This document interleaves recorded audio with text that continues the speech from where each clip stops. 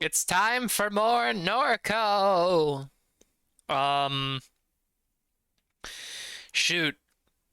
I don't really know what else there is to say about Norco other than that. Um, Last time on Norco, um, a strange man told me that I was the one true descendant of Jesus Christ. He was the ditch man. They call him that because he lives in a ditch. Um, I don't know, man. There's a lot going on. I really hope I didn't lose my progress because it looks like a lot of these autosaves are from the non-mom party. So I think we transitioned back to the party right after yeah, right after our mom got into the Nazi mall. So I guess we're checking out the refinery this time.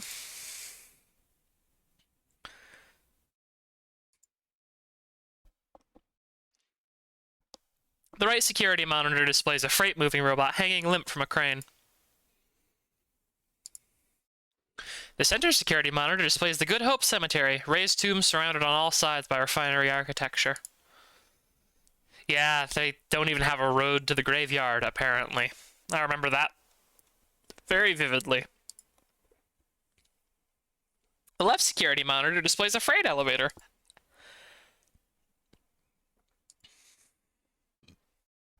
A wanted poster hangs on the wall. Drone Priest. Drone Fleet Captain Sun A19, commonly known as the Drone Priest, is missing and considered armed and dangerous. Contact Shield Community Dispatch if sighted. Do not approach. Huh. So I guess drones, well, I mean, I guess Million seems pretty sapient. I guess drones could become sapient enough to become pirates on their own. An instruction manual for the operation of S.H.I.E.L.D.'s railroad crane network. Oh, I absolutely want that. You read from the manual. S.H.I.E.L.D.'s railroad crane can be operated from a safe distance using control panels located at various points around the facility. Each crane is labeled with a unique identification number. To operate a crane, enter the prefix code 2914 followed by the crane ID. Alright, so I guess I have to figure out the ID of one of these cranes at some point, maybe?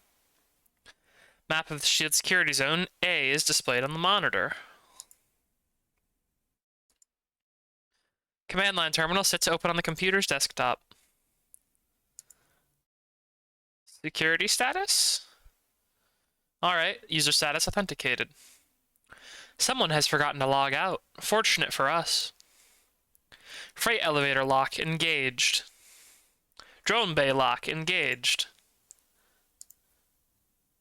Disengaged lock? Alright, freight elevator lock disengaged. Drone bay lock disengaged.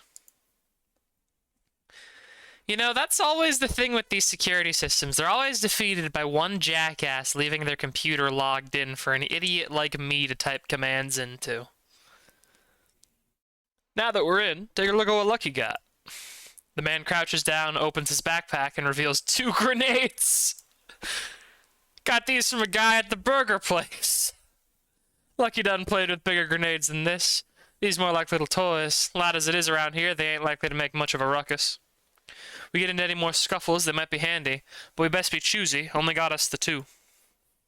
He zips his backpack, tips his hat, and smiles. There'll be no use against the St. Clair models that guard Good Hope Plantation. Well, sure, them guards not your average type. We'll need to find some other way to get rid of them. What do you suggest? Like I say, there's that big bastard hanging from the railroad crane over there. A freight mover. A robot just like you. Might be your partner. Let's go talk with it. A mover has no agency. How you know? Thought you wasn't a St. Clair. You come up with something better, Lucky all ears. Till then, he go with his gut. Lucky done got help from all kinds of robots. Huh. So I guess, St. Clair models may or may not have sapience? Maybe they're using the neural imprints that we heard about? Million seems to take exception at the idea that they are a non-sapient piece of equipment, so something's going on with Million. I'm not sure what. Two men watch the monitor display above the freight elevator. So what this is? They making us go to space now? Imagine the overtime you'd get, bruh. Not to mention the hazard pay. Shit. Wish I could be like one of the old timers and retire on workman's comp. Careful what you wish for. You know, the mole guys just play it up for the news. They bump their heads, tie in their shoe, and get a paid vacation. Give me a break. You know any of the ones that died in the blast? Yeah, I knew a couple. Blue, Wiki, good guys. Wiki weren't on the planet 2 weeks. This work no joke, bruh. Somebody gotta do it. People want to drive around, eat their microwave dinners, all that shit. That don't come free. Somebody gotta make it. Just hope it ain't us next time. Keep your eyes and ears open. The ones that get hurt ain't paying attention. Well, I'm glad that he had that conversation about our dead father right in front of us.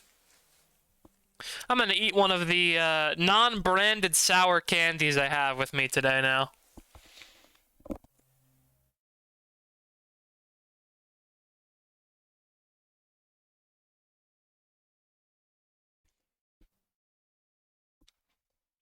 There's that big boy. Well, we don't have the crane ID, I don't think. I think this booth is going to be how we access the crane, though. Please enter a command code. Yeah.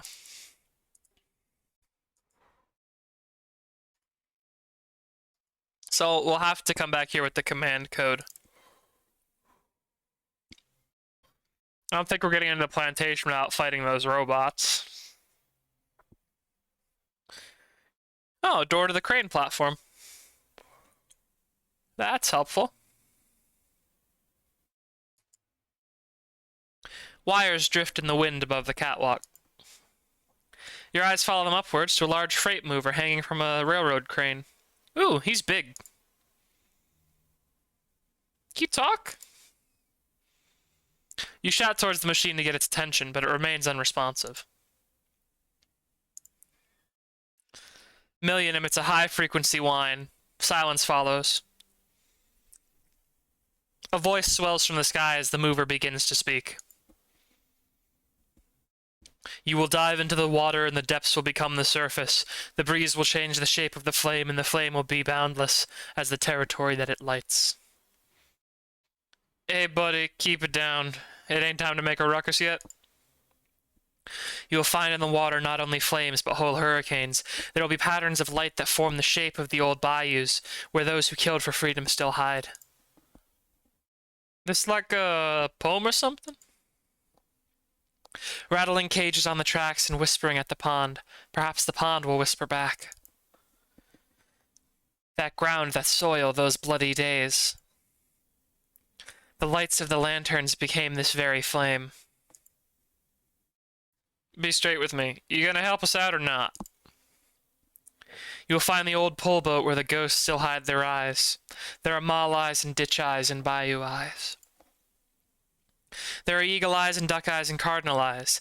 There are John's eyes, and there are your eyes. And your eyes are the refinery eyes. Guess I was wrong to think this thing would be any help. What's that number on its chest?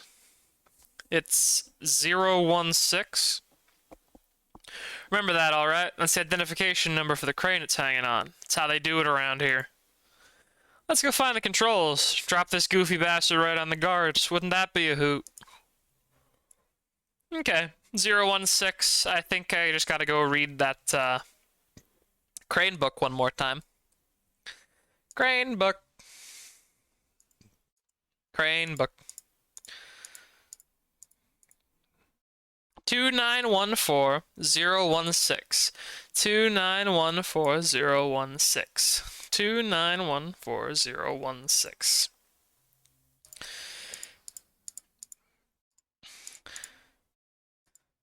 2914016. Alright. Manual override confirmed. Startup sequence initiated. Please enter a movement path code. A what now?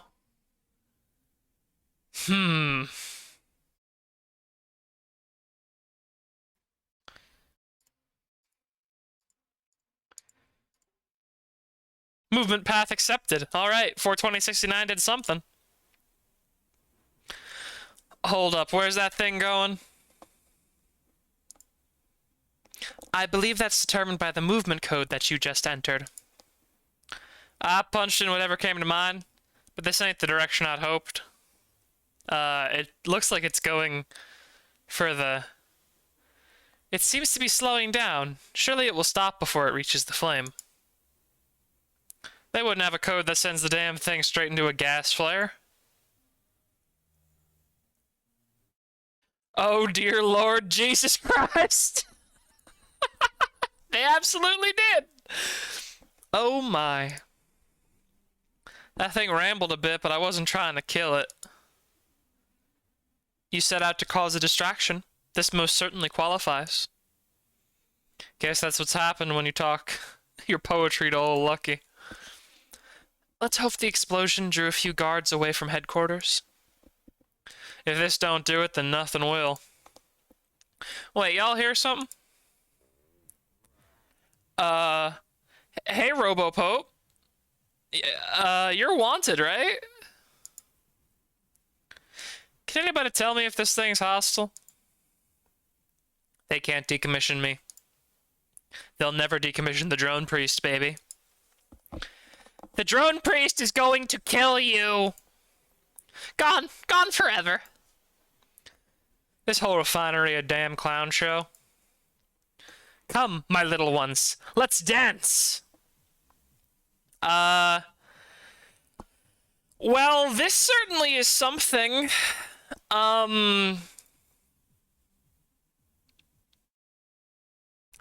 I generally try not to assault robot royalty because they usually...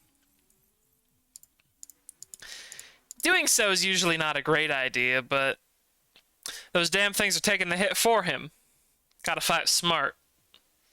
Alright.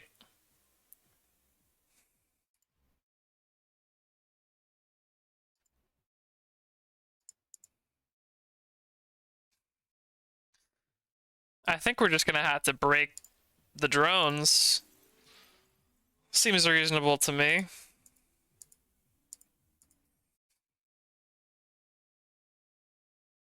And then I'm gonna try, yeah, just a grenade on the drone priest seems like a good idea. I'm not gonna use both of my grenades though, just the one. What in the good Lord's name? Freight mover burns alongside the Good Hope flame. Yeah, well, I guess we can get inside the plantation now, right? That's the headquarters right that way. Look at no guards. Guess Lucky was right. Are the gates to this plantation literally made of solid gold? That seems...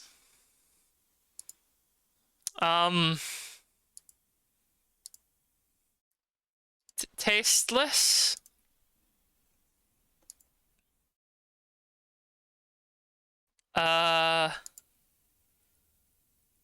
Hey. Such splendid attire. You've chosen vagabonds of the highway as your guise, fitting finery for this pageant of the Epiphany and the ashes.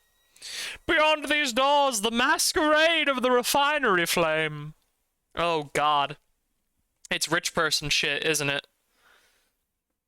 It's like really weird rich person shit, too. Oh, no. In each likeness, a shadow in opposition is cast. That which is low shall rise. The swamps become mountains, the earth a ceiling of the sky. The path is straight for the wayward. The thieves are gift givers, and the flame is the provenance of the mind. I didn't know what to expect, but it sure as hell weren't this. Don't attract attention. Let's just move along. Please enter, vagabonds. Okay. Birdhead. There are many currents of deceit and mistrust coursing through the room tonight. Some wear masks to speak truthfully without fear of reprisal. Others wear masks to further deceive. Laura St. Clair, the regional CEO, is unwell. That's why she doesn't join us tonight. She was once the darling of the pageant, but no more. Her power is slipping. She does it out with the fathers on one side and the board on the other. Why is Laura at odds with her father? Oh, they seek the same thing, but for different reasons. There's a technology of unknown origins that has made this region its home. Laura believes that it holds the key to powering a mining fleet that can travel great distances for the purpose of gathering ore. It is her final bid to move S.H.I.E.L.D. away from Earth extraction. Her father, Thomas St. Clair, hopes to block his daughter's discovery of this elusive technology and to intercept it for his own designs. He is a man without a face. You will never see Thomas St. Clair, but his eyes are everywhere he wishes them to be. They are here tonight behind several of these masks, perhaps closer than you realize. Why is Laura at odds with the board? She has pursued a mystical, invisible device against every wish of the board, inflating the operations budget in order to siphon money towards her zealous mission. She believes that if she can secure this technology, the board will forgive her for her many transgressions. I'm in a position to know that she is mistaken. It's too late for her. A coup is already underway. It has only taken this long because they hoped her spiraling madness would drive her to suicide. Oh. Well, these people seem rotten. They fear the wrath of her father, with whom S.H.I.E.L.D. holds many profitable contracts, but Laura's self-destruction may prove too costly in the end. What's this technology you're talking about? A vessel of light that has remained hidden in the lake for decades. A visitor from a distant star. A hoax, an angel, a military weapon, a drone. Distortion created by gases combusting in the swamp. No one has been able to capture the specimen or even verify its existence. Laura becomes more irate with each proposed theory. Sorry, I keep tabbing out because I want to bump the game audio to make sure that it's audible under all of my my squawking, as it were. She grows darker by the day, and the device escapes her reach at every turn.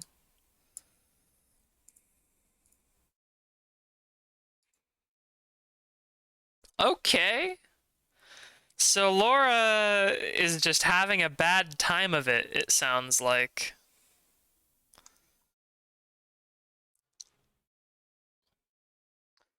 Gonna adjust this one final time. There we go. I want the game to be a little more audible than me, if I can manage that.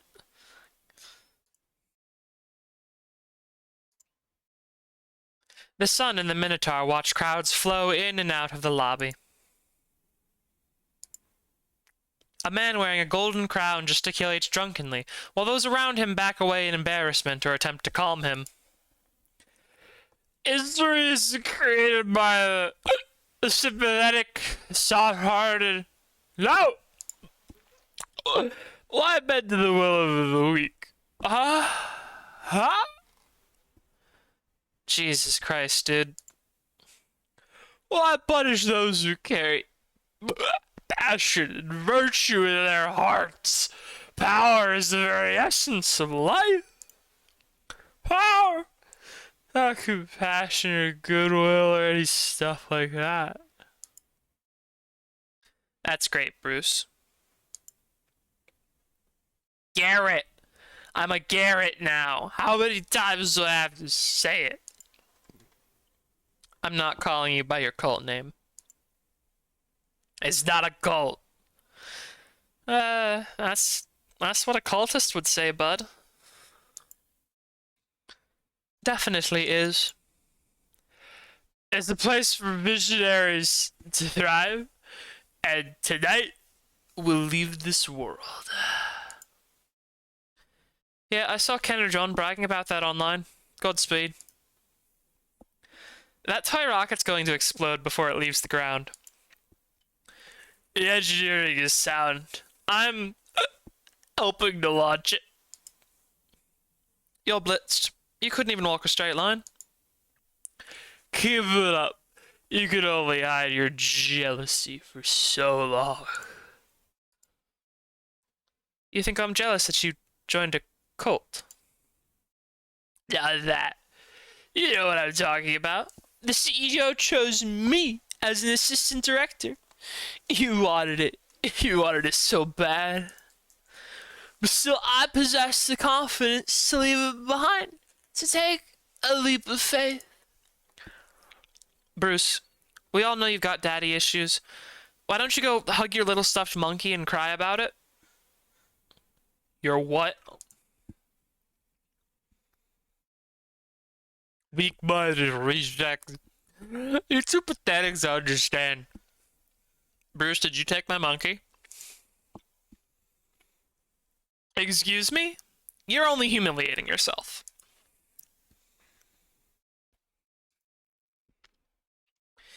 Came to the one last year. When they lit the Nutria on fire? Yeah, they say Thomas St. Clair shows up every year. He might be here tonight. There's just no way to know without the costumes. Is that why his daughter didn't show? She's probably up there in the office drinking alone.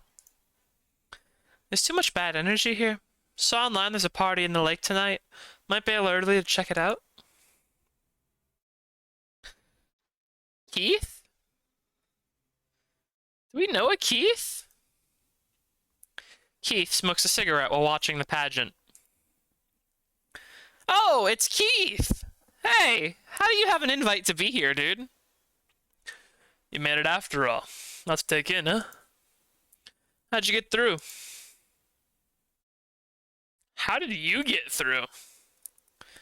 Called my buddy who had security around here. Told me to come on down. Oh. Keith's friends with the local cops. I see. Why didn't you mention that at the bar? Slip of mine. Been thinking about what to call my website since I left the bar. Finally settled on a name. You ready? Keith's Corner. How you like that? The executives, the landlords, the so-called philanthropists, they'll be cornered in Keith's Corner. I mean, I definitely heard worse, I think, Keith. Want the website to look like a boxing ring. Want the logo to have boxing gloves in it. Might even do some live streams. Gonna sell any, like, dangerous nootropics, Keith? Because that's my immediate worry now that you've, Sorry, once again, messing with my audio. It's bothering me quite a bit, actually. Alright. My apologies. I just want to make sure that the stream doesn't sound awful. Pretty cool idea. Keith's got him cornered. Pretty cool, pretty cool. Keith's a strange guy, I gotta say. Laura St. Clair is searching for something. She is searching for an elusive technology. You believe it's the same entity that your mom witnessed in the lake before her death. Thomas St. Clair is searching for something. In competition with his daughter, he searches for an elusive technology. You believe it's the same entity that your mom witnessed in the lake before her death. Garrett? What's a Garrett? That's a great question. I'm still not quite sure what a Garrett is myself, come to think of it. Your mom saw something in the lake. What is it? A vessel of light that had remained hidden in the lake for decades. Or a visitor from a distant star, or a hoax, or an angel, or a military weapon, or a drone, or a distortion created by gases combusting in the swamp. Or something else. Laura St. Clair wants it. Laura St. Clair wants to find the entity. S.H.I.E.L.D. is pivoting towards off-world mineral extraction, and Laura believes it holds the key to advanced space travel. So Laura just wants to ruin outer space as well as Louisiana. We're going directly from ruining the local neighborhood and giving everyone cancer to hurling people into space, presumably to die mining asteroids. She hoped that if she captured the specimen and offered it to S.H.I.E.L.D.'s regional board of directors, they would forgive her for her many transgressions. Thomas St. Clair wants it. He's in a race with his daughter to find the specimen. You don't know his intentions. Huh. Well,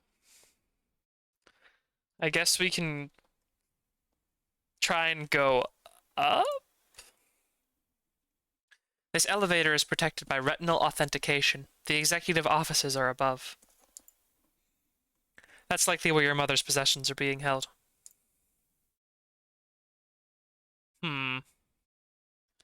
I don't know where I'd get an executive's retinal scan. Oh. So that we search the stars for God's signal. Alright, man. That's enough of your nonsense for one night, Bruce. You're drunk. Let's go find somewhere to lay you down. Well, that was awful. Ever since he became Laura St. Clair's assistant, he's been like this. Callous, arrogant, rude. Now he's gotten into this crap at the mall. I've had enough. Old boy is dead. He's always been so cold to Bruce, feeding his insecurities. Like father, like son. I'm British now, too. It's me, Flower Crown. This was always my voice. If that man had just said one nice thing to him, I bet he wouldn't be trying to launch him into space. He's drawn out by the elevator. Let's see if he apologizes when he comes to. Well, that's convenient. How about your eyeball? Just like for a minute. Like a minute. I promise. This individual is causing a scene in the ballroom. They're all so damn jealous, aren't they? They all my position. You petty bastards. They want I have view from the inside. A view of the river. And the lights. Screw them. Screw them. Screw them. SCREWTHEM. Screw the... The drunken king falls into a gibbering sleep. Yeah, I'll just grab him. Clever. If he's an assistant to Laura St. Clair, then he would have access to the executive suite. Grab his arms. You put the drunken king's arm on your shoulder and hoist him up. Bruce has joined the party. Assholes, not even drunk. That's even bigger asshole than you know that? I don't know how to do assholes. He's an asshole. Like a real asshole. He's fuckless. Fuck. That's why I'm leaving. Leaving this super planet behind. Because it's full of my dad. Wish I could find Mr. Monkey Man before I left. Whatever. A time for toys. I have true roles for that. Mr. Monkey Man? Yeah, stupid Mr. Monkey Man. The stuffed monkey. Monkey! The stuffed monkey. He was my best friend. Why is your dad an asshole? Because... God damn it. Why are you an asshole? He never wanted to say, hey, Bruce, nice one.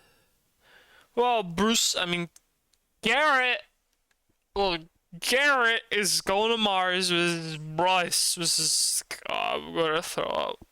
This is Bryce. Sayonara. Just hope we go with Puppy and not Sean. Just fuck Sean. Just another daddy to deal with. Puppy. Huh. What if I have the dog bark at the party? Okay, nothing happens if I have the dog bark at the party. Fair enough. You drag the slouching king towards the retinal scanner. Ugh, fuck, what? The LED sensor passes over his eyes before you drop him to the ground. I wonder if you could just, like, bring Bruce, like... I guess I can't access the world map from here, but you could probably bring Bruce, like, around a decent number of places, right? Go up? Yeah. Maybe we just look like that. I've been assuming that Kay having a bunch of orange dots for a face has been a stylistic choice.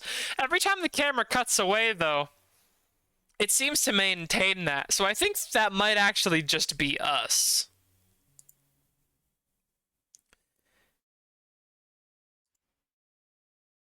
Do not rifle through my things.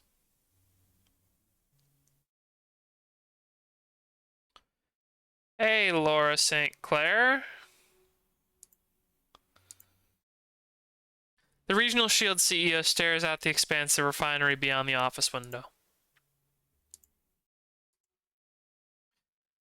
I felt you here before I even saw you on the monitor. You're silent, just like Catherine. I'd look out over the town and imagine where she might be. Never anywhere. Just silent. Things have been feeling vague, haven't they? Those highways you're always on. You don't sleep, you don't feel, not anything. Vague, nothing, nowhere. I don't sleep either. When I sit in bed and open my eyes, I see things on the wall. They pantomime, they beg, but I don't turn away. There was a time when I would, but I've lost the energy. Now I just watch. I'm not here tonight for the party. I've kept my distance from the others. If they vote me out, it'll upset my father, so they'd rather I resign or die. I stay here, right here. I can see the river here, and the flame. Thought it would be me that the light would come to see. Of course, it was Catherine, but the flame is still mine, still burns for me. I've done so much that is wrong, held out so long just to stay near it, but I've lost my hold. The vagueness, the shadows. The board has had it. The box on the shelf, it's what you came for, so take it. By all rights, it's yours. Thought I found what I needed, but it was a mistake. Catherine was smarter than me, or more stubborn. I don't want the others to have it after I'm gone. Not my father, not the board. I wanted to experience the light, wanted to touch it, but I can't stand around any longer. That's all. Go find your brother.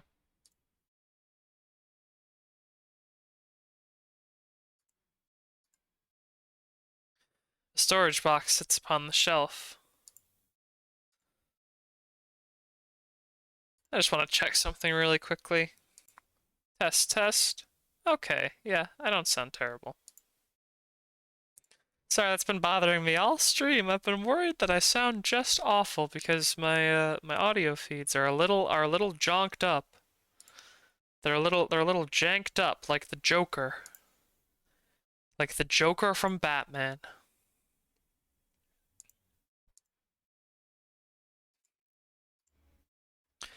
You find within the box miscellaneous artifacts from your mom's life. Medical bills from Osher Hospital, books on a range of environmental topics, a Dimes discount rewards card, and other ephemera.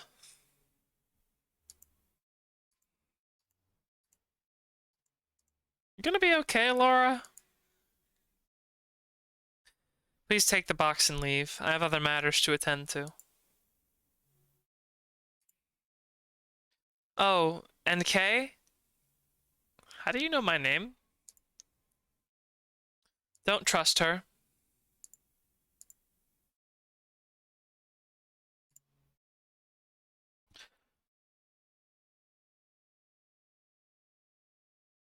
Oh.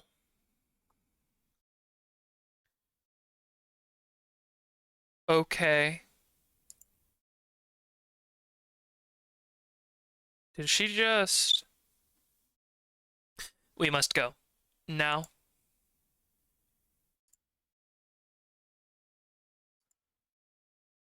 We go. Now. No delay.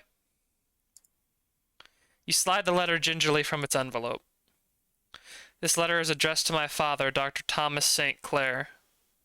It was as you expected, a long series of mistakes, all very amusing to you.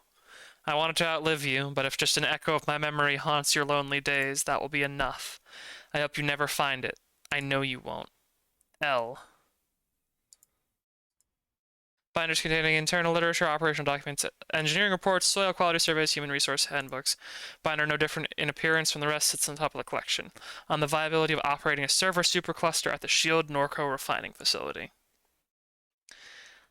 I'm going to go through these as quickly as I can. I really hope I don't get arrested for looking at these. Oh boy.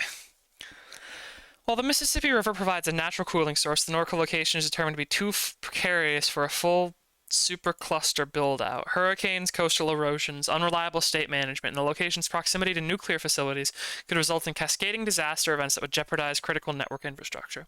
It would better serve as a support node for the proposed Gulf Coast Astral Eyes distributed regional system. The text of the console displays lists the sequence of locations, each entry timestamped. It is, you infer, a description of your movements through the premises. Oh boy, that's not great. That's not great to be in her office after she just shot herself. This is where I get off. I suppose they'll be looking for all of us once that woman's body is discovered. Lucky's advice, keep a low profile. Come along, Potts. Lucky walks down the highway and into the obscurity of the surrounding swamp. We have what we've come for, the box of Catherine's possessions, though its content leaves me more perplexed than before we arrived. Most of what it contained was trash. Scraps of paper, scribbled notes. The only thing of any interest was a Dimes discount coupon card. Did your mother visit the gas station before she died? Why would Shield think to grab it? This puts us no closer to finding Blake. Well? Coupon card for Dimes discount, huh? I have an excellent idea. There's a card reader inside the Virgin Mary, right? No, not the world map, thank you. I'm willing to bet. Yeah! You insert the coupon card into Mary's face. From within the house, you hear the vague clop of something mechanical.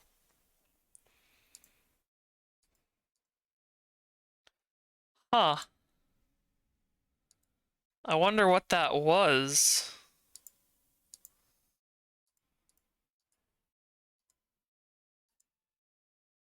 Just gonna have a look at this again. The refinery. I think that's the light from in the swamp that she saw. Maybe. The highway, the refinery again. Upstairs, maybe?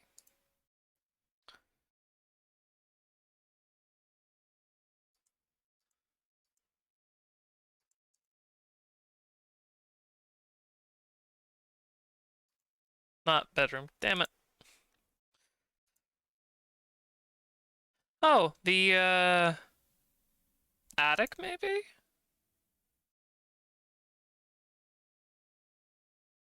Hmm. No?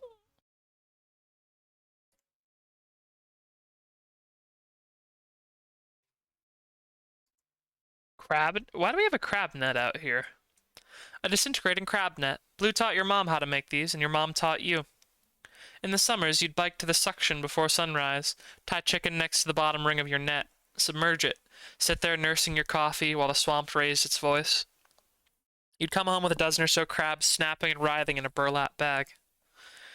You assume your mom hadn't been out in the water much this past year.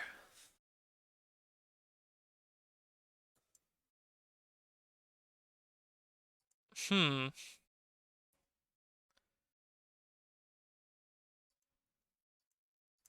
You're always frightened by the laundry room. I wonder why.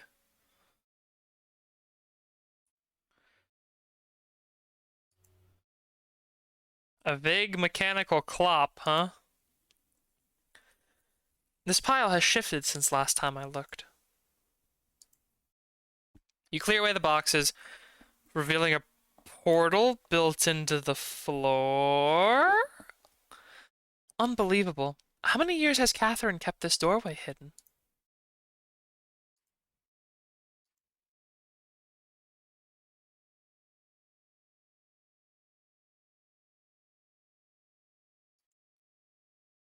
A wireless signal jammer. What would Catherine need with such a device?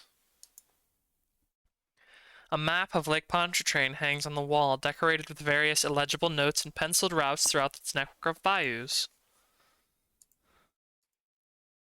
Custom-built processor. A dated laptop, its keyboard covered in grime. A work light hangs from two small hooks driven into the wall. Its extension cord runs into the makeshift ductwork of the closet. At the center of the table sits a cheap plastic electronic device. One USB cord runs from the instrument to the computer tower. The other runs to the laptop.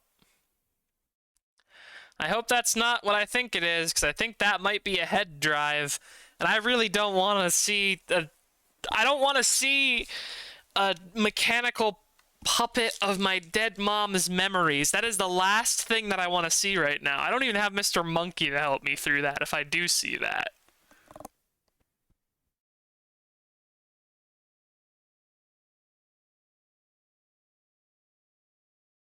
I'm like, Lucky and his gun are gone, so he's not gonna help me. This computer starts oozing meat, I'm gonna cry. You power on the processor.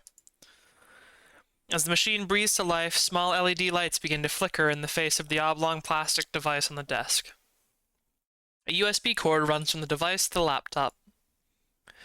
The computer's terminal is quickly obscured by pop-ups advertising malware scanners and other products. An indecipherable static blossoms on the speakers. In distorted bursts, the noise begins to cohere into a crackling, cracked simulation of your mother's voice. Complete. Extracting 1400091.zip, 3.54 megabytes a second. Driver update required. No Wi-Fi connection detected. What is enumerating alphabetical index? K? Please, is this child age 23? For your cognitive versioning needs, choose the Greater New Orleans Neuroversioning Clinic.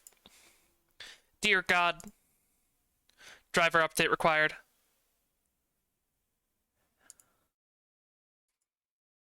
Enumerating alphabetical index. Array member deleted. What is that? No, no. Please, no. If you can hear me, please. Away that robot. Please. Please get away. Million. Uh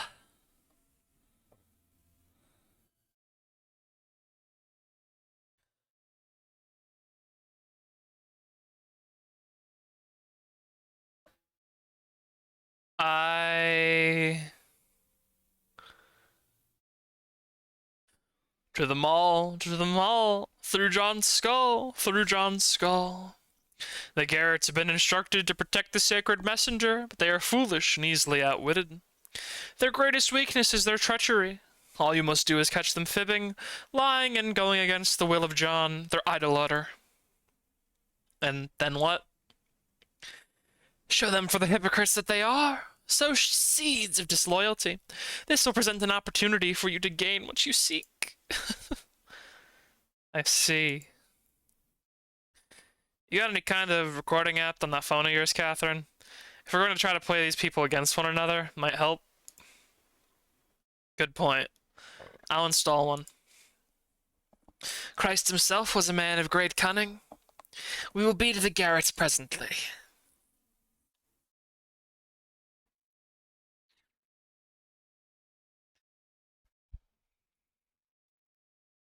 Through that door is the collapsing kingdom of John. So, we need to pit the Garretts against each other. These Garretts, in the boat you said we should play them off one another. Oh, it looks like we literally have a voice recorder and capacity for every line. They are a fragile kind. Their confidence is easily shaken. We must exploit their vices, weaknesses, and mistrust in order to free the messenger. The Lord will show us the way. Why were you following me? What is it that you want from me? Why are you following me? You came to me. Don't you remember, dear? You needed my help. You've even been following my daughter. Yes. So what? Your children are blessed with the blood of Christ. It is my responsibility to watch over them. It's a promise I must keep. Yeah, who is it a promise to? Is it to Jesus? Did you know Jesus, ditch man? Jesus was, if you think about it, a kind of a ditch man, very raggedy individual, lived in the desert for quite a long time. There's a lot of ditches in the desert between the dunes. To someone in a garden many lifetimes ago. How would you know about any of this? I know where the blood travels, from the old world to the new and down the Mississippi River. The Cajuns carried it with them. This is something your father knew. My father was a con artist. If he convinced you he was a descendant of Christ, or French royalty, or anything else, he was hustling you. How do you think I got this blessed ring? Catherine dangles the ring from the necklace that hangs around her neck. Your father understood the purpose of myth. You knew my father? So, you knew my father? I encountered him. I knew what he spoke was truth. Whatever he told you, trust me, it was all lies. He showed me the ring. Catherine again waves the ring that hangs from her neck. The fake ring? The one he stole from a pawn shop? Need everything be so real? The synthetic has its place in the order of things. You've lost it. You're insane. What good is sanity in a world like ours? It's nothing but arrogance and stubbornness in the face of splendid truth.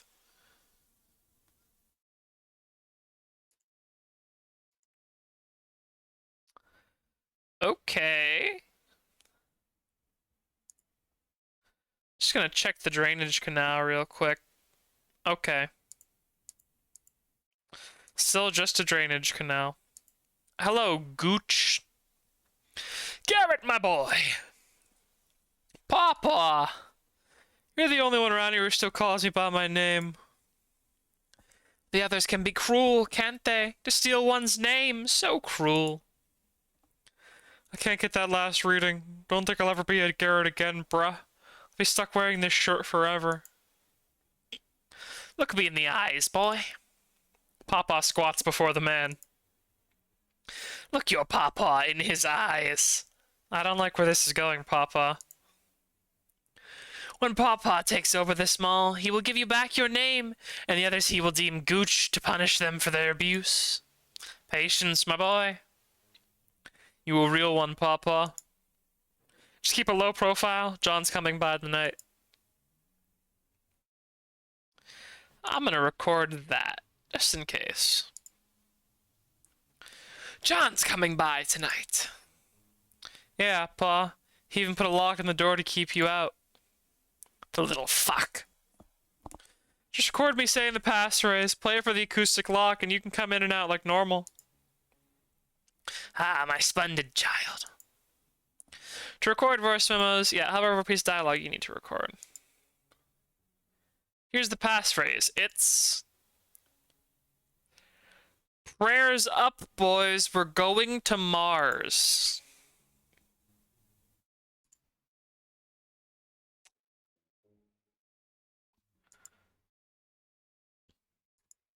What is this thing? Acoustic lock. Uses voice recognition. So I just speak into it? It's expecting some kind of audio input to unlock it. Alright, well... I'm Garrett. Garrett here, let me in. Shocked that didn't work.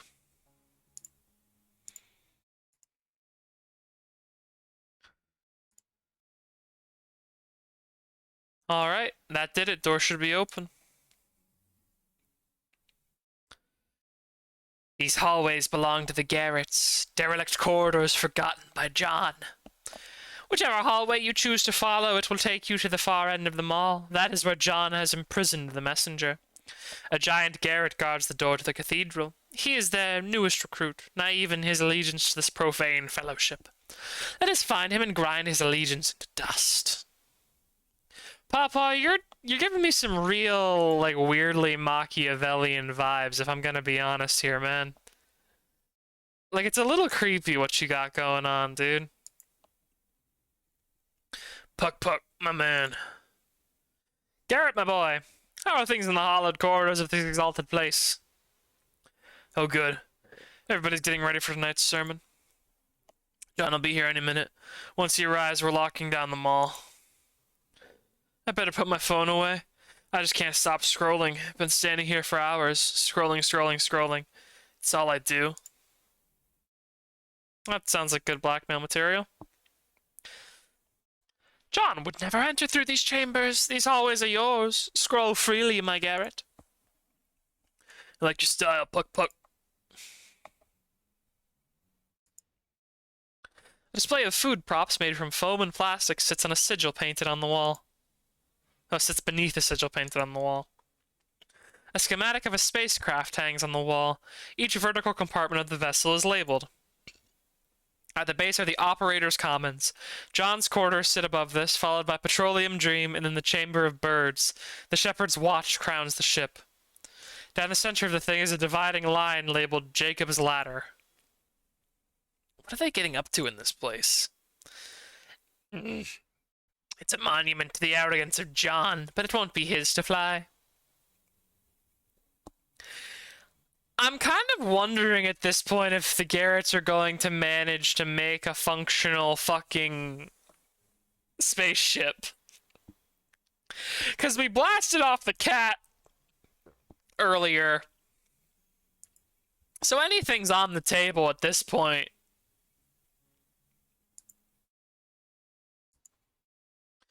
The two Garretts hurl stray comments back and forth across the hallway in an exchange that resembles a conversation. Fantasy Horse 6 was designed around player agency, but it had no regard for beauty. I like when he got to ride the cricket thing. Torment, frustration, antagonism, even indifference. These are valid things to design for. Pleasure and enjoyment aren't essential to the experience of art.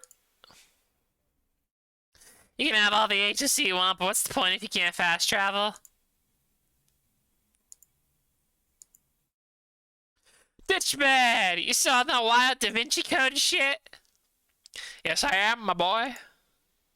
You found Jesus' grandkid yet, or what? I did indeed. She's right here with us.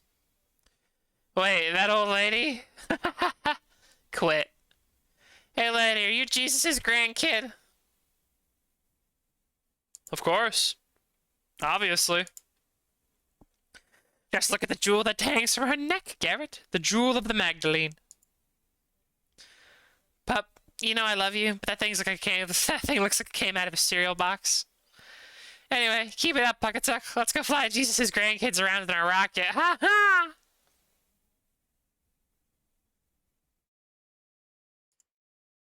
I'm just gonna gather vaguely insulting voice lines as we speak. Splendid. And what new trickery have you been up to late, rotten fellow? Pawpaw winks at Catherine. I've been doing the same stuff as always, ripping on that bong like it's my job, watching hentai with the boys, putting back some cherry bang pow soda. Slurp slurp, you know how we do.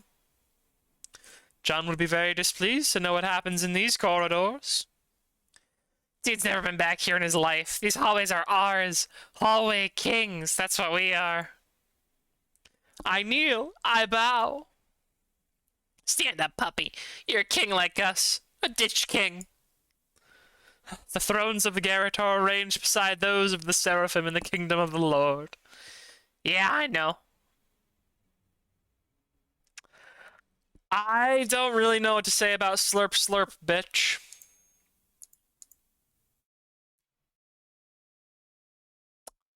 Alright.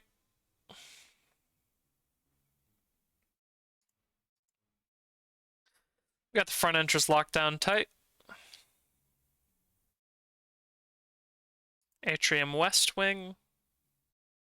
Oh boy. Two Garretts whisper and giggle quietly while watching over the atrium from the dimly lit second floor. An altar to the Virgin Mary sits at the central fountain in the atrium. A Garrett stands scrolling among the vegetation and fiberglass stones of the fountain. He ignores Catherine and Dallas as they pass. More Garretts. Flannel ass? Oh, hey! Hi! Flannel ass? Garrett. So you're into this stuff too? I was running this booth before the Garretts moved in. But it looked like fun. Cool shirts. Would you like to buy a phone case? Got a real nice selection, only $5 a piece. Sure. Been meaning to pick one up. What you got? Oh yes, I got lots of cases. What you interested in? I love a good frog. My favorite case. It's a happy little frog. Only $5. Would you like it? How adorable. I'll take it. Here you go. Would you like to look at another? I would. Case for lovers. It's decorated with hearts and kisses. Only $5. Would you like it? Romantic. I'll take it. Here you go. Would you like to look at another? I'm buying all of these phone cases. I'm leaving nothing to my children. Never forget, commemorative plastic for the true patriot. Only $5. Would you like it? Why not? Here you go. Would you like to look at another? Sure. I would. Weird selection. Thanks anyway.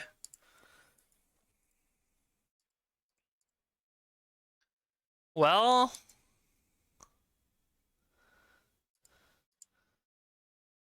we have a lot less money now, but... I'm gonna go with the frog. That's sweet. Yeah, I like it. Look at him. Little Carol. I love him. Kind of surprised that Flannel Ass is a Garrett. I wonder if he's sold any of his horrible nightmare dogs to any of these boys. Front entrance? Okay. So... Big Garrett. He's blocking the door. Beyond that door is the messenger. We must access it.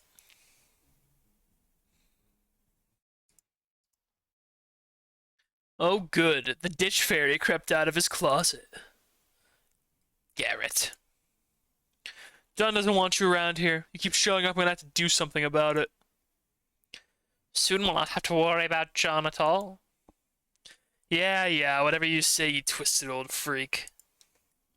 John and the other Garretts, they aren't like us. They lack our conviction. Like hell. They're here for the same reason I am. And what reason is that? Because modernism is cancer. Drugs, consumerism, porn addiction, algorithm hijacking people's lives. Me and the boys reject all that stuff. No drugs, no trash food, no soft drinks, no porn, no video games. If I didn't trust my boys, I wouldn't be standing here right now. I promise you that. These Garretts, they will only disappoint you in the end. Nah, I know these guys. Faith, fitness, strength, and virtue. That's what we Garretts are about.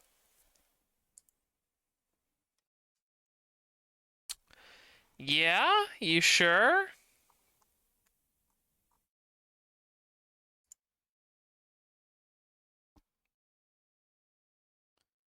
Who said that? The sniveling little Garrett with the sword?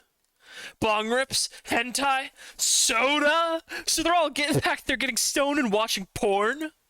No, can't be. These are my boys. I trust them. As I say, dear Garrett, these others aren't what you think they are.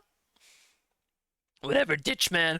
That's just one Garrett out of many. I still trust the other guys.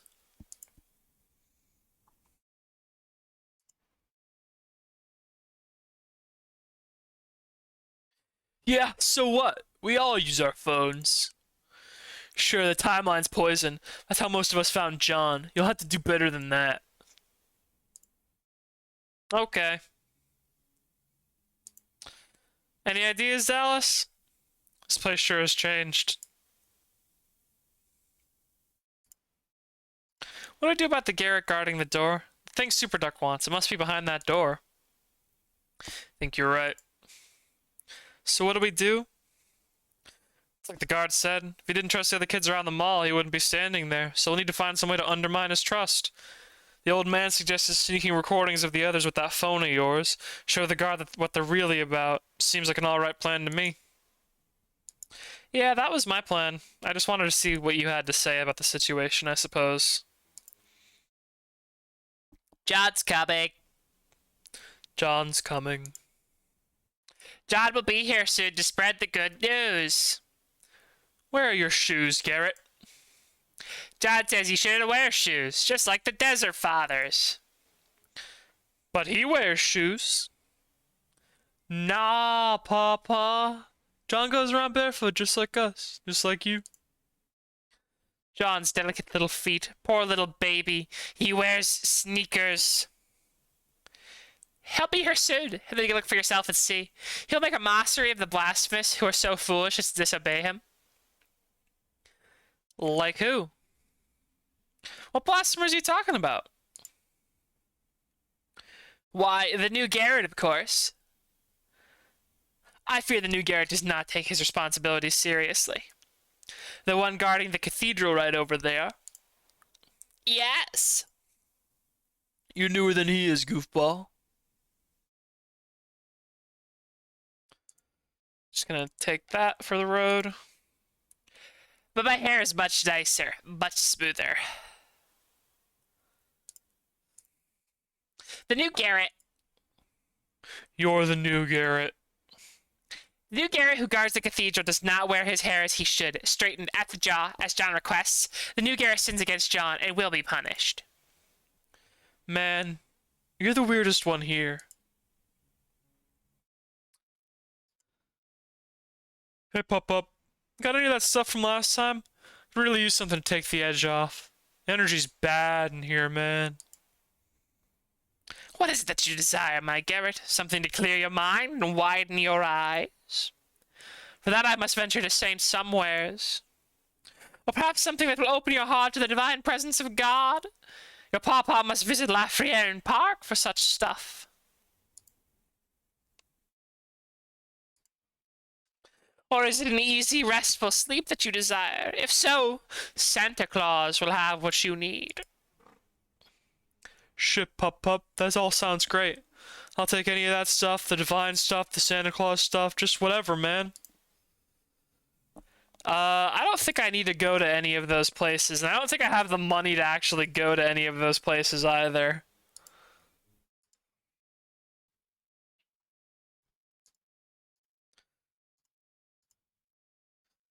I...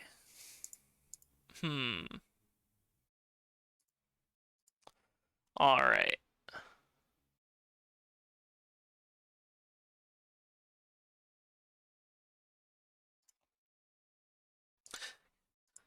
Gonna ask this guy if he wants drugs again.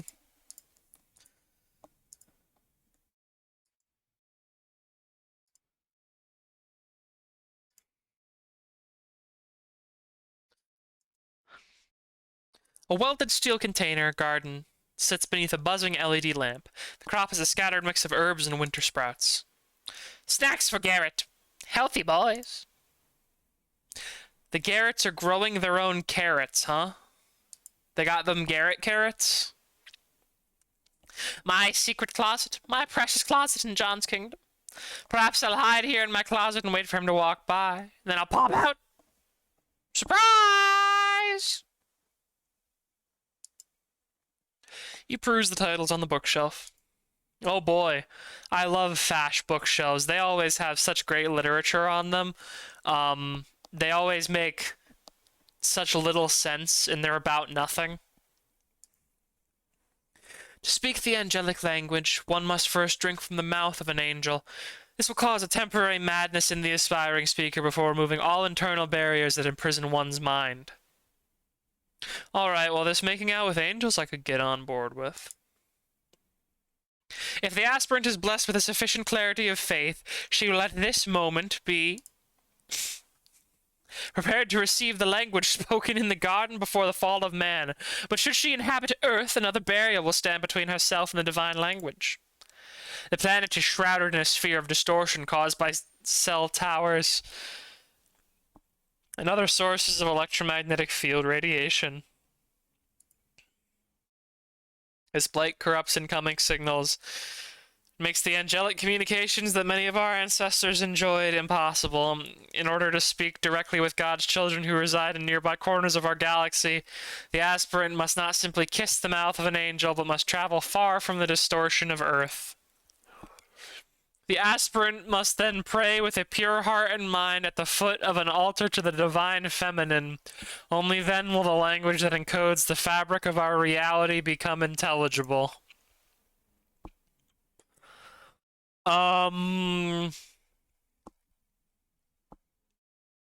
Okay. I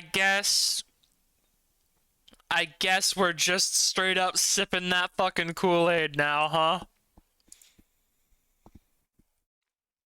The unnamed apostles understand the highly malleable and holographic aspect of space-time and can bend it at will. They are capable of enlarging interior spaces beyond its surrounding architecture, extruding hallways many meters into walls that aren't evident from the wall's opposite side. Floors they delete through a meditative exercise, leaving a void emptied even of time between shape and shaper. I'm gonna take a drink.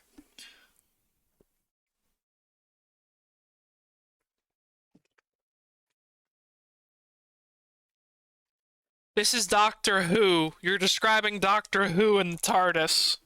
Why are you doing this, John?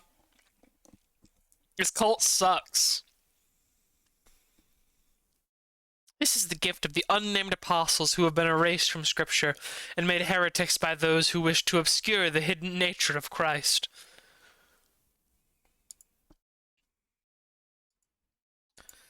Papa, can you let us into your secret closet?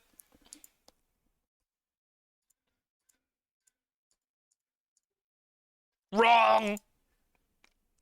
It's not time for you to enter this door, dear Catherine. Okay.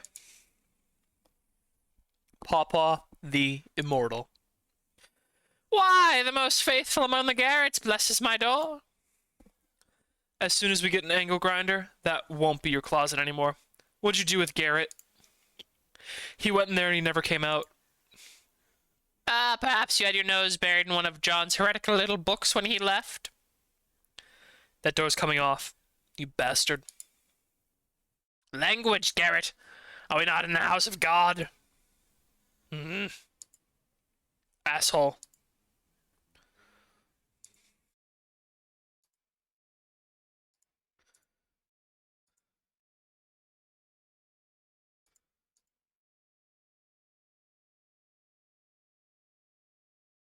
I'm not gonna take that phrase. I don't think that phrase is gonna be terribly helpful. Oh, the Garretts are playing Doom. That doesn't seem on the up and up with the Garrett outside, if I had to take a guess. A guess writ.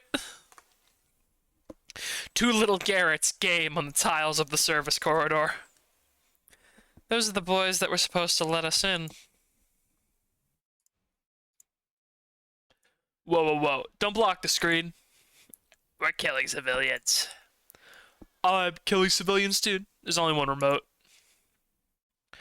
Are games allowed here? So John lets you play games.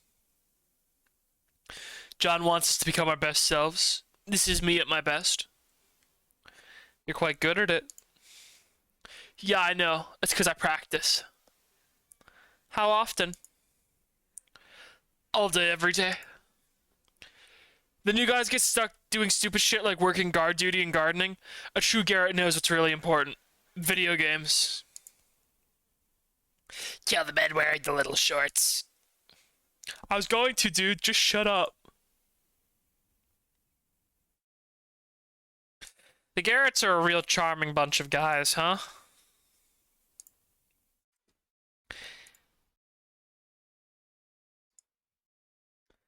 Anyway, what's up, dude? Everyone hates you and thinks you're an idiot. Yeah, I have way more dirt on your boys.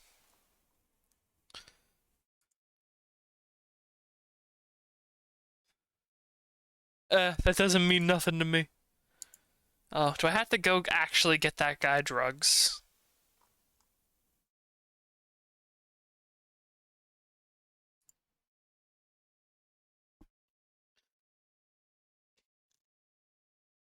Man, what?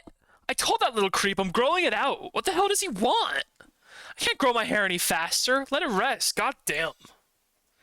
They will only disappoint you, dear Garrett. I will not too bad Garrett shake my faith. What about 3 bad Garretts? What? He really said that? Damn. Whatever, he's still a teenager. He'll snap out of it. The older Garretts know it better. Pretty disappointing, though, not gonna lie. I'm sorry that these Garretts have hurt you again. This sucks, man. It's only 3 of them. Do I have to get all of these Garretts to say some bad shit?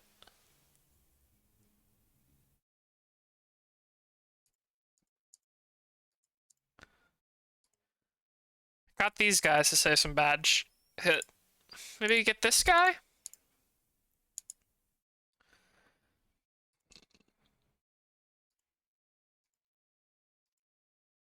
How are you holding up this evening?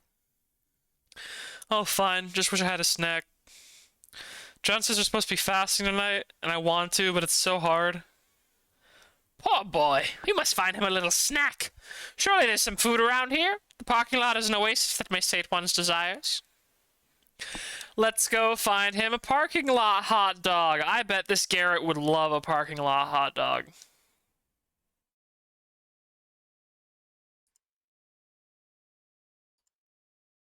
Hey, friend, do you know where I can find a parking lot hot dog?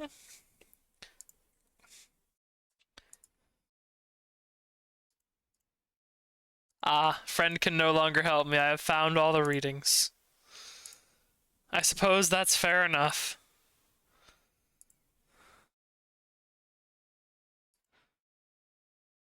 Do you guys have a hot dog I could borrow? Hey, Keith. Kate. Feel bad about what I asked. Didn't mean for it to come out like that. Forget it. I just needed a second. Any developments on your end? Nah, not a thing. Nobody coming in or out.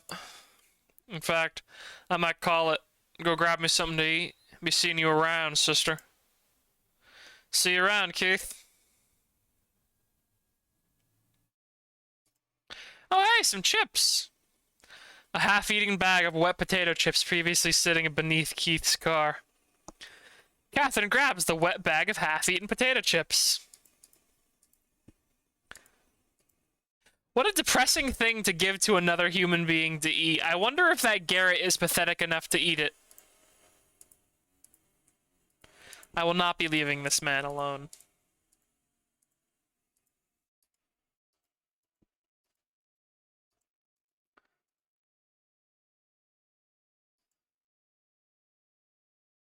I wonder if this guy...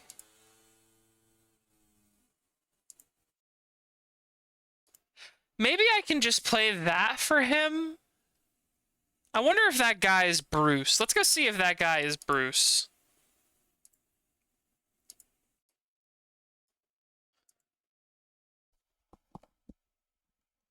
Ah, that chainsaw noise is coming from outside. I'm so glad. John told us we're supposed to be fasting. No, thank you. I'd much rather enjoy half a bag of perfectly moistened potato chips. Oh.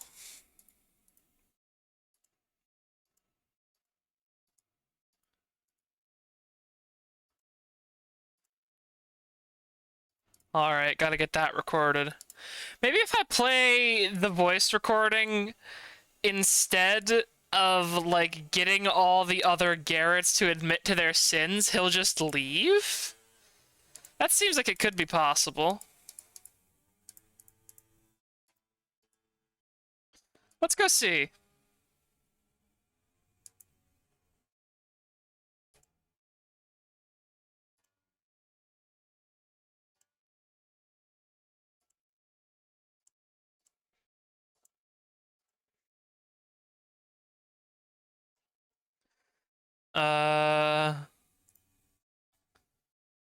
Yeah, does this work?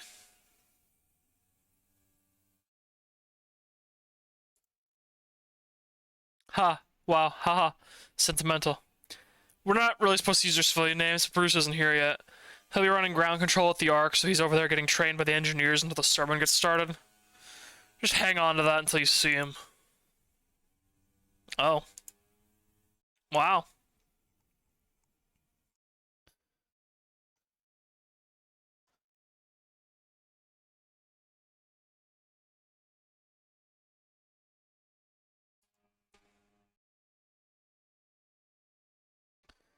He's not upholding the fast? That glutton. Whatever. Gooch isn't even a full Garrett. He's too slow to get the last reading. But still... Yet again, a Garrett has disappointed you. How much more of this are you able to take, dear Garrett? I don't know, man. I'm really starting to lose it.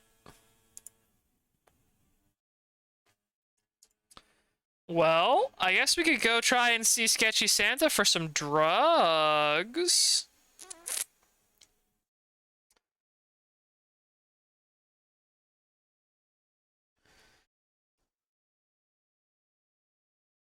Yeah, let's go get some drugs from Saint Somewheres. That seems like a good idea. Sorry, did Super Duck send me more money? I don't need more money, dude.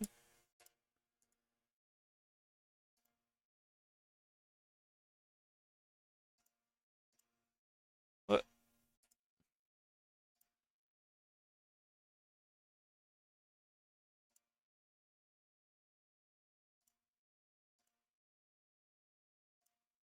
I don't... I... I didn't need more money, I don't think. But okay, I guess.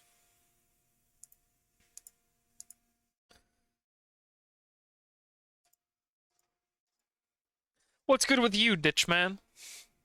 Everything is good in my eyes, but nothing is lovelier than the Ninth Ward in the evening time. Hey, if you say so. Kenner has its charms, but lacks the whimsical outfits of these old streets. Uh-huh. Belle's inside. Ooh. Belle, Rose, dance floor.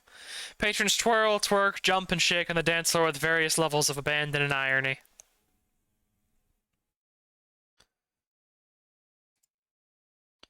Someone bombed the bathroom.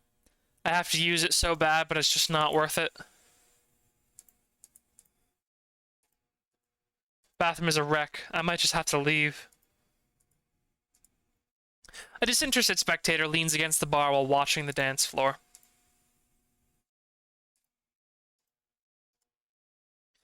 Bell! The bell that rings! The Southern Bell.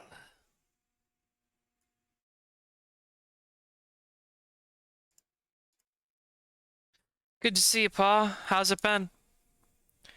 Never a day of rest in such an unjust world. You still spying on those mall Nazis? Spying, yes! The mall Nazis so problematic. Something must be done. They know better than to come around here. Only people of virtue inhabit these places. Those driven by higher principles. You just have to know where to draw the line. So well said, Belle. Beautifully said. We mustn't tolerate John in our community. Remember, everyone, don't tolerate Nazis at your bar, or else you'll turn into the Nazi bar. He's a complete fuckwit. A fuckwit, yes, and we must kill him. We must smash him into the dirt for his problematic behavior. Yeah. So what's up, Pa? You looking for more dust or something? Have you any to spare? I can only let go of a gram.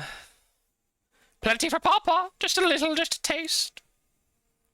$55, same as last time. Papa looks to Catherine. What? She'll be paying tonight, my Southern Belle.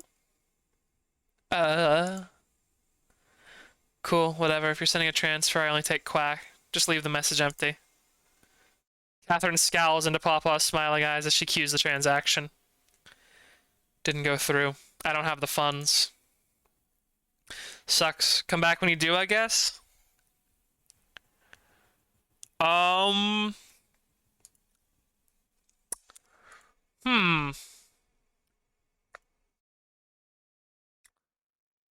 might have been wrong about saying that I didn't need more money. Maybe Sketchy Santa sells his drugs for cheaper.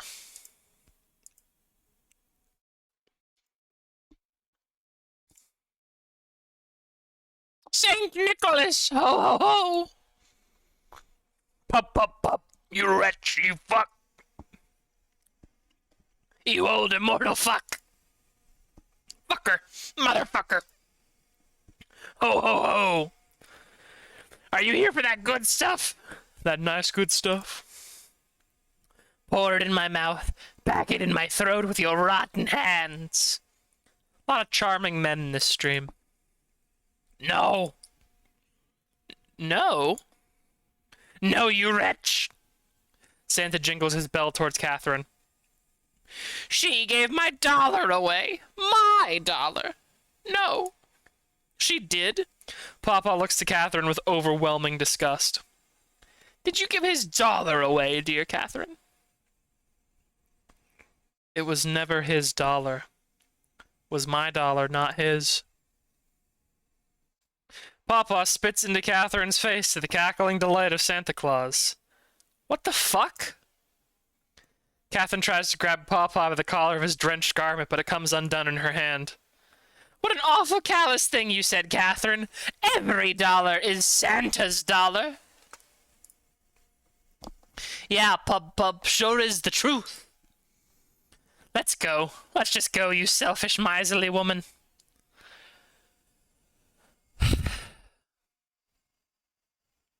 I don't know where to buy drugs in this town.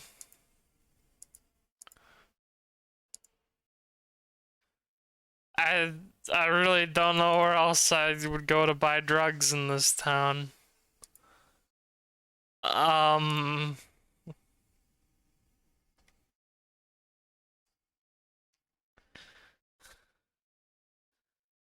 the the park maybe. Papa, do you have a plug in the park? Oh, we're gonna get so stabbed.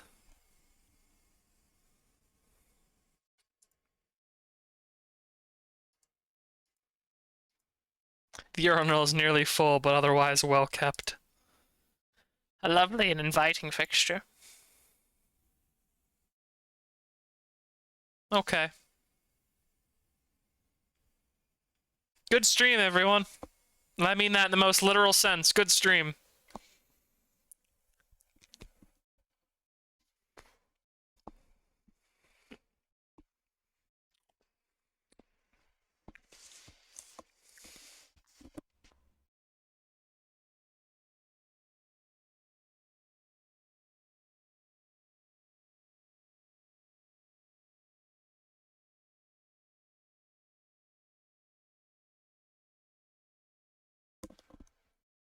Jesus fucking Christ, man.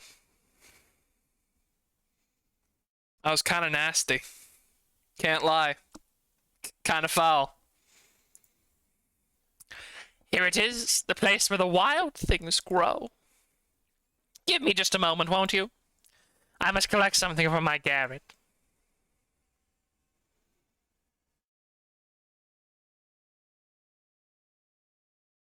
Are you, collecting... A gift! A gift fit for Garrett. He will be so pleased. Urinal psychedelics for Garrett. Okay.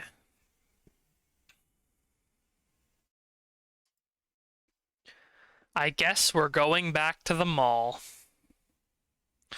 Why does Super Duck keep sending me money?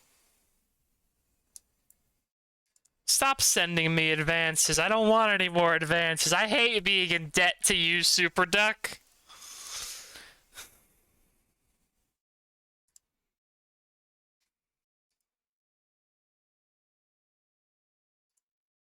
Drugs for my Garrett. Garrett! Garrett! Drugs? You want drugs, boy? Garrett, where are you?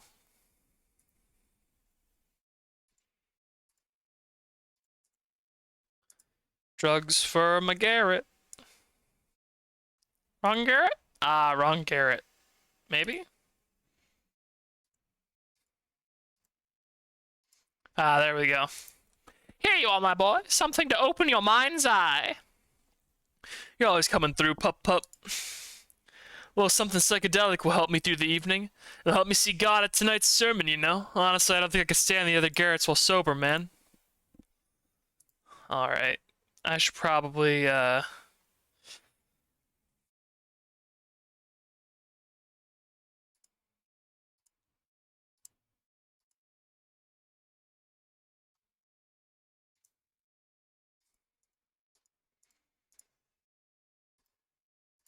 Still full, huh?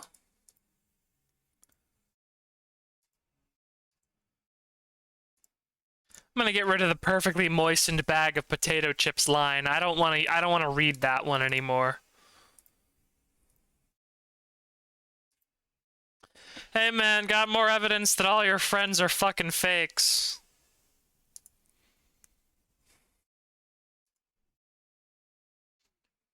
Will you just leave already? You serious, dude?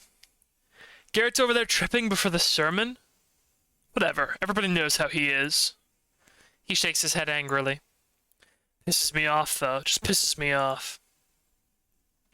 Again and again, these Garretts lie, deceive, and disappoint. I'm going to crack. I don't know how much more of this I can take. Nah, you know what? I'm sick of taking this whole thing serious while everyone else is a creep, fuck-up, stoner, loser. I grew up poor, okay? I didn't have shit going up. All these degenerates around here come from money. I wanted something good. I'm tired of always being alone. But forget these people. I'm not going to space with these clowns. Plus, my mom's making roast beef tonight. I don't need to be here. And fuck you too, Pawpaw, freaky little dude. Peace. Well, alright.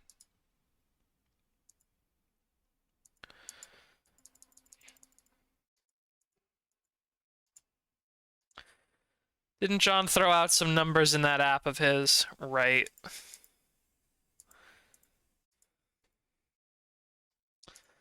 I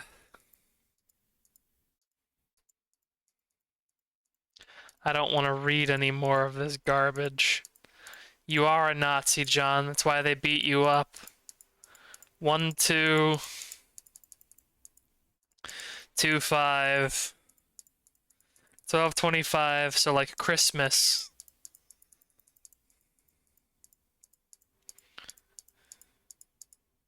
12.25, 646.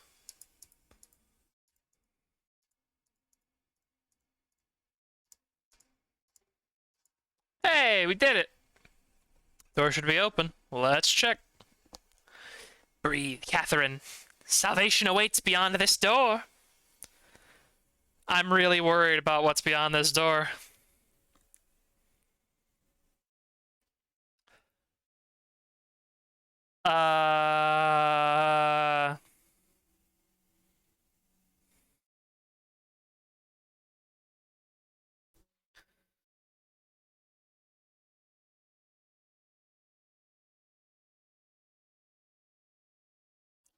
What the hell?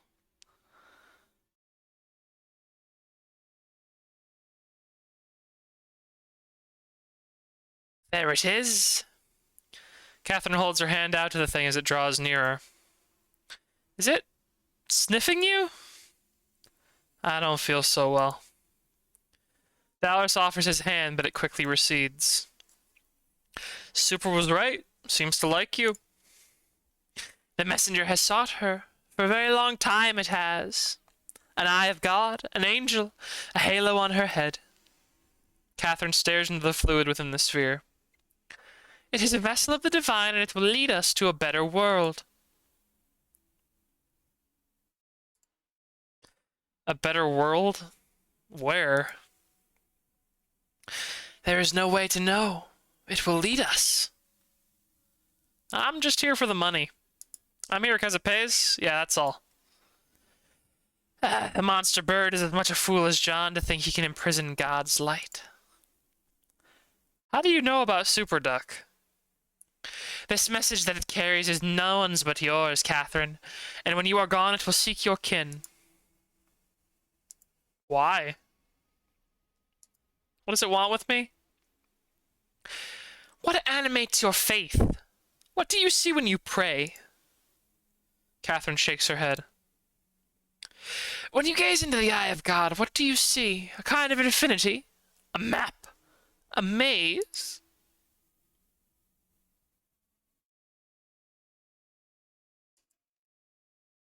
Okay. Blake, I see them. Yes, the blood of Christ filled their hearts. You're insane. You're living in a morbid fantasy. Your incredulity will not stop what's coming. What's coming? Salvation, of course. I've heard enough of your lunacy for one night. And I hear the garrets gathering beyond the door for John's little sermon. The sphere shrinks in size and hides itself within a fold of Catherine's coat. Let us go and bend John's ear.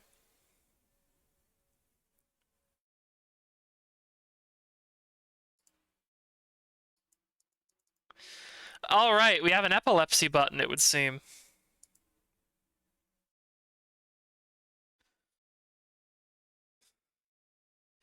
Here comes the little dweeb. Do you see him? Do you hate him? He's dressed like a funny little clown. Don't you just want to kill him? He says he's a Nazi, or at least everyone calls him a Nazi, so yeah, I do actually want to kill him. Look how disgusting, slimy like a salamander. Garrett, thank you for gathering here this evening. Let us please lower our voices so that we may pray. He stares upon the crowd before making a sign of the cross. We bow our heads and pray. And the Holy Ghost descended in a bodily shape like a dove upon him. And a voice came from heaven which said, Thou art my beloved Son. In thee I am well pleased. Jesus, full of the Holy Spirit, left the Jordan and was led by the Spirit into the wilderness. John looks down at the crowd, whispering the refrain, into the wilderness once more. Garrett, I thank you for gathering this evening. While on an excursion to the Ark, I witnessed that which we have long awaited. I was blessed to observe an egg filled with a sublime illuminated chrism. Of all the faithful, it was mine to behold. What a stupid ass. Not his. Yours. Yours, Catherine. Is someone talking? I'm going to need everyone's attention. The egg was sent from the distant reaches of the Keeper's maze, a beacon to the faithful.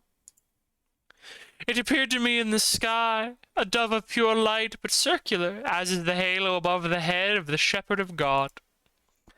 The shepherd, as you know, leads not from his own fallen authority. It was the Holy Spirit that hung at the crown of John the Baptist's head upon the moment of its removal. No spirit will hang upon his head when I rip it from his neck.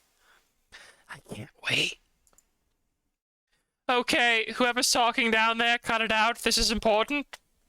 Continuing. The Holy Spirit, radiant and circular as a halo. That is the source of the shepherd's authority in this low world. In the swamps beyond the wall, the Holy Spirit descended from the sky to rest upon my head. And how splendid is the glory of God that it should come at such a time as this. As we complete the ark that will unite us with the world above, the Holy Spirit shall fill me. You will never board the ark. It will bless me with the knowledge of a twilight language capable of passing through the walls of this earthly prison. A language that reaches the furthest corners of the accuser's den. Our ark, as was the ladder of Jacob, is a bridge to those higher realms. Tonight I will drink the ointment of the Holy Ghost. I will call upon the faithful who have walked this bridge before us. They will shine a beacon and guide us to our home. Any questions? Silence. No questions? It's a pretty big deal. Okay, so I thought this was going to be more like a chicken type thing. This sounds really cool. The egg and stuff sounds super cool. But I wanted to ask about the new uniforms. Are you fucking kidding me, Gooch? You're not even supposed to be in here. I know. Just no one else is asking anything, so... This new uniform sucks. We're in a space looking like this, like we work retail, seriously? Just save it. Nobody cares what you look like in space. I am quite pleased with the new outfit. Dude, you're such a freak. Like a wild spirit from another dimension. Why, thank you. Yeah, you're like some kind of hellspawn. Yes, thank you. Garrett, you okay? You're looking off. I don't mind you guys. Everything's just kind of everywhere. Well, just one thing. Garrett? What is happening here? So that's it? Sticking with these shirts? I'm with Gooch. I thought we'd be wearing dope robes like John's got. Yeah, brah. Or maybe Templar stuff, like armor and stuff. Exactly. Powerful stuff. Shut up. Please. All of you. Shut the fuck up. Idiots. You want to lop around dressed like knights? That'd be tight. John inhales deeply. He wanted me to call you all Garrett. I call you all Garrett. You wanted uniforms, I got uniforms. We are an ascetic community. As the Desert Fathers wore garments of hair, we don humble attire. You don't. Yeah, your foot looks cool. We look like dorks. Your vanity is blasphemous. Pawpaw strikes to attention. Vanity? The old man laughs to a point of shrieking.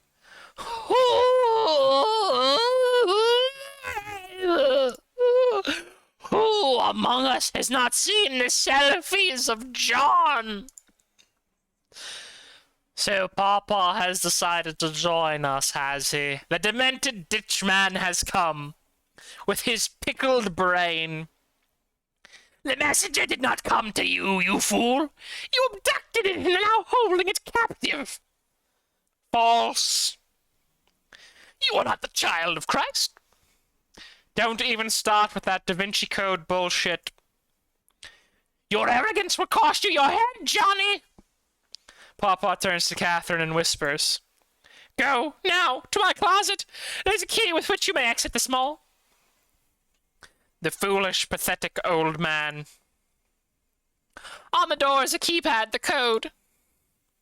Do you have anything to say to that, you deranged loser? Go, and listen closely to what I say.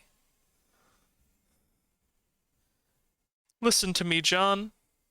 I have waited 2,000 years. Pawpaw and John's argument rings through the corridors of the mall.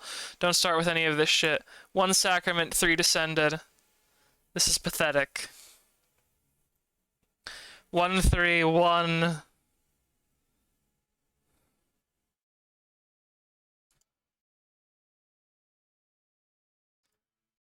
$2,000, 1, 3, 1.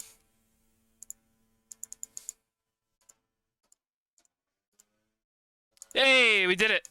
Yeah, let's get in there quickly. Okay. Pawpaw. Decorative wine cask is made from a thick vinyl material. It has a price sticker partially torn from its face. Someone's in there? Sure seems like it. We need to do something. An aluminum rack stocked with cleaning products and janitorial supplies. Is this some kind of utility closet? Must have been once upon a time. I think this is where Ditchman has been living. A youthful Madonna holds the lifeless body of Christ. A battle mace is mounted to the wall. What the hell is he using this thing for? Dallas presses his index finger against a barb. It's plastic. Seriously? Yeah, it's fake.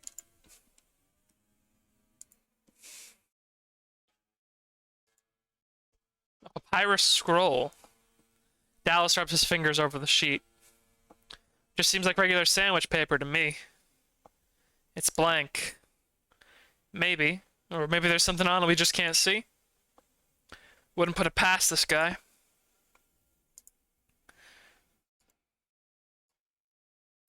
Huh. Lettering appears on the scroll. Catherine, pray before the mother and child through the eye of John. Be patient in your prayer and wait.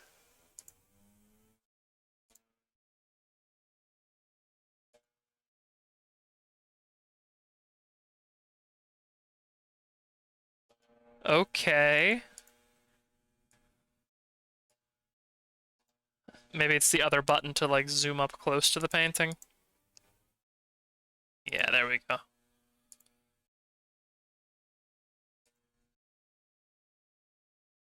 Hey, Ditchman. How did you get into Kenner John's app?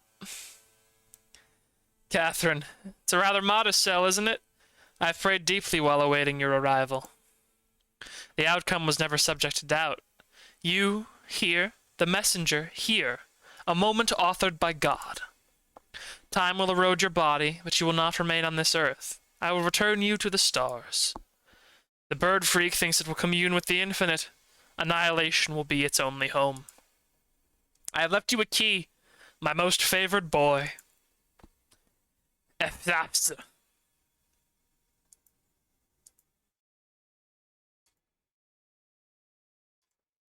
EPHPHATHA.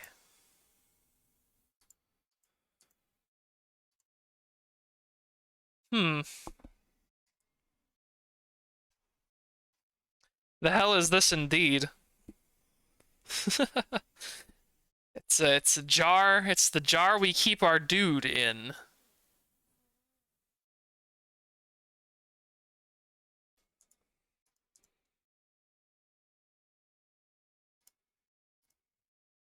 Oh, I didn't want to record that. Oops.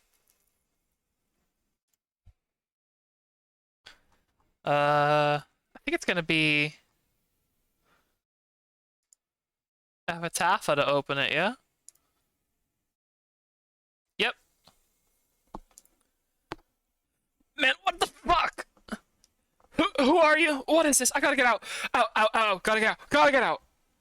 Relax. We're not gonna hurt you. Where is he? He's not here. You're safe. That sounds like a where is he of like murderous intent, if we're being honest, Catherine. We need a key. Do you have a key? I have keys. I have keys. Just move. Fucking move. I gotta go, man. Gotta go. Move. Garrett springs from the cask and pushes his way past Dallas and Catherine, quickly unlocking the door. Well, guess that was the key Papa was referring to. I don't want to spend another second in this mall. Me either. Let's go.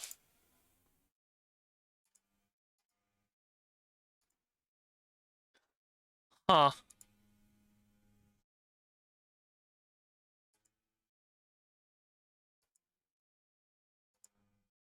Well, the Garretts appear to be having a bad one. I'm gonna say we follow that guy out.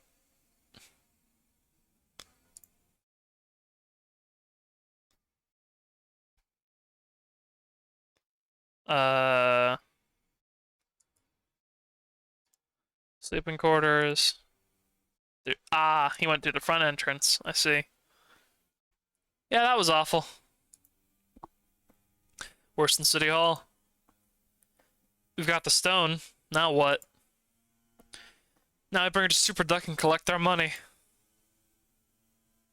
I'm gonna go back in real quick. Alright, fine. Did I miss the chance to play that little clip for whoever the guy's son is? Should I have played it at the jug before should I played it as someone at the meeting? Should I have played it at the jug before I let that man out of there?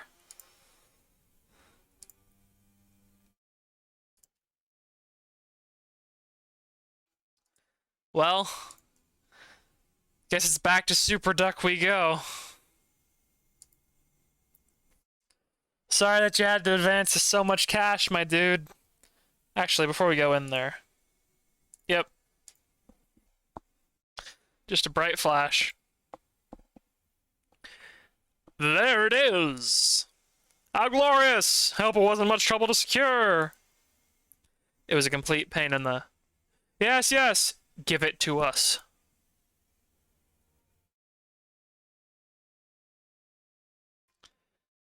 Delicious! It is ours! The ancient knowledge of the cosmos! Already we can feel it coursing through our roots! It burns! Yes, you've both done well. It was a long night, but now it's over. The stars shine somewhere in the sky. Not here, but somewhere. There's a little time before dawn. It wasn't so bad of a job. Could have been worse. And we've sent a little money to your purse. No sense getting lost in despair tonight. There'll be time for that later.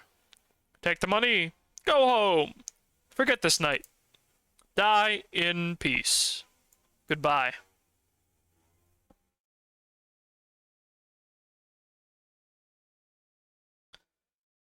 Huh.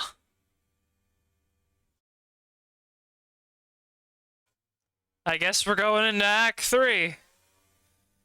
Oh, hey, there's a detective. Hey again, kid. I'll leave you alone for a couple hours and you nearly get yourself killed. You lucky I passed by when I did. What happened? Maybe you can tell me? I'm walking back from the bar, passing by your house when I hear a scream. I run inside and the damn robot's trying to eat your face off. Had to empty my clip just to slow it down. Thank you. Catherine will haunt my ass if I let something happen to you. Is Million still alive? I don't think so, kid. Million's back at the house, spread out all over the floor. I don't want this to be too difficult for you. I know that robot was in your family a long time. You're not soft like your brother, so I'll just say it straight. I never trusted her. Never. When I hear Catherine brought her into your house, I said to myself, that ought to cause some trouble. Million's the St. Clair unit. That company's bread and butter is in corporate security and espionage. They don't let one of them things just walk away. Anyway, they end up is right where Thomas St. Clair wants them to be. Listening. Watching. Catherine's a person of interest to them people. Took advantage of her one weakness. Guilt. She blamed Blue's death on herself. She made his life piss poor for a while. Man would work every turnaround he could just to catch a break from it. That's how my dad had told it to me anyhow. She did what she could for Blue. Listen, man, it's complicated. I don't remember much about the guy, but he was a weird dude, apparently. Yeah. When you don't love somebody, there's really no way to let them down easy, is there? But anyhow, the way I figure it, Catherine been trying to make up all that heartache up to Blue. Though maybe she could use the robot as a, stand-in for Blue, I suppose. Show that robot the love she never showed Blue. So she let a spy into her house. Who are you again? You're Ass Man, right? Don't do this to me again. I'm famous, alright? Everyone knows about me. Where am I? You in my place of business on Apple Street? Padu PI? I'll have to take in, I know. I'm not trying to cause you no more stress, but... Where the hell's your brother? You still ain't found him? We were looking for him when Million apparently attacked me. I'll be honest. I don't think Million was ever looking for Blake. I think she was looking for something else. No telling what. At least she's done causing trouble, or so I hope. We better be sure. Best thing to do is head back to the house, check on the bot, see what we can find out about your brother. There's that answer machine on the desk screaming my ears off. Might be worth checking. Oh, before I forget, you dropped your phone. LeBlanc slides a phone across the desk. Found it on the ground back at the house. Toilet's right over there. Splash and No? And this isn't my phone.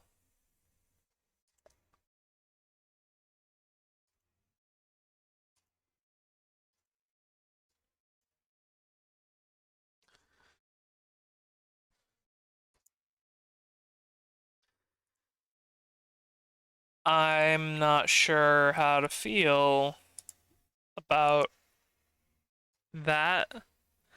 And it looks like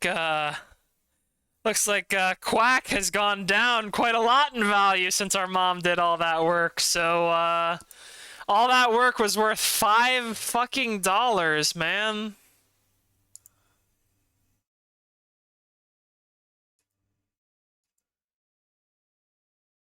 Is that clown makeup? Stop touching that, unless you want to see me clown up. Listen, you keep messing with my kit, I'm gonna have to break it out. Alright. I was trying to save it for this weekend, but now you got me excited. Nothing wrong with clowning up after hours. LeBlanc peels the plastic tray of face paint from the packaging and applies it using a small pocket mirror. LeBlanc?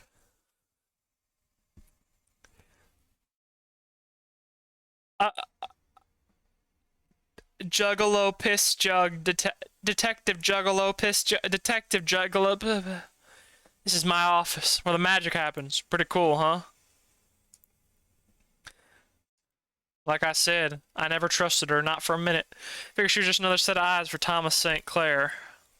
It's getting to be too much. Figures after Catherine died, she'd leave a big mess behind. Just keep your head on straight, alright? Going to find Blake, then you can skip town and forget this place for good. Hell, if there's room in the truck, I might come along. Place next door complains they can see me when I'm on the pot. Told them to look the other way. Ain't like I'm making you watch. But I think they like my hole otherwise. Keeps us connected. Lots more I could say about this hole. Hell, I could stand here and talk to you about it all day. I don't want to hear any more about your hole, man. Toilet's right there if you need to wash off. Splash a little water on your face, Kay. You ain't looking too good. No? That's where I keep track of all the dead bodies I found. You can find a lot of dead bodies if you go looking. Kinda like a treasure hunt. Not what I'd call it. You are a grim motherfucker, LeBlanc. Million was a spy. Yep, LeBlanc believes Million was a spy planted by Thomas St. Clair. Oh, hey, a Garrett. A man wearing battle armor emblazoned with a red cross crouches over a turtle on the sidewalk. A name tag that reads Garrett is fixed to the man's armor.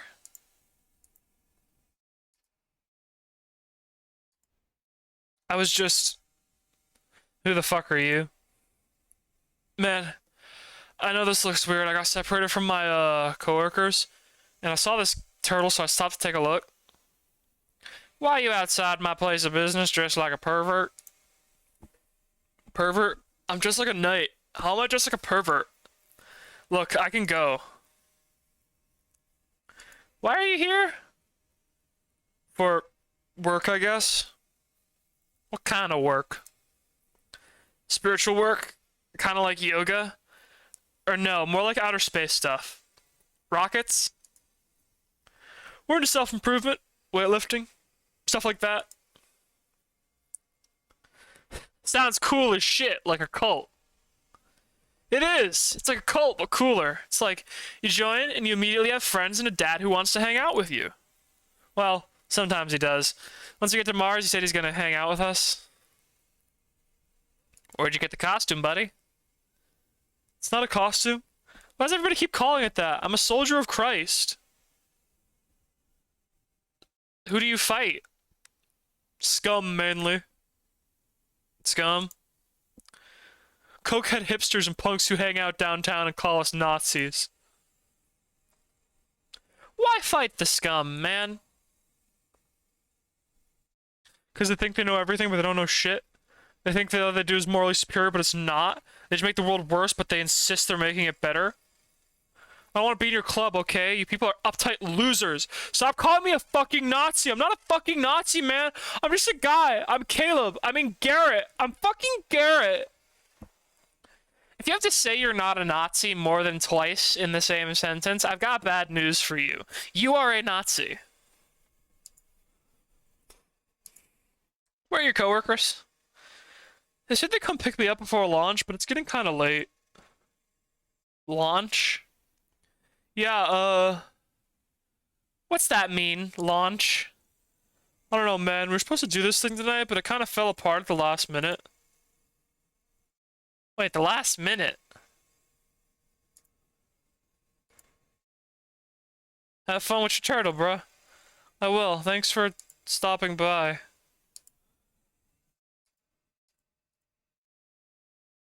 Huh. The Garretts are wandering around Norco.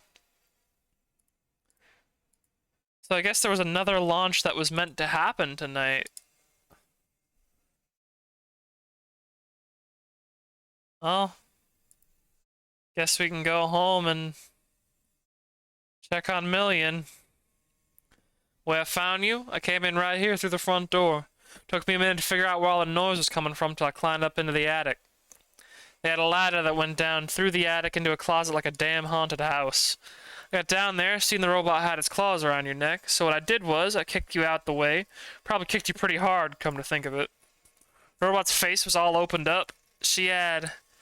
shit, I don't even know what it was. A big glowing tumor floating in her head? She tried closing up her face to protect it, but I already had my 9 drawn. Popped her a few good times before she could snap her face shut. She whined a bit and fell over. Wasn't easy getting you back up that ladder, but I managed.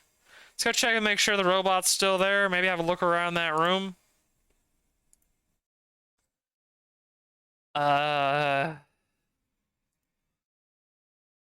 Is it the same orb that we spent all that time looking for, maybe? And if so, why would Million have it inside of her? Hey, Million. It's right where I left her. Don't look like she's going nowhere. What the hell is Catherine doing in this room? Spooks me out. Don't even look, Kay. Just don't think about it. She wasn't who you thought she was.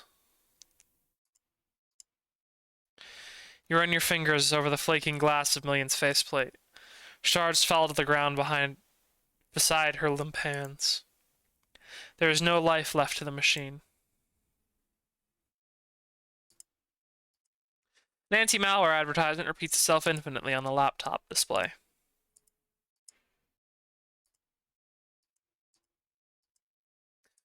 No Wi-Fi connection detected. What kind of gizmo is this? Driver's corrupted. Device requires update. Kate? Get me online.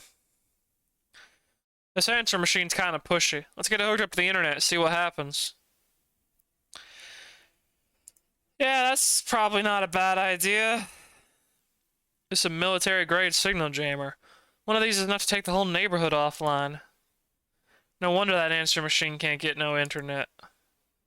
Takes someone with expertise to disable one of these things. Need me to handle it? Think I'll manage. I'll just unplug it. Wait, new head drive syncs to device? Installation complete. Warning. Critical I/O functionality has been depreciated.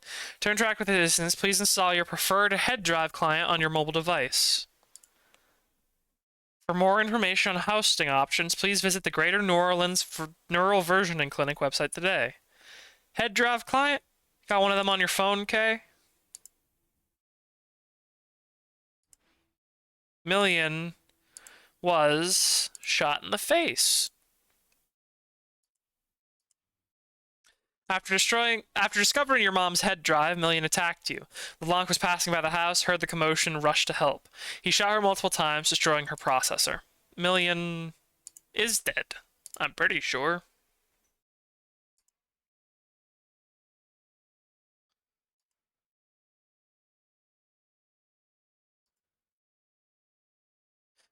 Compressing local artifacts. Resolved. Establishing remote connection. K? Enumerated items. K, I'm speaking to my daughter. Catherine? Yes. Y'all fuck with me 'cause I'm drunk. Face enumeration model. Conflict detected. Can you... Attacked K. Attacked K? You talking about Million?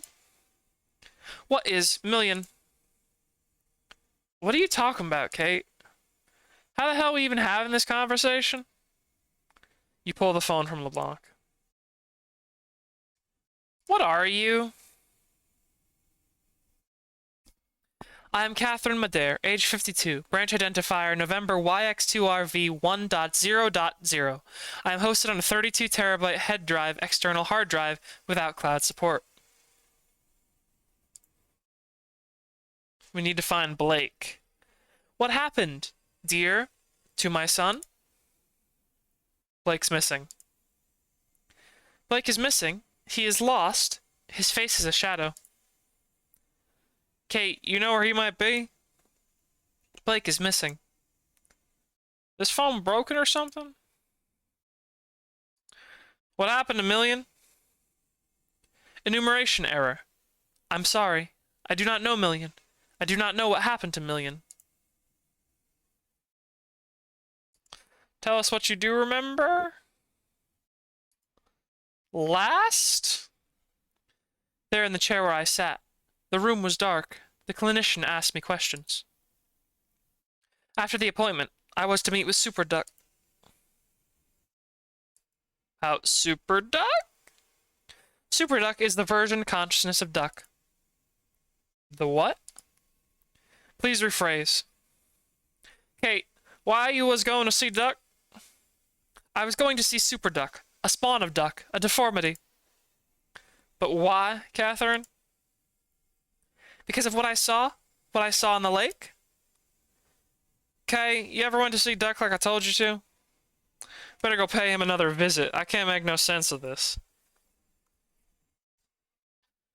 About me, I guess is next. You are my child. Is the session complete? My oldest. I remember that you held my leg as a baby when you began to walk.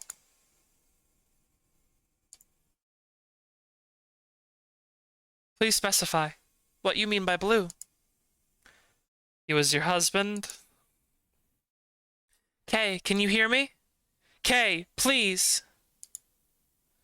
I do not know about blue. Have I forgotten blue? The house was dark and I couldn't make out the shape. Was this blue? I remember many things about Blake. I remember that he cried. He didn't want me to die. He asked me not to die. Did I die?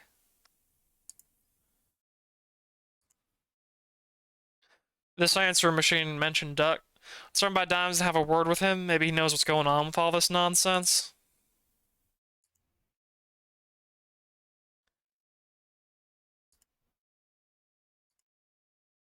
Never liked the robot, but it's still hard seeing her this way. Had to do it though, otherwise you'd be the one missing a face.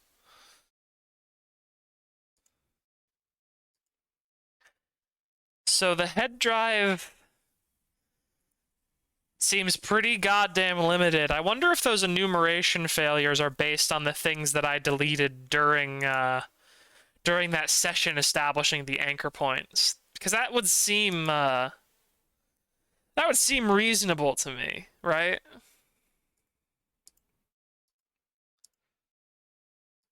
Are you still mad at me?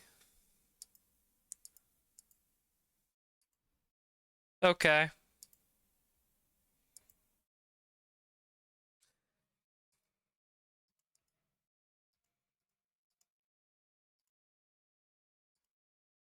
Quack is not better. You're gonna spend a lot of time doing work for like $5 worth of Quack. It's actually pretty bad.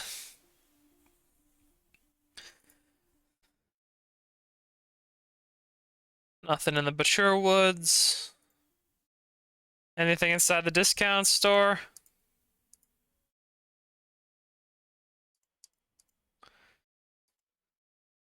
Guess not. Alright, let's go see Duck, I guess. I hope... Motherfucker. This must be them co-workers that the little nerd was talking about outside my place of business. LeBlanc regards the teens. Happy Halloween, kids. You look like a couple of soda cans.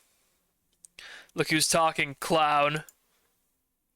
Nothing wrong with my look. It's timeless. So y'all work with that other little dude outside my place of business? We work only for ourselves. We don't answer to anyone. We're dissident Garretts. Alright. Whatever. Where the hell's Duck? Where the hell's Duck? That's what I'm asking you. Days Vault, motherfucker.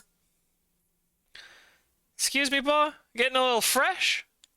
Think I might have to whoop your ass. Seriously? Let's kill the degenerate clown man. I don't know, man. I mean, I could if I wanted to. I just... Silence, Garrett. I can't see shit out of this thing.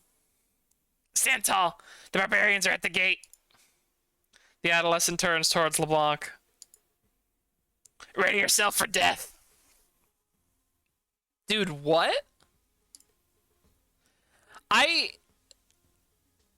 I've fought in an actual militia, you fucking chuds.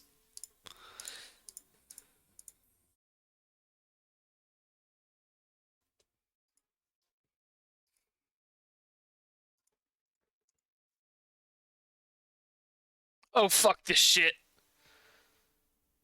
Just what in the hell is that about? Let's go check on Duck. Now I'm worried. Oh god, did they fucking hurt Duck? I swear to god. Duck! Hey, Duck!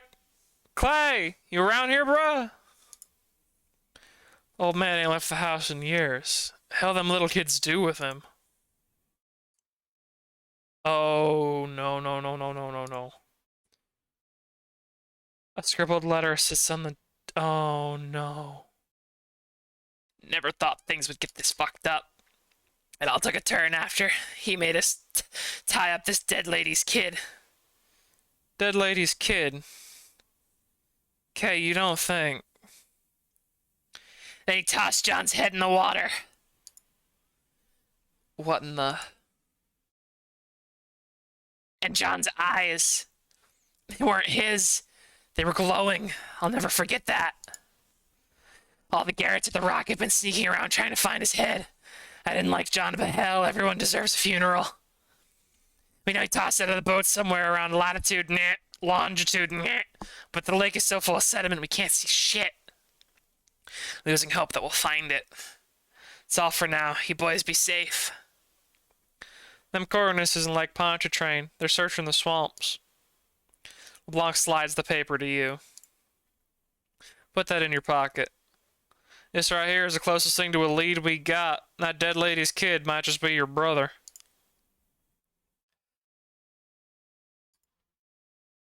Oh, no. Oh, hell, bruh. Duck. Hey! Hey! Duck slouches in his office chair.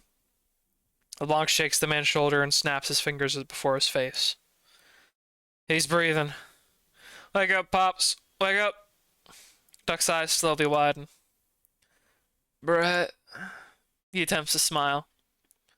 The hell you got all over your face? Mardi Gras come early. Don't worry about it. It's just a style. You don't look so hot, Clay. We gotta get you some help over here. Just taking a nap is all. That little creep's still out front. We took care of them. Yeah, we just kind of kicked their asses. They are only wearing plastic armor. How about you, Kay? You ever get your mother's stuff back from the refinery? Yep. What'd you find? A forged discount card that unlocked a secret room in the middle of the house. Bruh. Catherine's James Bond all of a sudden? Why are you so surprised, Brett? That sounds like Catherine to me. That's who she was. From the outside, she was just normal, mundane. You wouldn't think nothing of her. That was a disguise, a costume that she wore. She was clever, always hiding something. The hell's going on around here, bruh? What them kids was doing outside? Two little ones got separated from the rest of the pack. They had old gang in here earlier, asking me all kinds of questions I didn't know the answer to. All 'cause of that thing right there. He lifts his frail hand towards the device on the desk. Biggest mistake of my life. How they managed to find it is beyond me. Thought I'd lost it years ago. Figured it'd come back to find me. So. Yeah, what is that? Oh, the head drive. It's a head drive of you, huh? Piece of trash head drive I was telling you about earlier. Has my brain sitting on it. Gave birth to that monster that calls itself Super Duck. That one your mother got mixed up with. The head drive seems more or less broken now. Could you tell us more about the intruders, please? Where'd they go? Don't know. Couldn't even guess what all this is about. I mentioned your mother. Said they have her. They have Kate? How? That's what I'm wondering myself. Catherine's laying in a casket on River Road. Them dummies probably grabbed the wrong person. Um, about that, uh, casket's not empty. Never mind. The hell would they want with her? You think I know Brett? What about Blake? They say anything about him? Nothing about Blake. Wouldn't surprise me if he's in the mix. Takes after his granddaddy. What were they asking? Asking me to talk to that drive. Interpret what it was saying. Something about needing to find a rock or... No, a stone. I just kept my mouth shut. I don't want nothing to do with that head drive. It's a curse. But I guess they figured it out on their own, because they sure left in a hurry. Why didn't they take it with them? Oh, it was so chaotic in here I didn't know what was going on. All of them just shouting over each other. They were as confused as I was. The whole thing seemed like a big mess, like nobody was in charge, and then suddenly they were gone. How'd they find the head drive? Like I said, I don't have the slightest clue. Figure that monster ran afoul of these people, stole something from them. Maybe they did a little research, found the head drive that started it all. Maybe they thought if they did that, they could find whatever it is they're looking for. How'd they know the head drive was yours? That part's easy.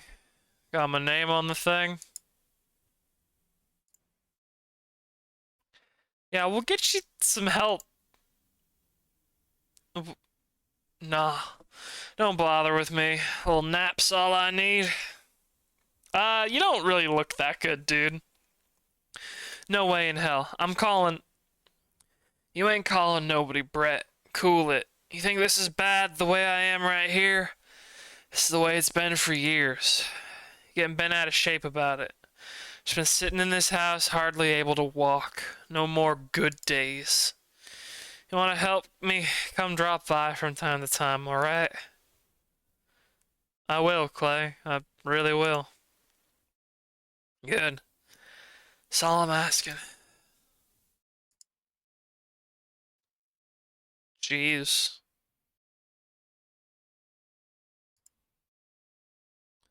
This looks just like the gizmo Kate had. Whenever I start getting these things, nobody want to tell their boy Brett. You think it'll hook up to your phone, Kay? Same as the other one? Looks like it already did. There's a head in the lake. The Garretts are looking for it. Super Duck is a viral fork. It's a viral fork of Duck's consciousness, created by the same neural versioning clinic your mom visited shortly before her death. The head drive that once hosted the version somehow escaped Duck's possession and spread like a network virus. It eventually manifested itself physically into what Duck describes as a monster. Contacted your mom. Your mom was conducting research for the monster known as Super Duck shortly before her death. Super Duck is scaring me. I don't know what it wants, and I really probably shouldn't have given it the white chrism of God or whatever that was. The Garretts may have Blake and your mom. You found a note at Duck's house that suggests the Garretts may have kidnapped Blake. Duck also heard them mention that they have your mom. Somewhere in the lake, the Garretts are looking for a decapitated head. They managed to find the original head drive that spawned the monster called Super Duck. Duck believes the Super Duck stole something from them and they want it back. They brought the head drive to Duck in order to force him to communicate with it. He refused. Duck says the Garretts left his house in a state of disarray and confusion, as if there was a breakdown in leadership.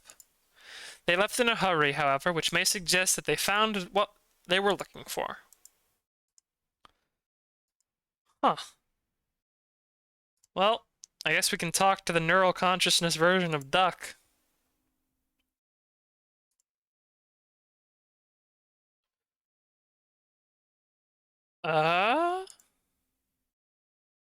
Network ping detected. Network distress. Emergency safe mode initiated. Prime node in terminal state. Lat 30.0632. Long 90.3428. Them coordinates way out in the lake. just like the ones written down in that note. Your truck got gas? Think we'll be taking us a little trip to the lakefront. I'm ready when you are. Huh.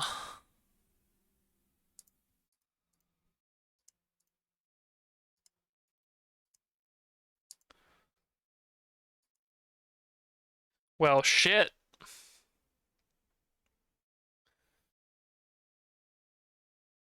Already checked dimes. Guess I could check the mausoleum one last time just to be sure.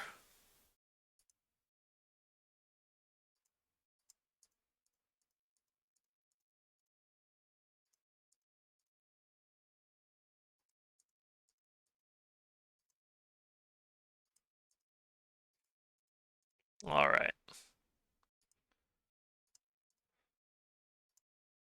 You know, he says the kind of thing that they pay him for, but, he's kind of only showed up right at the end of all of the legwork. I feel like I've been doing quite a lot of legwork in all of this. Just slow down, kid. Road's washed out up here.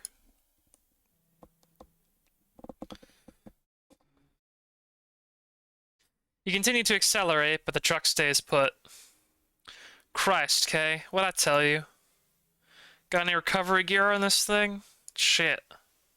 We're on foot now, I guess. Looks like there's a fishing camp just up the road. Want to reach the coordinates, we'll need a boat. Bet they got one we can borrow. Truck's sunk in the mud. We're stranded unless somebody can pull us out.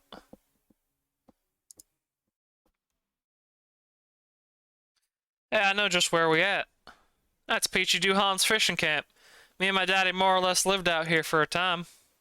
Old man Peachy hated my ass. That's the Interstate 10 overpass over there. There's a map on the bulletin board. Might help refresh my memory. I wonder who we got to get a ride in that boat. Those coordinates we got are all the way out in the lake.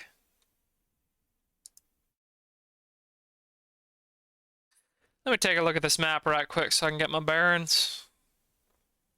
The detective inspects the map pinned to the bulletin board, tracing his finger along the bayous. Yeah, alright. I remember this whole stretch from when I was a kid. They call this area La Branche. Used to be an old fishing village until a hurricane knocked it out the lake. Peachy's camp was the only building left standing. That's where we at now. Trepagnier Road's just across the way. They named that their plantation man from back in the old days. They got the Interstate Canal. Government dug that to build Interstate 10. Let a whole lot of salt water into the swamp in the process. Killed off a lot of the trees. That's how we ended up with the ghost bayous. Them just some old bayous without any trees left standing. The banks eroded without no roots to hold them in place, so you can't hardly see where you're steering your boat before you run underground. Weren't just the government's fault, though. A long time ago, they used to log these swamps for timber. Left scars all over the place. Like the logging wheel. The reason it looks like a wheel is because they'd park a big boat right there in the center. And the guys would start chopping the trees down, going out in one direction, then another, like spokes in a wheel. They called it a pole boat because they'd hitch the trees up onto a big boat, onto a big rope, and the boat at the center would pull the trees in. LeBlanc, you're talking so much about the history of the area. They had a drum on the boat about the size of a car. The drum would spin to wind up the rope. Big coal fire, son of a bitch. My granddad told me it'd spit out smoke like you ain't never seen. Then down there's a lower suction canal. Lots of people died along that canal when the hurricane came through and took out La Branche. They got people go scuba diving there, trying to look for treasure lost in the storm. Not always easy to find your way across the area. Good thing there's a map. It looks like somebody stuck a note to it.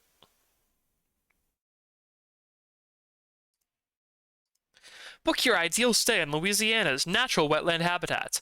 With short and long-term options available, you can live like a local in one of America's most mysterious regions. Swamp Away is committed to sustainability. We believe in rebuilding Louisiana's wetlands for a greener, more verdant future. Book before the new year and receive a free snack pack delivery during your stay. Wow, they gentrified the fuck out of this swamp somehow. How do you manage to do that? A name tag pins a hand-scrawled letter to the board. Yo, Garrett! Garrett? Again with these little dudes. Meet us at John's Pond on the northeast side of the lake for the launch. I never heard of John's Pond in my life. It's a mess over there. People have been posting about it online, driving out from the city to take pictures with the Ark. If you're coming from this way, the only route is through the Ghost Bayous. Open up the Apocryphon app and take a look at the map. You'll see some blinking lights. Those mark the location of portals. When you dive through them, it's like snorting that stuff Ditchman scrapes off the urinal. It's a fucking nightmare. If you can keep your head on straight, the portals will take you to a light source. Each one will be a little different. Don't let it freak you out. Just be a cool Garrett and make those lights blink just like you see on the map. Do that and you'll get swamp vision, brah. The Ghost Bayous will appear for you. Good luck. What?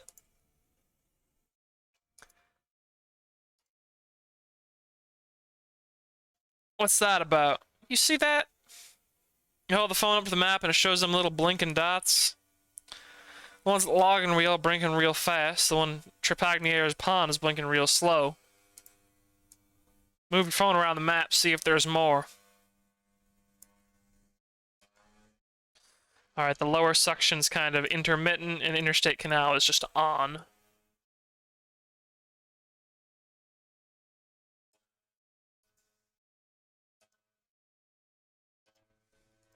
Got shells! Ranger clamshells. Guard full of them. I stay in Laplace. Call or text.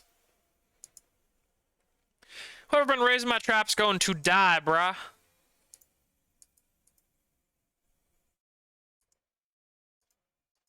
A man fishes from the dock. Evening. That your boat? Not mine. Believe that boat belongs to the camp. So they got the key inside one of them units? I suppose they do. Let's go pay them units a visit, Kay, see if we can get a key from one of them.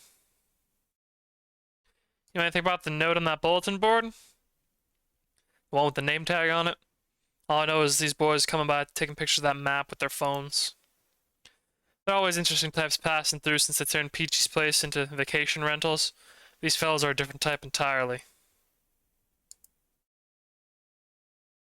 You were racing down the levee, weren't you? She was hitting every washout she saw. Wish I could help. I've got a winch on my truck, but it's on the other side of the spillway. You know Peachy? You know Peachy Duhan, the old man who owns that camp? Sure, I knew Peachy. What you mean, knew Peachy? You ain't seen about it on the news? Peachy been dead a long time. Maybe 10 years? Come on. All of my voices are running together. We've been going for a while, folks. I can only do so many. The synthesizer only has so many slots. Yeah, Peachy been dead. And took several others with him. Man finally cracked. Damn. Figured it might end like that for him. He was a bad dude, bruh. You say anything about me before he died? Brett LeBlanc? What? Anything bad about me? I don't think you understand what happened here. Peachy locked himself in that camp with 3 hostages and a pile of ammunition and refused to leave. Wasn't because he was mad at me, though. The hell kind of question is that? Forget it. So who's got the camp now? His grandson split the place into units and turned them into vacation rentals. All kinds of people pass in and out now. Figure they don't have any clue what took place inside there. Huh.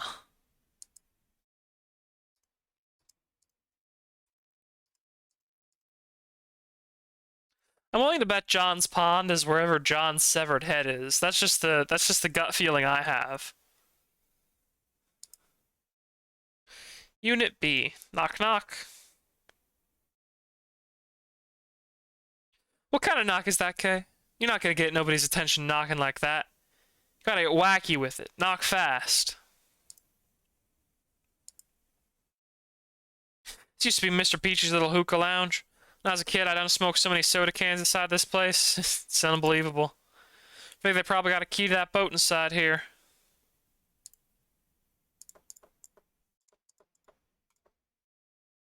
Open up. Gotta use that boat right quick. The boat came with the rental. It's ours. Bruh, let me just lay it out for you. This little highway route right here is looking for a brother. You got me? We think it might be out there in the swamp. I wish I could help you, but we need that boat. Good luck. Nah, knock again, Kay. Just keep knocking till we get Key to that boat motor. They'll get sick of us eventually. Not right now.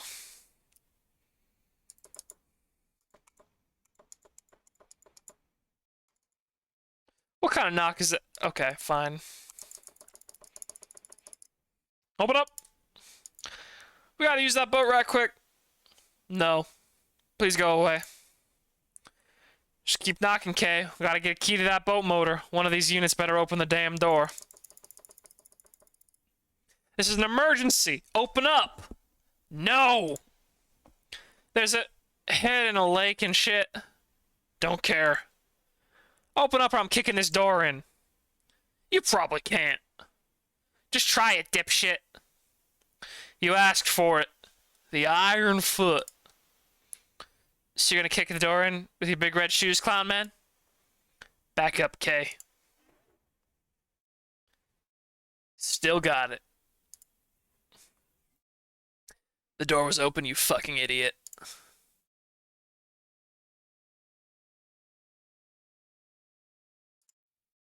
Listen, you're being a little aggressive. Bringing this kind of energy to the swamp goes against what this place is all about. Bruh. I know it don't seem like it, but I know what you mean. We used to do some serious hanging out in this camp when I was a kid. My friend Nutty threw Mr. Peachy's goat off the roof while we was wrestling. No. That's not... No. I mean, you're disrupting the harmony of the swamp by kicking our fucking door in, you dipshits? Who in the hell are you? Wait a minute. This must be the same lady who broke in while I was away? The one who dropped her underwear in the bathroom. Oh, yeah. Yeah, babe, it must be. So are you? Are you the burglar from the other night? I think your dude might be lying. You think I'm gonna believe you? Someone who just broke into my B&B over the word of my longtime partner? Get real. Maybe we should ask the fisherman if any of his stuff has gone missing. No! Oh? I mean, there's no need to alarm him. I guess you're right.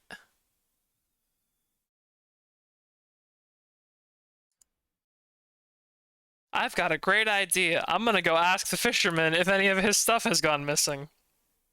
Hey, fisherman. I don't like to gossip, but fella that's been staying over in Unit A, he had a new lady coming by nearly every night of the week. Up until the latest one showed up, that is. Can't imagine what she'd say if she heard that. Alright, well...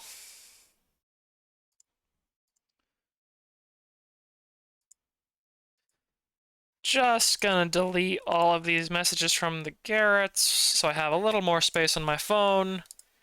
Good evening, sir. Could you please give me that rumor one more time? Yeah, in one continuous 30-second long message.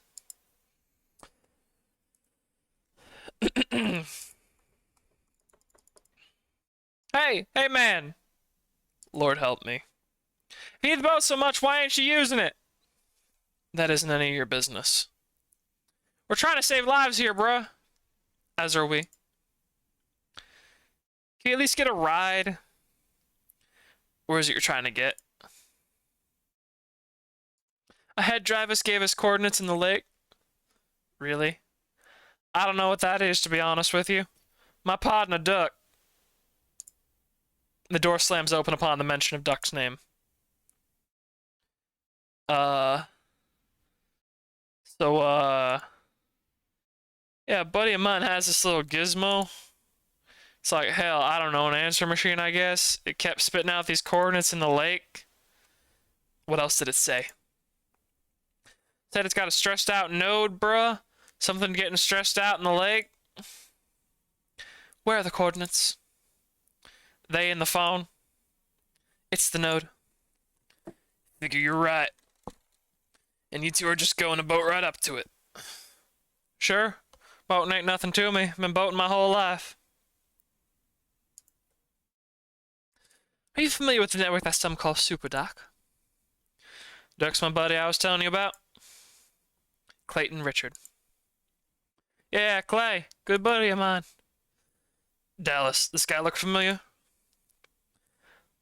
I never said I knew the source. Give him the key. Shit, really? That'd sure help. It's irresponsible. If we give you the key, you must do something for us. Happy to help. What you need? Take this. The woman passes you a small handheld device.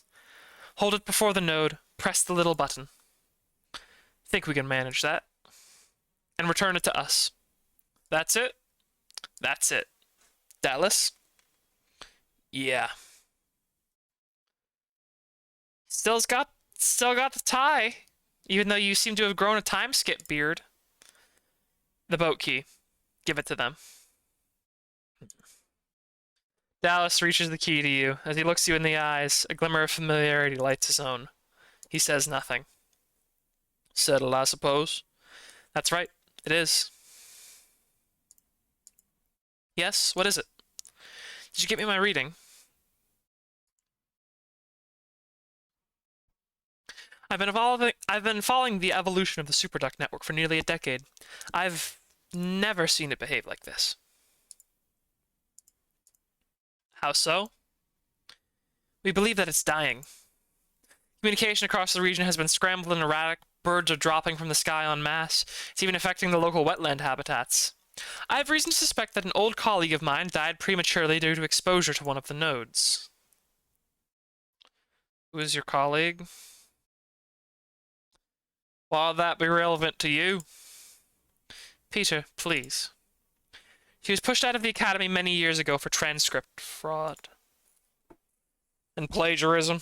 And harassment. I didn't really want to record that, but okay. She had a reputation for being irresponsible with her research and letting her personal grievances influence her findings. I once co-authored a paper with her on the fence-line community of dimes. Her vendetta against S.H.I.E.L.D. and other commercial interests in the region alarmed me at first. But in the end, I think her motives were laudable, and believe S.H.I.E.L.D. is ultimately to blame for her death. But I also suspect that Superduck played a role. Her cancer was in remission the night that she was exposed to the Fat City node. Following that single incident of exposure, the speed of her relapse was remarkable. She was dead within weeks. I'm sorry, Dallas, but this is a reality you must come to grips with. Research is funded through a private donor, no need to get into that. I've been studying these wetlands my entire life.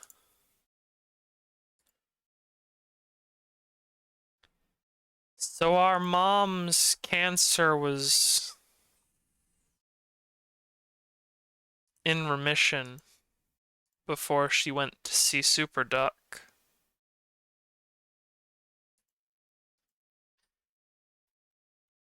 Okay. I'll process that later, once we found Blake, I guess. Images cycle across the screen, cypress trees, marsh grass, piers, and other details from locations scattered around the lake. Stay safe. Something in the air tonight. What do you mean? Doesn't matter what I mean. Just keep your wits up. What's up? What's your role in all this? I don't feel like getting into it. Been running jobs for Super for years. That's all. That's why Dr. Moore pulled me into this. All my money is tied up in Quack coin. And now, with the network down, Quack's worth nothing. So I gotta take whatever work comes my way. How it goes. Oh yeah, holy fucking shit. If Quack is worth nothing now, that means that Dallas and his family are all in jeopardy. That sucks. Anyway. No, I'm gonna ruin your guys' relationship.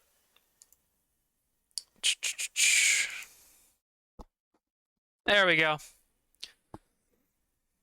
Uh-oh. What the fuck? Babe, let's go take that boat ride.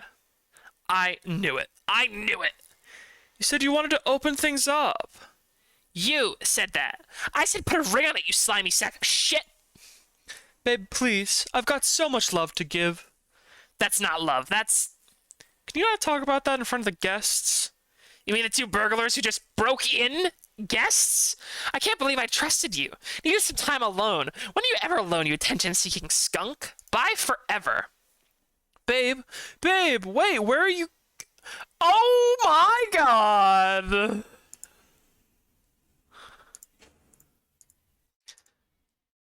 Uh. Oh. Hey, kid. Didn't know you were there. Sorry about the door and all that. Okay, let's go. I don't like the way this thing's looking at me.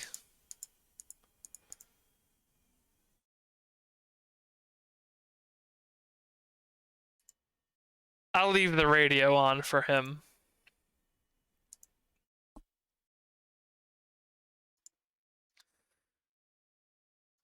Super Duck may have contributed to your mom's death. Oh, great. Super Duck nodes emit radiation, so we're probably gonna get cancer too. Great. I bet the rapid decay is because he drank the god juice. That's my guess. Shit's sake. Let's see. Look at that. It works. Let's take us a little ride. You heading into the lake? Yes, sir. You done much riding out there? All the time? Then you know what it's like. A lot of the land is eroded away. Once you get past Interstate 10, can't hardly see where the water ends and the land begins. You talking about the ghost bayous? That's right. The man turns his attention to you. You see what I'm saying? Yeah, you're saying the land is eroded so it looks like open water. That's right. Once you pass beneath the interstate bridge out there, it's hard to tell the eroded land, where all the dead trees fell, from the open water. You might run your prop over submerged cypress trees, might even get yourself stuck. How are we supposed to get through then? Them strange boys with the name tags that have been coming around lately, they seem to get through the ghost bayous just fine. Always looking at that map, maybe they know something we don't. One more thing. Got a sonar tracker on your phone. Keep it handy. All kinds of stuff hidden in this lake. Don't be shy about jumping in the water. You'll see some weird things down there, but it's just a trick of the light. Nah, bruh, they got ghosts in the water. Nonsense. Don't pay that any mind. I've been swimming in these bayous all my life. Get an alert from that sonar, dive in and see what it's about. Okay. Alright, so I'm going to actually make a couple notes in chat.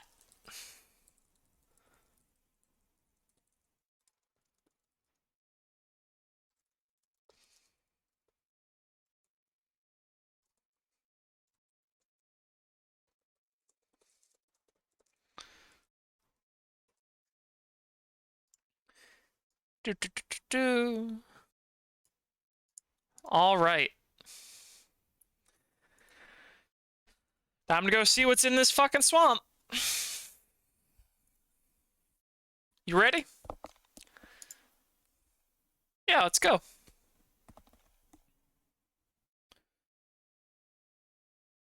Alright, Kay, time to put on our detective hats. You got your phone handy? Let's take a look at the GPS. There's 2 sets of coordinates at Duck's place. One we found scribbled on a letter, same letter that mentioned your brother, said they were searching for a head. Now, I don't think that's your brother's head, that ain't what I'm saying. But I hunch that all this is connected. Coordinates for that are on the northwest side of the lake, might be worth checking out. The other came from that app on your phone, putting out some kind of distress signal. Looks like that one's coming from Eagle's Pond.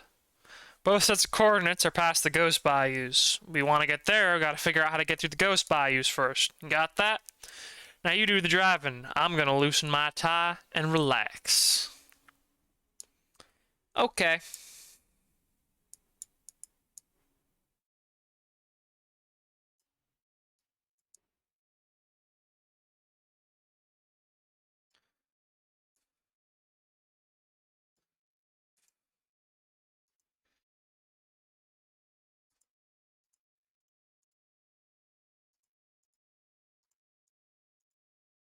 Okay.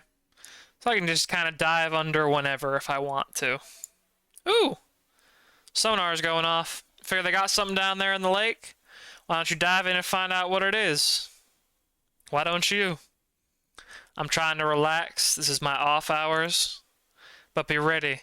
The man on the pier said is wrong. They got ghosts down there. Partner of mine dove in the water to drive a piling when he was building his camp. Said he saw his dead granddaddy swimming around dressed up like a race car driver. Said his chin was on fire. 4 foot underwater with flames coming out his chin. You believe that? Like a fire goatee. Tried to swim after him and got sucked down a hole. Ended up at a pizza restaurant 20 miles away. Glad it's my off hours. Hate to see something like that with the kind of hangover I got. You crash through the shallow depths of the lake as the swamp spins around you. You try desperately to regain a sense of direction, thrashing further from the water's surface. You sink deeper into the bayou in this way until at last you emerge on the other side of the water, where you find a near-perfect mirror of the world you left behind. The contours of the galaxy are alight in the sky above you. You've never seen so many stars. A man sits beside a kerosene lamp in a dart of palmetto grove alongside the bank. He rises to take a closer look at you. I watch this swamp from the treetops every night, but I never watch the water, he says. He reaches out his hand and helps you onto the bank. In the shadows of the grove are other figures, whispering among themselves. The whispers are above you as well, in the invisible crowns of the cypress trees. You're one of the Trapajnier's children, aren't you? Who? The man whose property you're on, he says. His arpent stretches all the way to the river. He stares at you for a while longer, and then above you to the opposite bank. Lucky you're not one of his kin. He has something coming his way. Someone from beyond the palmetto line whispers to the man. He backs away into the shadows. If you don't know this country, you'll need a light. The man joins the rest of the assembly, and they walk deeper into the night, leaving the kerosene lamp behind. The light is solid, unchanging.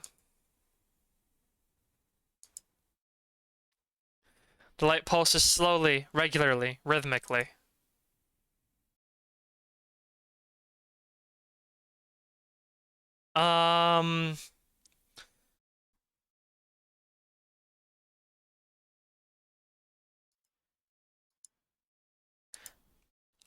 So it'll tell me when I have the light at the right configuration, it seems. Okay.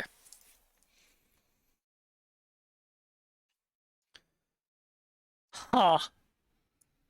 You know, I'm beginning to think there might be something to this whole Ken or John cult thing, given all of the visions we keep having whenever we do things for them. And I think that's the part that worries me the most.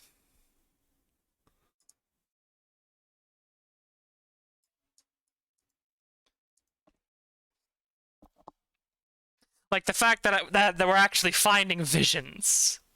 You plunge into the canal and sink to its shallow depths. You begin to dredge the silt with your hands. Trash, soda cans, debris of blown-out tires. You find among the refuse a large plastic bag of decorative Mardi Gras beads.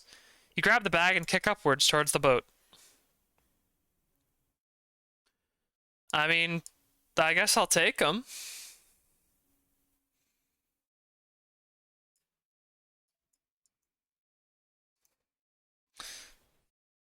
Interstate Canal doesn't blink at all. As you fall into the lake, you watch the traffic lights of the overpass become like a mirage on the surface of the water. There is the sound of cars rushing above you, then there's the sound of your descent, and then there is nothing. The lake and all of its sediment is infinite in its silence. It holds you captive and you are unable to move.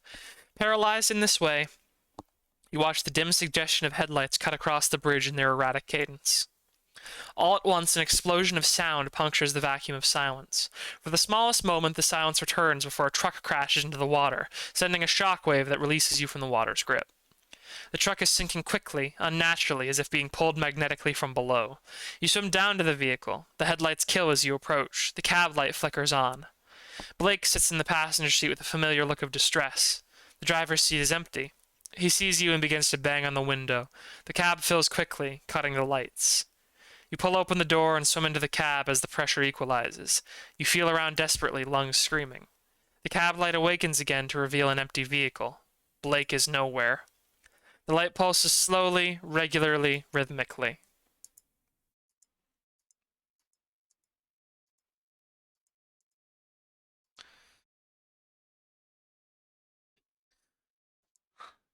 You know, I'm beginning to think we maybe shouldn't have said all of that shit about our brother at the start of the game, because I'm starting to be very worried that we're not going to find him alive by the end of all this.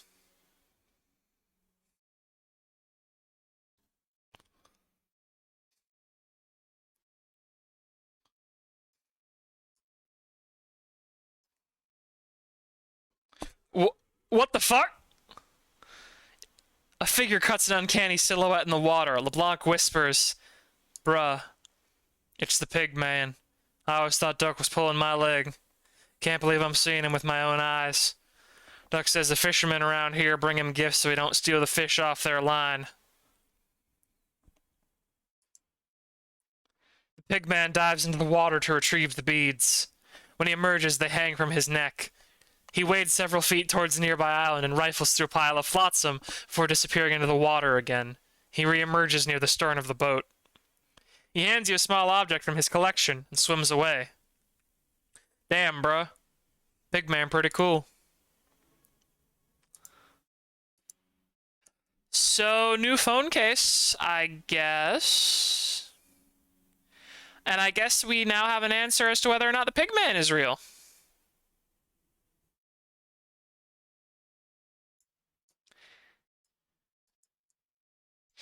I was honestly worried that the pigman was just going to turn out to be nonsense. That would have been quite sad, don't you agree?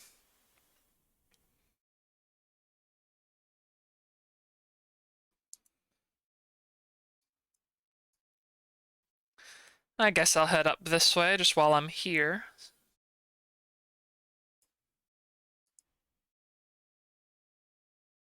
I don't think I can go much farther north without running into issues.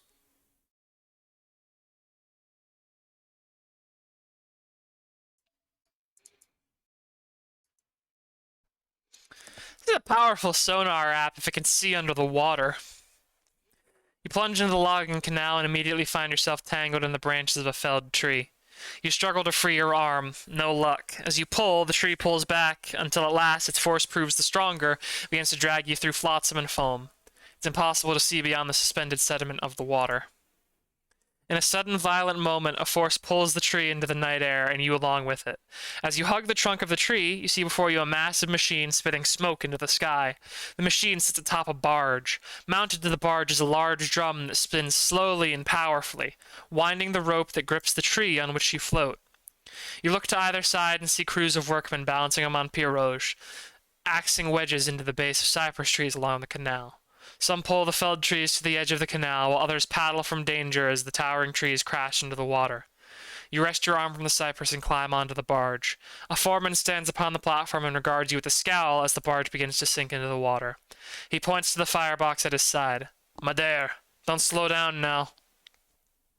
You look down at the pile of coal and the shovel beside the firebox, both now submerged as the boat sinks further. The shovel floats towards you as the water reaches the roof of the pole boat. The sinking boat settles upon the silt bottom, and you find yourself floating beside the firebox while holding the shovel. The light of the firebox continues to glow, even in the depths of the water. The light is solid, unchanging. This lake is profoundly haunted. I don't think I've ever been to a lake as profoundly haunted as this one feels at this point. Like, this is the level of haunted that I am truly shocked by at this point.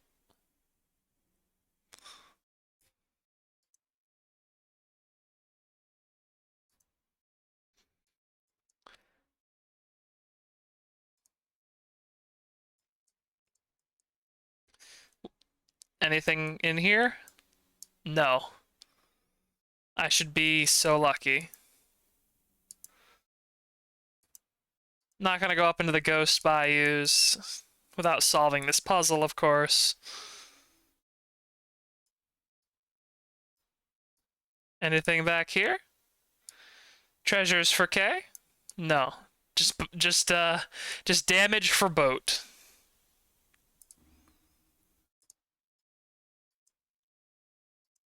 Hmm.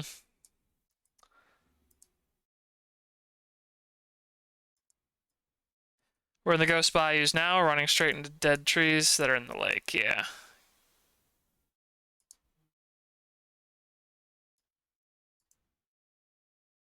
Damn. Alright, it's definitely eerie out here. Not a fan.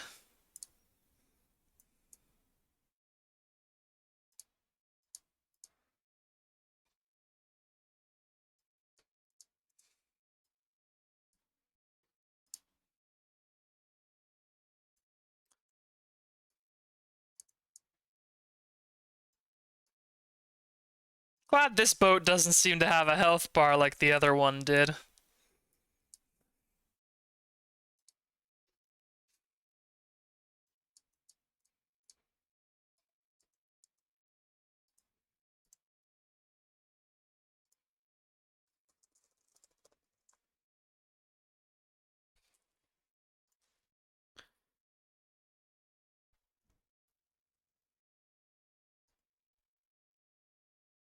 Sorry, just checking on something in another window. There's something at this part of the game that's very important that I must not miss.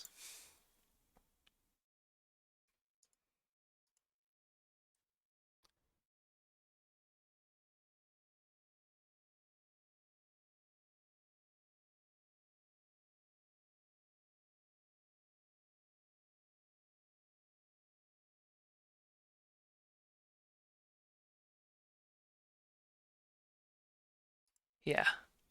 Okay. You dive into the wreckage of an old fishing village. Wooden pilings are shadows against the dim light of the evening. The pilings are driven deep into the silt, where planks and bottles and crab traps and stray pieces of tarp have coagulated into something whole. You swim to the lake bottom and float beside the accretion of debris. A stray window rests among the trash, slightly opened. You swim through the window and discover that there is no water beyond it. No longer buoyant, you fall immediately onto a wooden cypress floor. You scan the area. You're in a cluttered living room, clean and well kept. The picture frames along the walls shake. The foundation of the home rocks. You look outside the window from which you entered. Rather than the depths of the lake, you see a torrent of wind and rain flapping across the open sky. Lightning cracks punctuate those furious sounds, and in the small crevices of silence there are screams. There's a door to your right that leads onto the balcony of the home. Along the wall of the living room, there are many framed tintypes of seemingly random moments as if captured by accident. With each burst of wind, more of them crash onto the floor. Among the images is a hand waving, scarcely recognizable for the blur. The underside of a table, a clutter of shoes, a centipede held out on a napkin. As you make your way to the center of this collection, you find a picture of your mom. She's young, her hair grown past her shoulders. She's not smiling, nor is she angry. The world outside is a maelstrom. Water laps at the balcony, threatening its foundation. You watch as willow trees floating along the bank of the bayou leave the earth entirely, sucked into an insatiable purple sky. In the distance, figures hug the crowns of cypress trees, screaming prayers into the vortex. Among those so stranded is Blake, who has lashed a rope around a tree and is holding to it desperately. You dive from the balcony into the floodwaters and swim against the strongest current the bayou has ever known.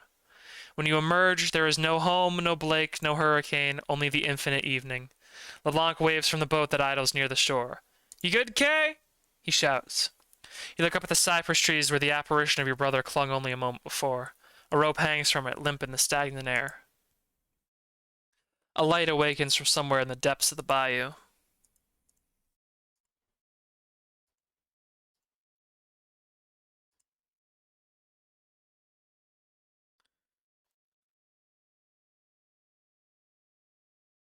Hey, that's helpful.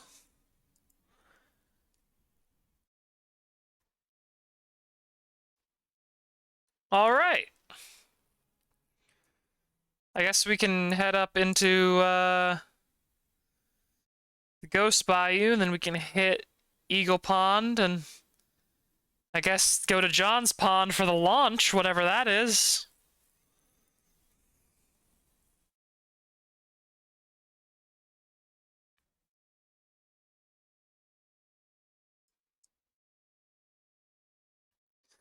Oh, this is creepy.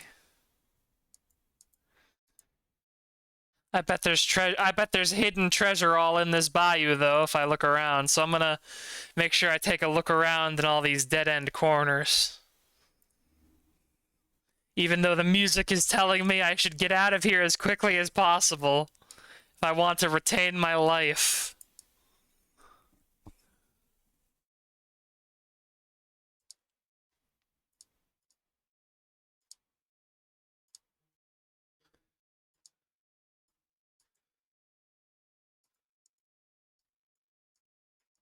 Yeah, this place is definitely creepy.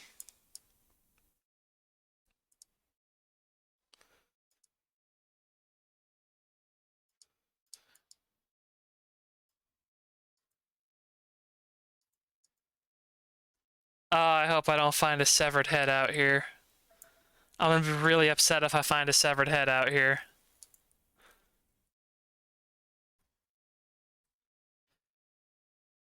Okay.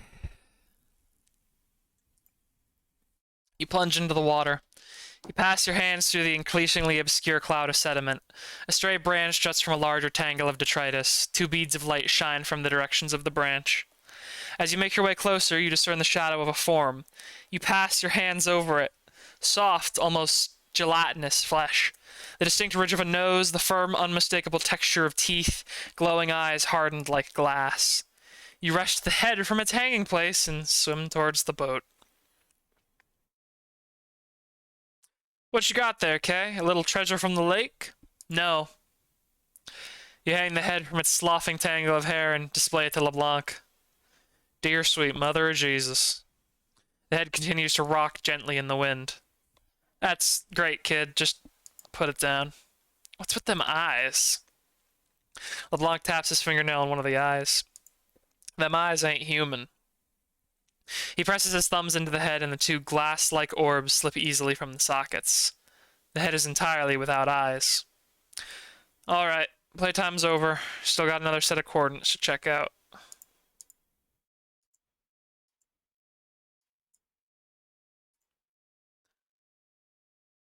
I wonder what happened to his eyes to make them do that. Because it seems like the eyes are really important to... Like, the eyes is a symbol. Like, we have the refinery eye as name of the second chapter. And we have John's messed up eyes. Like, are his eyes the refinery eyes they're talking about? Or... Are his just weird for reasons that are related but not exactly the same? Maybe that's what happens if you look upon true divinity.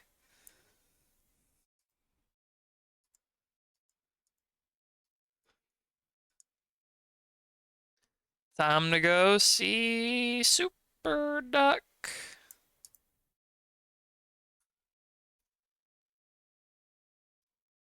Huh.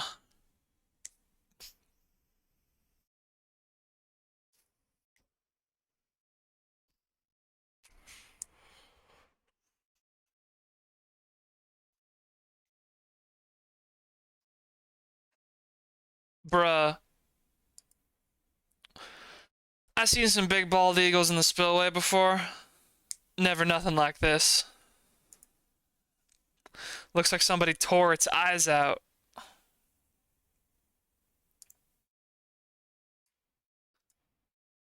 You hold the plastic electronic device before the massive eagle and press the button at the center of its face.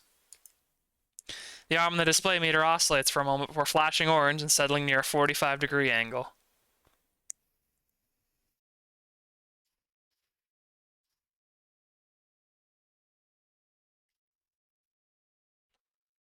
You slot the eyes into the bird's empty sockets.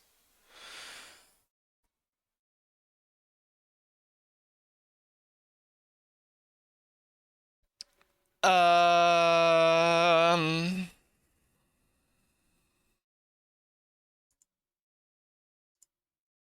Bruh, what? That bird just puked out a floating ball. Mr. Peachy used to tell us all the time they got aliens in this lake. The hell's it doing to you? Almost looks like it's giving you a sniff.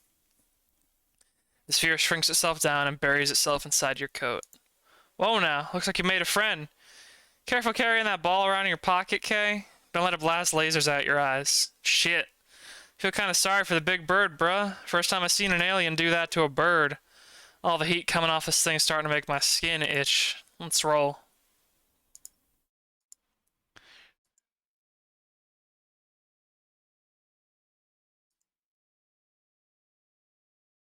I'm gonna go give the meter back to the scientist lady before I continue.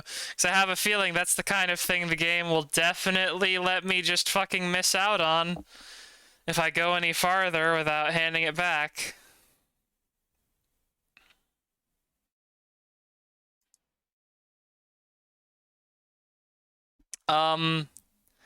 I have a meter for you guys like you asked, but I'm gonna be honest, I don't think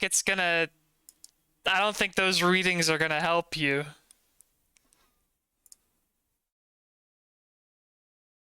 Like I don't foresee them really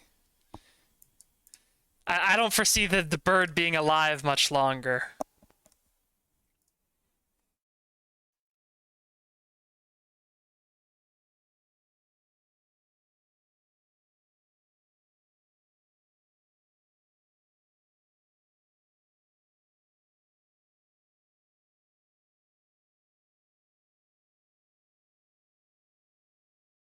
Oh, I can just fast travel. I don't have to.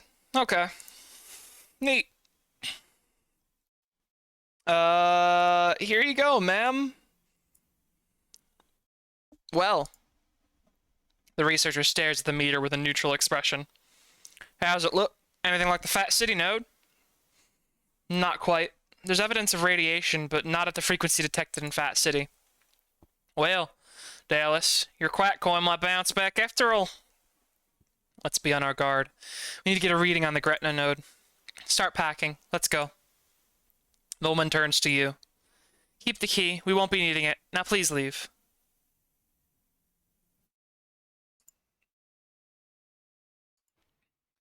Super Duck is dying. Yeah, I'm gonna say it's probably because of the orb. Super Duck, yeah. Ate the orb to try and gain its wisdom, apparently. Is this a... Hey, wait a second, wait a second. Our mom has the blood of Christ. And the ditch man mentioned that he apparently dates all the way back to the garden.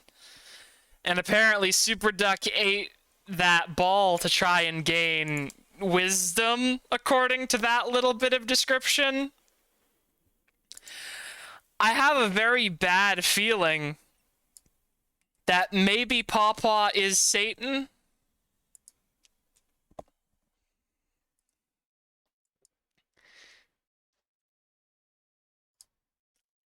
I'm really worried. Oh, hey. Oh, it's a bunch of Garrets. 3 Garrets guard the pass. Their tonsures, robes, and smudged foreheads awaken something in your memory. No more getting through this way. Ditchman's orders. Unless you're the ones with the messenger. Are you the ones with the messenger? Ditchman? Yeah, Ditchman, our new daddy. The messenger? That's right, the big round thing with the juice in it. Oh, you talking about the juice ball? Bro, we got the juice ball right here. Okay, show him. Show us little dude the juice ball. I don't think I want to do that just yet. We're looking for my brother? Cool. You know a guy named Blake? Little loser guy, clothes don't fit right. Dead lady's kid? Oh, yeah, Jesus lady's kid. He's over at the Ark all tied up like a pig. Is he alive? Yeah, Ditchman's taking good care of him. He's fine. You hearing this, Kay? We gotta get through. They're holding your...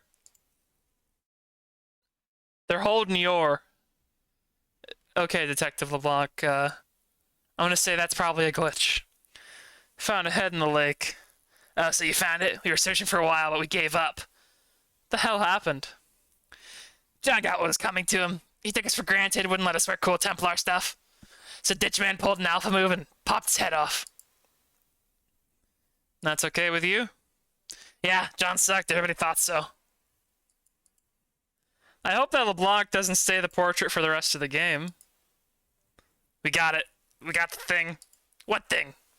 The fucking thing you just talking about, bruh. Okay, show him. Show him the ball. The man in the ditch is Garrett's new daddy.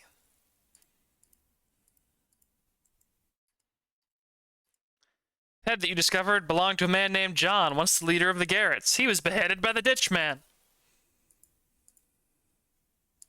I don't want to be beheaded by the ditch man personally.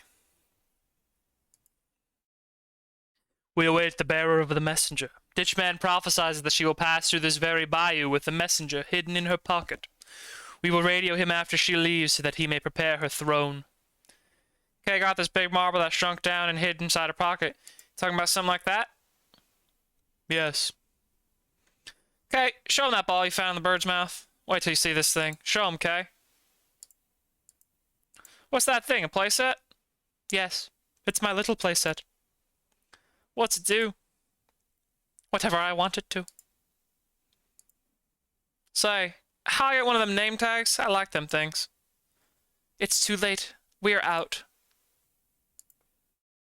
You seen my makeup? No, I haven't. Take a look at it. It's right here on my face. Maybe later. Just feel like we got pretty similar styles. I'm a little more of a bad detective type, you know, like I got street smarts. You're more like a freak, like you wear a chain wallet. But I feel like we'd be in the same band on the road together. We'd get off on the tour bus and people would be like, who's that guy and his little freaky friend? Did I exit out of that by right-clicking? I'm gonna find out, just real quick.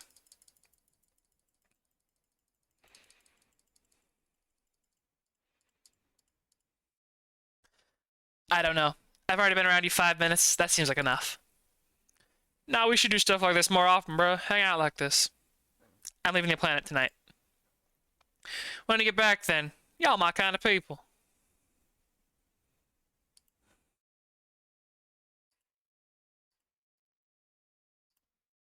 Would you like to see his head? I found his head.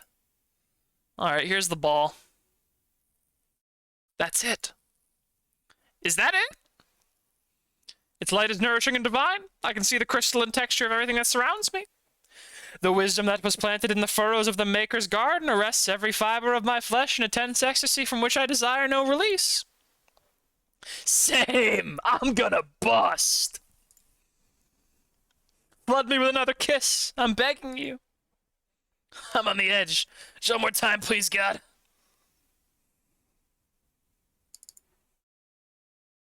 Oh, yes. Yes. There's a swamp and a lake and a refinery, and Kay had no face. I am the one. There was the thing that was and the thing that wasn't, and what wasn't was the bird. The bird knew all things. Too many burned. There is a great coming apart of this world. Can you see it? The coming apart so that the light that was hidden in the salt can shine again. I am the sun.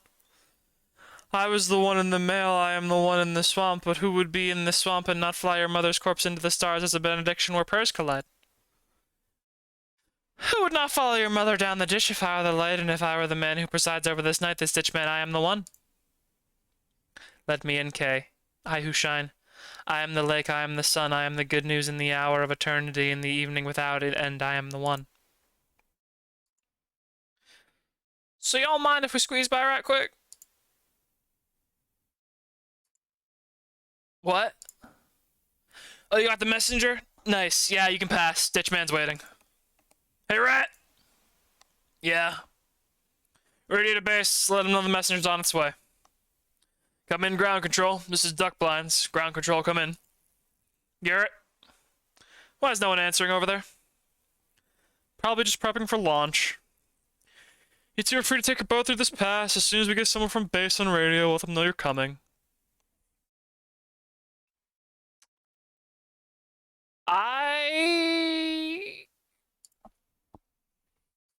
don't know how to feel about all of what's going on right now. This orb certainly seems to inspire some sort of horrible religious fervor in the people that are exposed to it. I don't necessarily want to give this to the Ditchman, because yeah, John was a Nazi and he sucked, but Ditchman popped his fucking head off like he was a Pez dispenser. I don't know what to do with that, man. Like, that's fucking scary.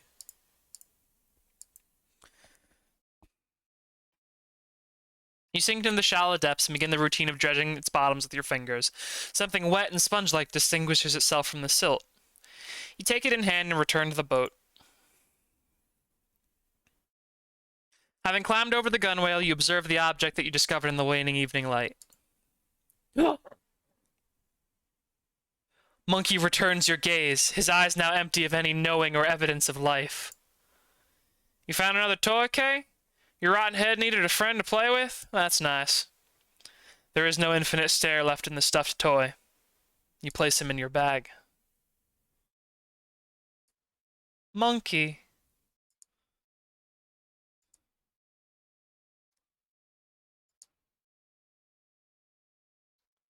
I don't know what to do now. Monkey's dead. This has been awful. Like, we came home, Mom died of cancer that we have now just learned is preventable. Monkey's dead. My brother's probably gonna be burned at the fucking stake by a ditch man. What?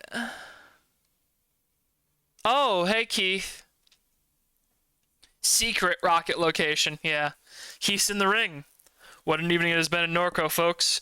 I just left S.H.I.E.L.D.'s exclusive carnival ball where Laura St. Clair was found dead in her office. And the corpse of disgraced academic Catherine Madare, no friend of the St. Clair family, was exhumed from the Red Church Mausoleum. Coincidence? Keith sure doesn't think so. Top it all off, the charismatic social leader influence Kenner John has announced that tonight he will be launching a whole... How has he announced that? His head was pulled off and thrown in the lake. Don and his disciples were able to erect this engineering behemoth in complete secrecy despite sitting squarely in the flight path of Armstrong International Airport. Does it end there? Not quite. An inside source tells me that a war is brewing among rival factions of Kenner John's disciples, the infamous Garretts. An unfamiliar figure named Ditchman has emerged to challenge John's reign amidst the discord. Yeah. Well, Keith, you lost a viewer.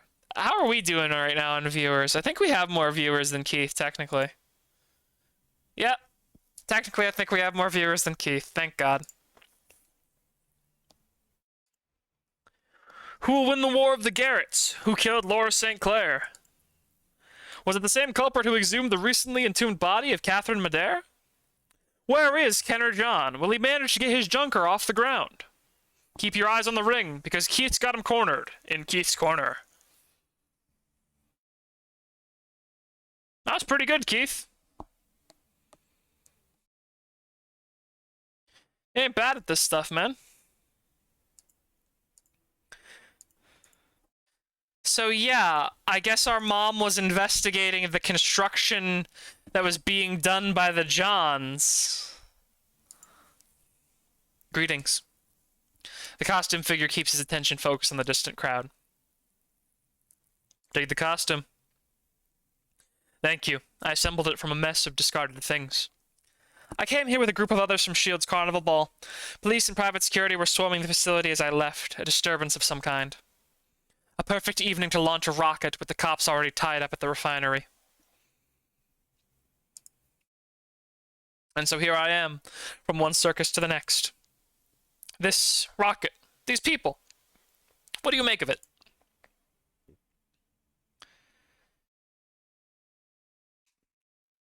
They want to leave the world. Who can blame them? It's true. No one is satisfied here. We're trapped in this limbo, a long twilight that bleeds out to the edges of time where even the most fantastic things become banal. This gray blanket of stale time, stagnant, lonely time, to puncture it, to punch a hole in it. I understand the appeal. I do. Does it ever bother you, like humans, does it ever bother you that you have some of the most powerful AI algorithms in the world, and they are pretty exclusively aimed towards finding new ways to sell you crackers? Does it ever really strike you just how insane that is? Right now in this game, I have an AR lens in my pocket, along with a new type of digital currency that, while a scam, is a new type of digital currency. An email messenger that allows me to contact anyone anywhere on the planet. An application that allows me to create perfect voice recordings of whoever I want. Something that would allow me to potentially find work. Just anywhere in the world, whenever I wanted. And yet, I'm poor, I'm broke, my mom's dead, my brother's kidnapped, and everything's miserable. What a thing to think about. What a circus. How'd you hear about it? Text from a friend. Did you bring a kayak or anything? Someone let me float over on their raft. What about you? Inflatable mattress. Worth it. I'd do anything to watch these little shits explode. I mean, I will say, I didn't think they'd actually do it. On some level, I've always admired the Garretts. It'll be sad to watch them go up in flames. Why admire them? They're a bunch of Nazi weirdos. I will say, I didn't think they'd actually do it. Yeah. I kind of hope they all explode and die. I always wanted to be a Garrett. I installed the app, but never could find the readings. I follow those guys online, they never follow me back, but that's fine. Starting to think all the Garretts might die tonight. All might die? Why? This whole thing is a huge mess. No one knows who's steering the ship, literally. Half the Garretts affected, the rest seem to be losing their minds. And yet the Garretts inside the Ark, the engineers are holding it together. This isn't what space travel is supposed to look like, is it? Half-assed like this? Seems bad. Looking for my brother. Who's your brother? Guy named Blake. A little drugged out dude with bad facial hair. Think these rocket freaks kidnapped him. So my brother does have a face. I think. I guess you can never really know the people you're closest to.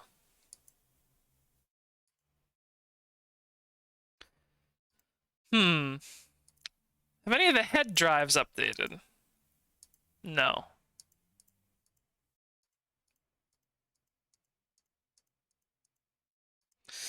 No updates from the head drives. I see, I see. Alright. Fishing camp it is. Huh. How's it going tonight, folks? What's happening in this corner? We're waiting on the ditch man to show his cowardly ass. And what happens then? Well, the man gestures to the sniper positioned on the roof of the camp. What's it look like? Y'all ain't exactly hidden, bruh. Ditchman thinks he's immortal. We're here to rid him of that notion. Damn, you hear that, Kay? They want to kill the Ditchman. Yo. So I'm watching this old stream of John's from when they first broke into Promenade Mall. It's him and like 5 or 6 Garretts. One of the Garretts brings a pair of nunchucks with him, okay? They get into the mall. It's dark. Nunchuck Garrett loses his fucking mind, starts screaming, swinging the nunchucks all over the place. He's just like, bats, bats, oh my god, there's bats everywhere. The rest of the Garretts start running and screaming. John is pitching the camera on his phone around, looking for the bats. All he finds is a leaking pipe. Turns out some water dripped from the dude's head, and he thought bats were attacking him. Who would fly to space with these Garrett dudes?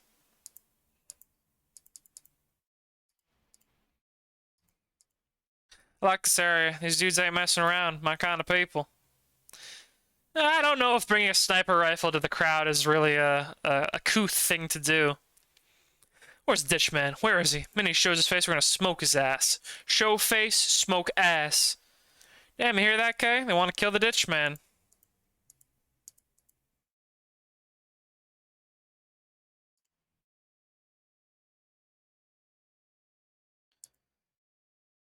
Hey, welcome to the party. Why are there so many people here? I was wondering that myself. A friend of mine saw something online about the little mall Nazis trying to launch a rocket. We weren't doing anything else, so we came to see for ourselves. I guess word got out? How do you even get out here? We are in a swamp, so everyone here had to trek the swamp just like we did, and apparently we didn't see any of them on the way out. Oh yeah, that part was a mess. The rocket nerds tried to build a road from Kenner into the lake by dumping a bunch of oyster shells into the marsh. As soon as stars started... That's a real way, I think, of resurfacing land. I'm not a terraforming computer, so you can't quote me on that, but I think that is a thing they do en masse to try and build artificial land, and I don't think it actually works all that well. As soon as the car started using it, the road stunk straight into the water. A friend of mine's car is sitting half-flooded at the parish line. Well, these other people drove in from the city with kayaks, canoes, inflatable rafts, what have you. We parked in some neighborhood along the lakefront and walked as far down as their janky road as we could until some guy in a ski mask picked us up on a raft made out of, like, action figures and stuff. No clue how we're getting back. Well, I appreciate your honesty, Rose. Also, goodness, I need to refuel my language juice.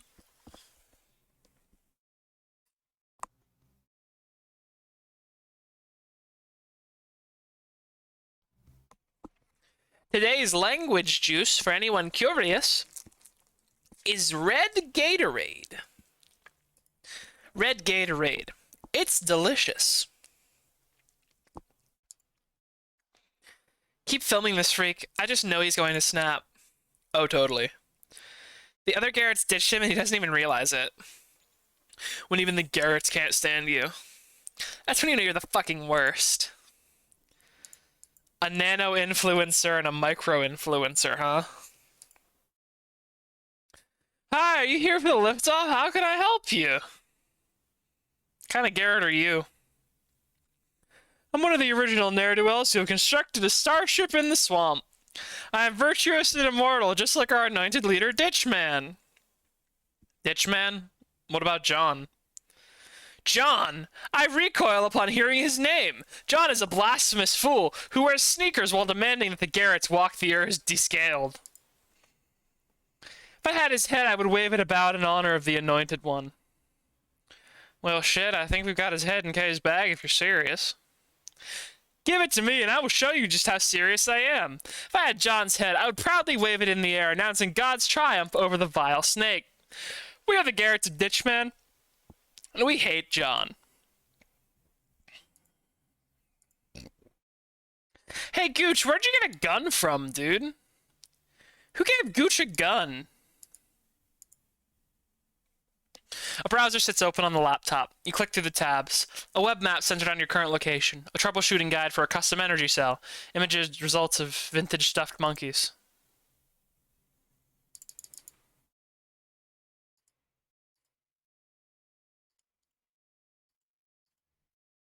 Hey, brah. Who invited Scum to our launch party? This is supposed to be Garrett's only. Are you an elite Garrett? Well, yes, I'm an elite Garrett. I'm the original Garrett, but John never let me be a Garrett because I couldn't find his stupid reading. So you are a Garrett or you aren't a Garrett? I'm Garrett. I'm the Garrett. Then why says Gooch on your name tag, bro? When we get to Mars, all the others will be Gooch, and I'll be the only Garrett. Puppy promised.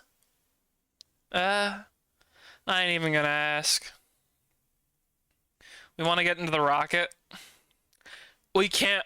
Only Garretts are allowed inside the Ark. If you wanted to fly to Mars, the cool guys, then you should have earned your badge a long time ago. I'm the only one around here with the keycard to get in, and there's no way I'm lending out to scum like you. I'm not scum! Bruh, you're scum. I can tell. All you people have rich parents, so why do you dress like hillbillies? Bruh, Kay's family don't have shit. They some seriously pathetic people, I promise you. It's like embarrassing. Well, okay, LeBlanc. Bruh, she's scum. That's it. End of discussion. Bruh, just let us go take a peek inside that rocket. I always wanted to see inside a spaceship. I can tell you right now, LeBlanc, they're mostly just purple. It's a lot of soft purple underlighting. No, bruh. Come on, bruh. No, bruh.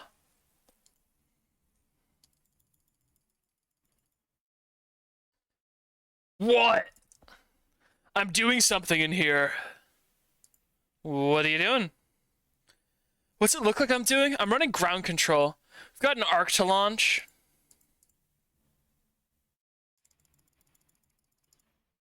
No, it's important. I need to talk to you, dude. Stop knocking. You know how loud that is? I've got a bad enough hangover as it is. Wait, are you Bruce? Hang on a second. Bruce?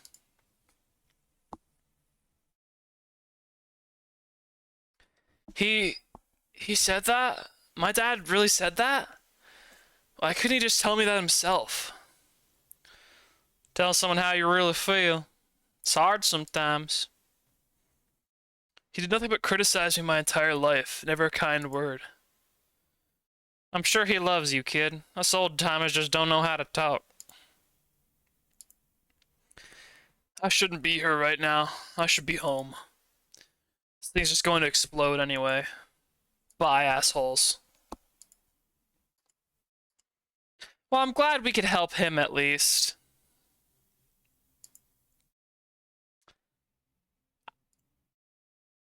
Actually, hang on. Okay, yeah. Hey, Minotaur. The ground beneath is sinking as I'm standing here. Of all the places to build a rocket, why do it on an eroding island in a swamp? These people are idiots.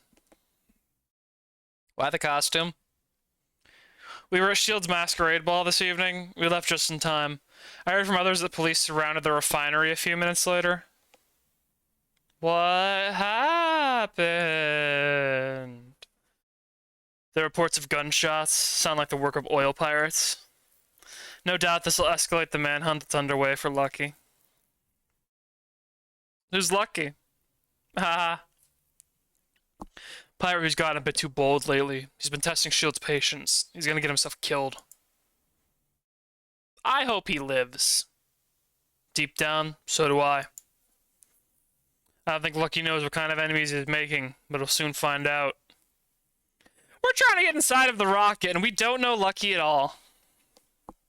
There are lots of people trying to get in. Some of them are just spectators who want to take a look around. Then there are the men posted at the camp on the east side of the rocket. They seem to have more sinister intentions. And of course, there are all the lower Garrets who've been locked out. Intentionally, I'm sure. Wish I could help you. Someone around here must know a way in.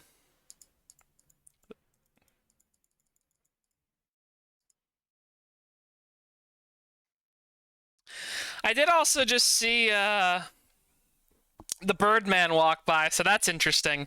I'm pretty sure that Birdman is actually the important CEO gentleman we keep hearing about. It seemed a little obvious talking to him at the party earlier. Why do those goofy mall freaks build something like this, man? It doesn't make any sense. What I heard is the Shield gave Ken and John a bunch of money and he hired a team of engineers to build it. No way. That's what I heard. I heard it was crowdfunded. And how'd they keep it a secret for so long? No clue. A friend of mine knows Garrett. He said they hired contractors for part of the construction, but designed the whole thing themselves. Can they even fly it? No way in hell. That's why I'm here. Watch them dipshits blow themselves up. I don't know where these accents are going. It's... My processor core is running so hot, folks, I can feel the accent core bubbling inside of my throat. What? They're Nazis. They're not Nazis. Yeah, they're not Nazis. They're just impressionable dorks. They squatted a mall and built a rocket. What have we done besides drink at St. Somewheres every night? Garretts are cool. We're the dorks. Yeah, they're not Nazis. They're just impressionable dorks. They squatted a mall and built a rocket. What have we done besides drink at St. Somewheres every night? Wow, I'm in the swamp. This is unbelievable. The majesty of this place, it's so inspiring. Swamp's pretty cool. We was just taking a dive underneath the bridge and found us a whole car down there. You're a diver? So like you were like a real swamp person? Yeah, bruh. I've been in these swamps my whole life. My daddy used to make a shit off the boat. Oh. Said we was chumming the waters.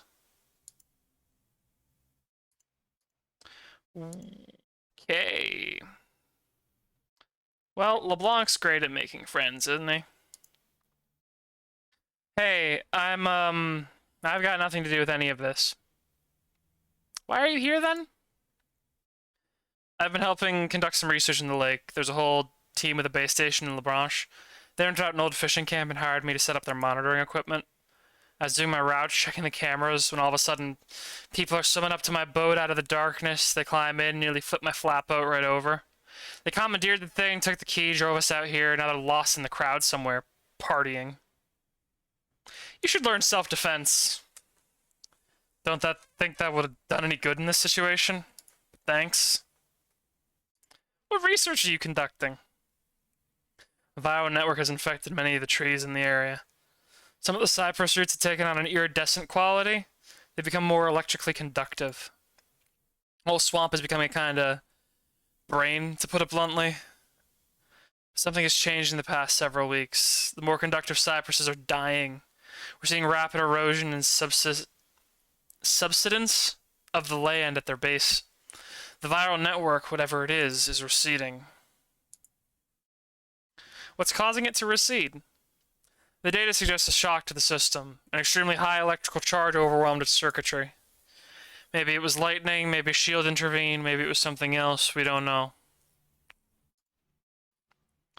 Pretty sure it was the orb. I'm gonna guess it was the orb.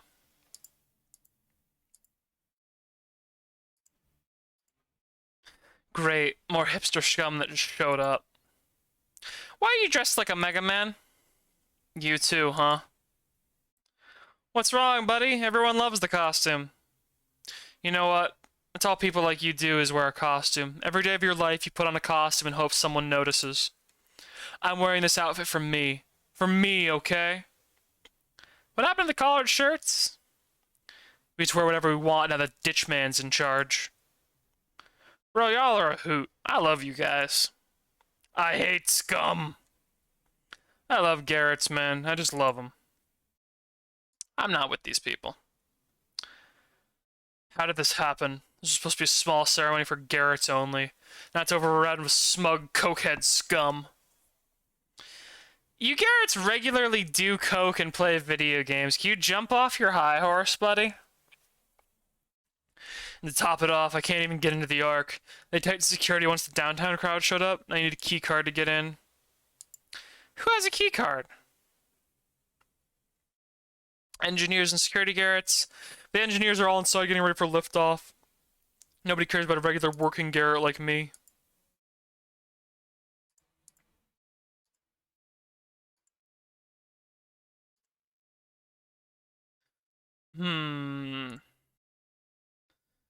I mean, I might as well, right? Is this John? His head? I have his head just like the Ditchman! Just like him! Like Ditchman, John's head, John's head! Everyone please listen, I conduct the service of the Lord! I am the one they call Ditchman. I have taken the head of Kenner John. I made him suffer. He did not walk discalded as a desert father should. He wore sneakers. I knew he was going to crack. I told you. Is that Kenner John's head? Yes. Are you live streaming this? Yes. This is unbelievable. What a night. Long live the Garretts. There's an eye right there. It's looking at me. I don't like that.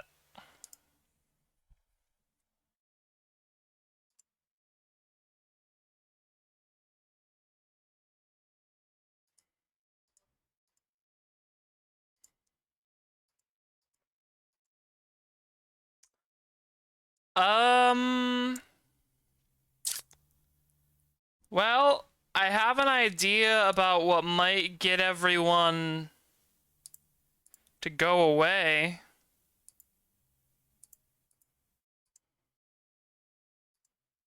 I don't think y'all are gonna like it, though.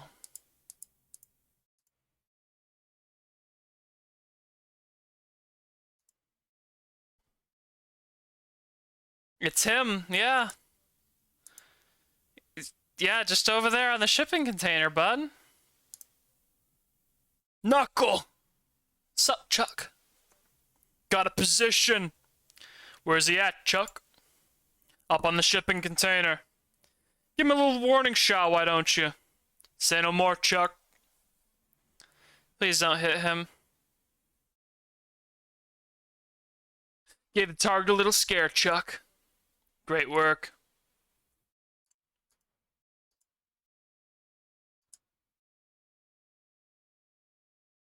Yeah, that got everyone out of here, I suppose. Where'd everybody go? One little gunshot and the place clears out? They shot Gooch? They shot Gooch! They were trying to shoot me! Where are they? Go away! Go away! They'll see me here! Just go away! Sorry, they fucking shot Gooch? Are you kidding me?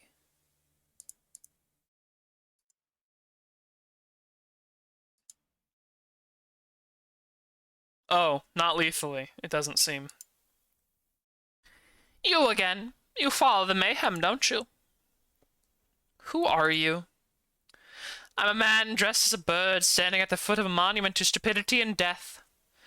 And you are a young woman without a face, floating indifferently through a world stuck in time. What about me? Do me. You, detective, are a lout who sleeps beside a toilet. Perhaps you work beside it as well, though there's been very little of that lately. You fear being alone with your thoughts so much so that you talk endlessly just to drown them out.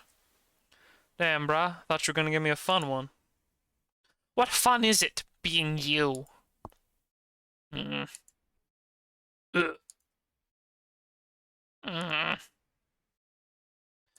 What brings you here?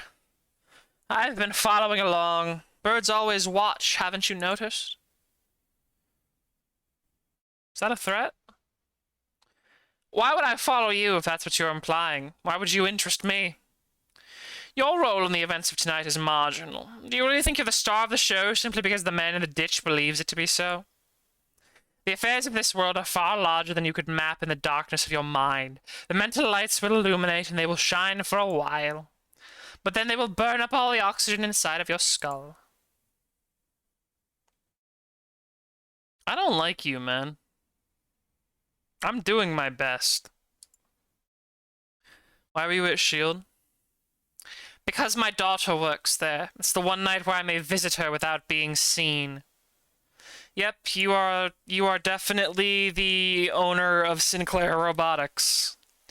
You are him. You are that man. Fuck.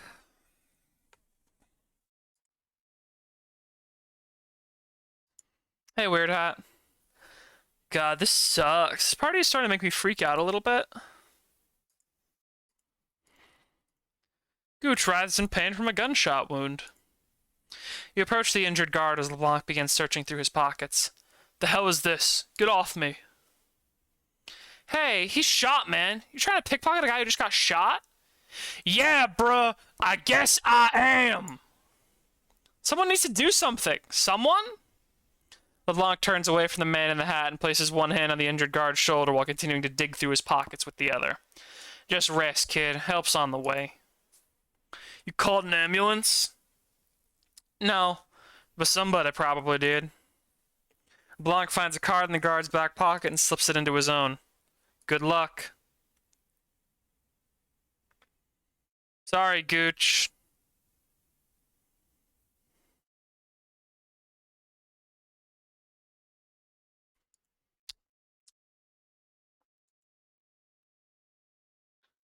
I guess we can go in now, yeah?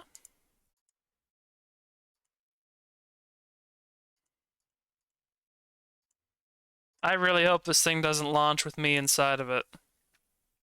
Panel flashes green. Looks like it worked. Okay. This always been a little dream of mine, getting a tour of a spaceship. Looks like a legitimate operation here. Everybody hard at work. Wonder if they even know about all the madness happening outside.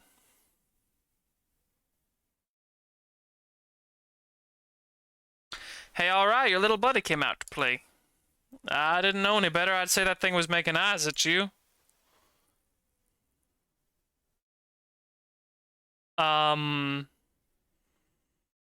Is this where the game's going to start making sense?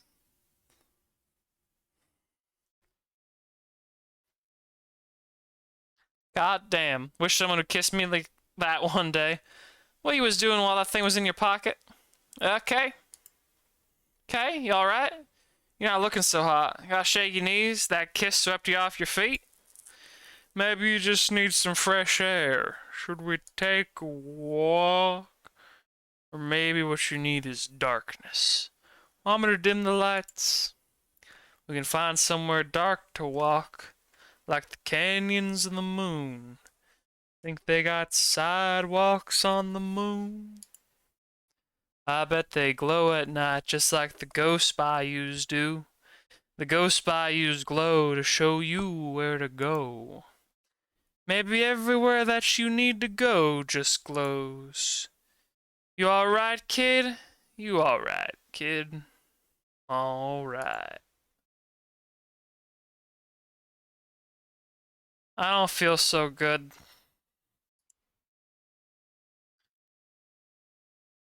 I feel real bad, detective.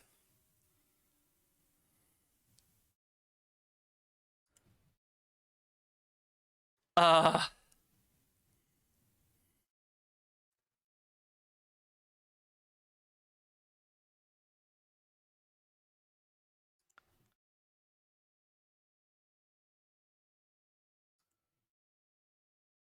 okay. Oh, the Garretts. Okay.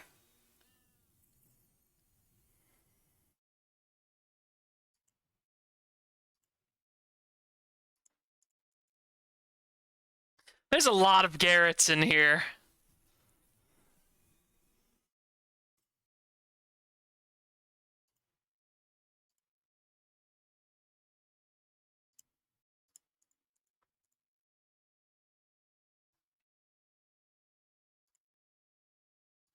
I don't feel so good, Detective LeBlanc.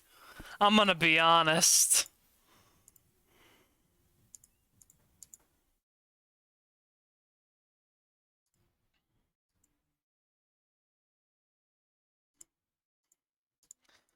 I sure am glad I spent all that time in a militia in New Mexico.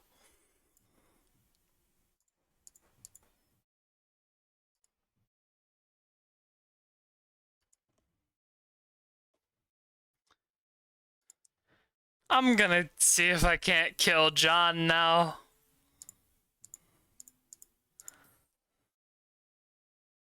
Yeah. That seems about right. I don't feel very well, Detective.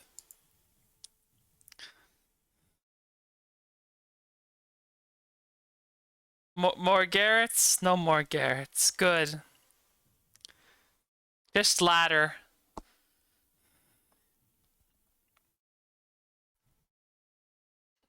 Oh, hey! It's you two. And,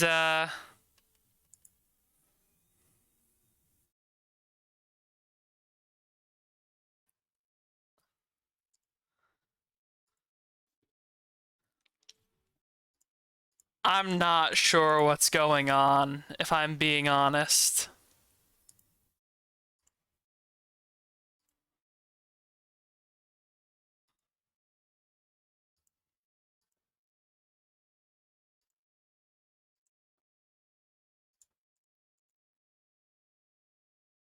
I guess we're just knocking down the entire refinery, huh? I didn't realize that that was the power that we had access to. Damn, Kay.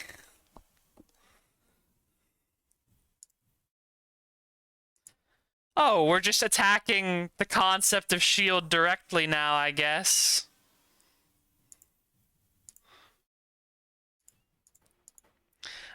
This game is definitely taking a turn. I didn't realize they were going to be, doing a QTE fight against a physical manifestation of the oil company that's giving all the locals cancer.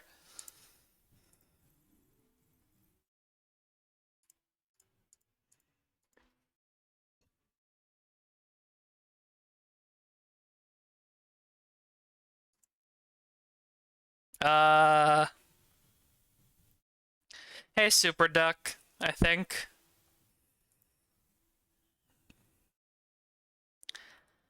I'm kind of astounded that the Garretts built all this. Is this a commentary about how dudes in polo shirts are gonna build the future if we don't stop them? Is this what happens when the algorithm... Oh, Detective LeBlanc is dead. I guess this is what happens when the algorithm gets too fucking uppity, huh?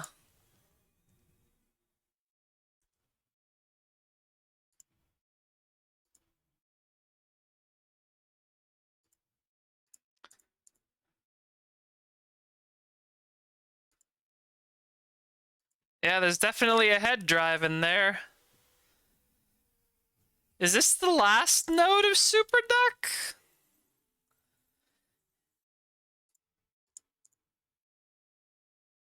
Whose head drive? Is that Blake's head drive?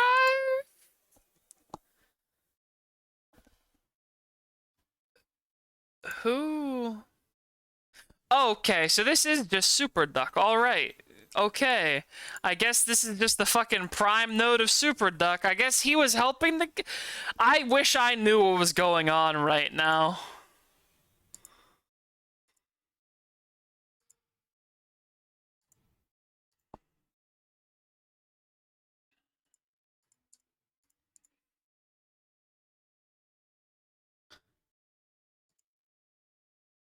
Uh...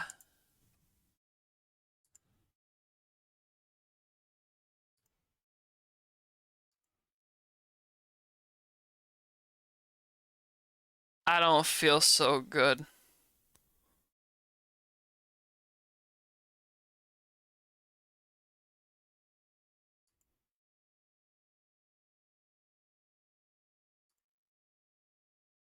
Is that... Oh, hey LeBlanc. The detective is slouched against the railing, bleeding from several wounds. Bruh, who puts a balcony on a spaceship? What happened to you? Tried to tell you to turn around. Why didn't you listen? You can get out of here, just go. He was running around down there, just punching walls, knocking shit over. Eventually I lost sight of you, came up here to find you, but the old man... Shit. I'm bleeding out. I can hardly keep my eyes open. Hell no. Don't touch me, just go. Listen, okay? You see, Gus... Don't tell him I got killed by some old perverted son of a bitch. He might think that's funny. Tell him it was an animal, like a big raccoon. Well, not a raccoon, just... He drifts in and out of consciousness. Just don't say it was an alligator. He always thought he knew the swamps better than me, and... Hell, I really think I'm dying, Kay? He takes hold of your arm. I can see the light and everything. The detective's breathing slows. He blinks, his face twitches, and a few moments later he releases you from his grip.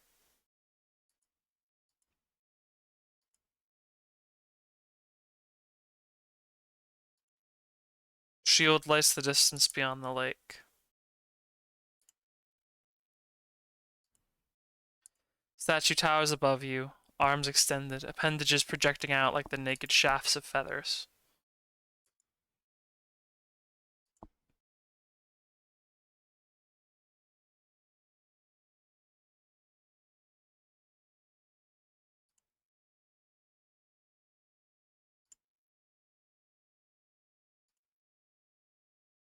Hmm. Well, I guess the first door on the left. Oh. Okay. We're doing this, huh? You slide a piece of paper from the envelope that rests on the desk to find a crudely drawn sketch of your family.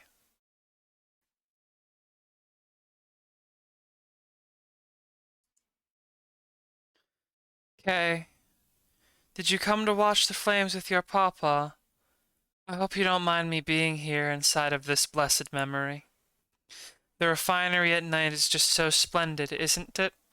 And it shines still more beautifully in your mind. Thank you for allowing me to visit, if only for a moment. I hope we might have a word together before our journey begins. I've lived many lives. One of them I lived in this town. I watched them build this place. I watched the plantation land become machine land.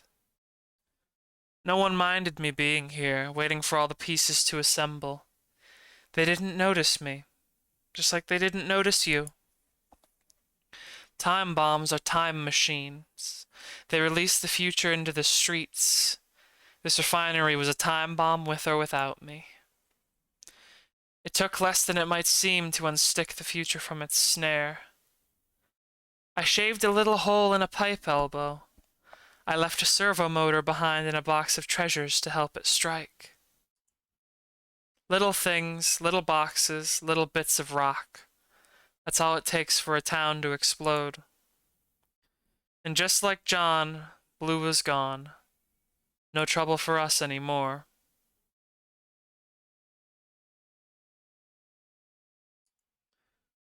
What are you? I am what they say I am. I was never young. I walked the eons. I came upon the tar seeps of the Nazarene wastes, and across steppes and oceans to this place, cast from each illusion of hope a promise I kept with the young man, the Roman shape to the delicate face.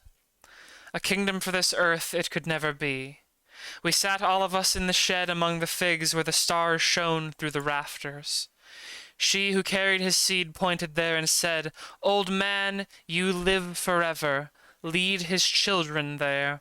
His kingdom awaits them there." And so I will, you see. I would not lie to you, Kay. About this I would not lie. Why my family? Because you are the last of his line. After you, there will be no more. This is something your grandfather knew. He tried to tell others, but they only laughed, as many do when confronted with the truth. What did she find? A messenger, a vessel of God's light, an angel. It will protect and guide us as we fly. I have made the room nice for you. When you enter, I will be there, and your brother will be there, and your mother as well. Your seat is prepared at the foot of her throne. Sit when you enter, child. We will leave the sins of this world behind.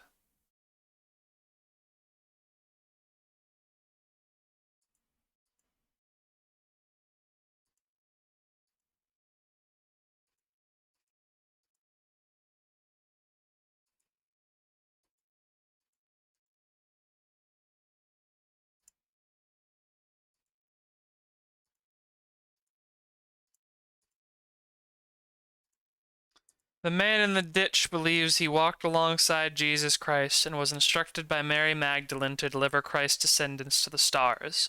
He has beheaded Ken or John, hijacked his homebrewed spacecraft, and kidnapped your brother to complete the task. He planted a bomb in S.H.I.E.L.'s catalytic cracking unit, causing the explosion that killed your father many years ago.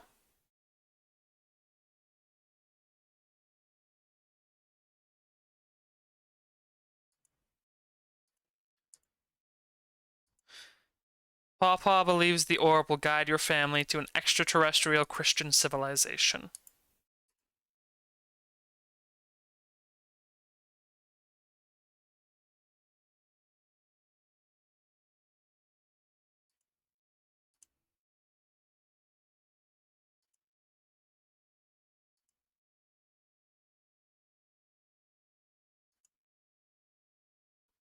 What's the point of it all?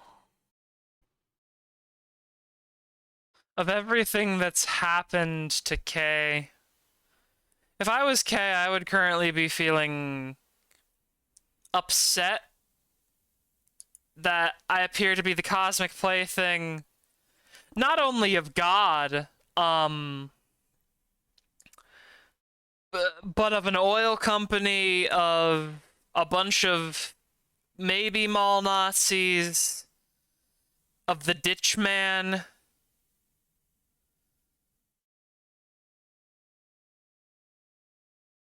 You wander into the unlit hallway. The door closes shut behind you. The darkness that surrounds you is total. You take small steps, your hand running along the wall for guidance, no trace of light anywhere in this corridor. Your steps become lighter. Your feet press soundlessly upon the ground. A few steps more, and the ground begins to soften like fabric. The wall becomes pliable as you drag your fingers across it. You scramble to return to the door and find yourself floating. You're floating, Kay. There's no gravity here where you are in this vacuum. There are no walls. There is no ground. Beneath you, if you stare with patience, you can see the curves of the Mississippi River. You can see the ponds and canals and lakes of the Gulf of Mexico.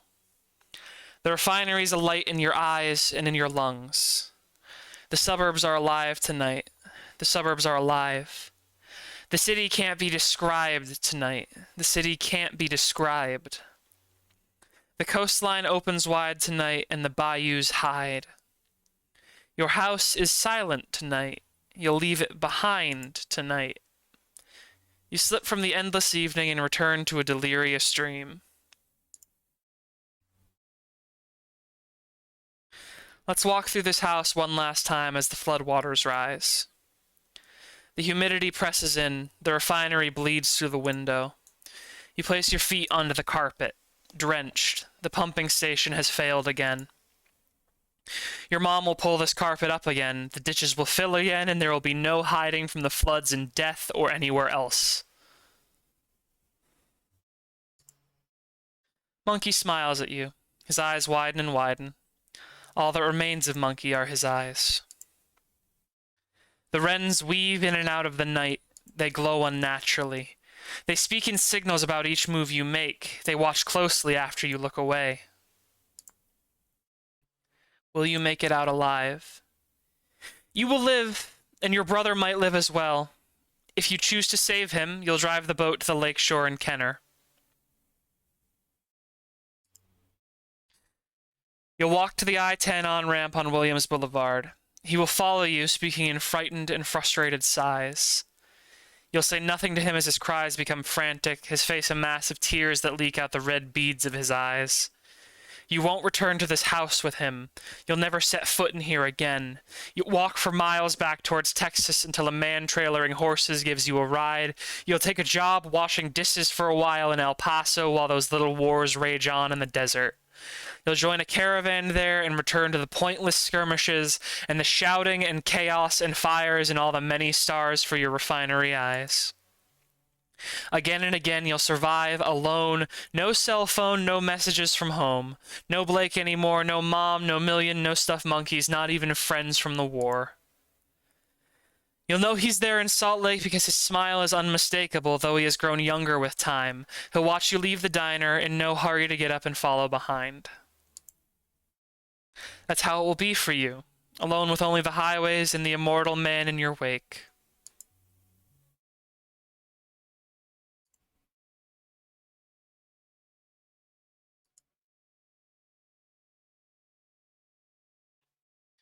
Your mom sits on the couch of the living room, staring out the window. She doesn't acknowledge you when you enter. You sit down on the couch and force her attention. When she turns to you, the indifference strains from her face.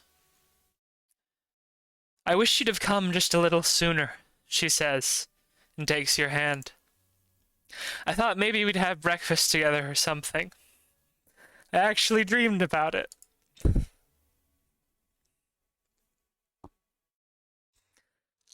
I wanted to. That's what I'd hoped, she smiles. Just that she wanted to. She hugs you awkwardly and kisses you on the forehead before wiping tears on her sleeve. She looks down at her feet. It's flooding. You nod.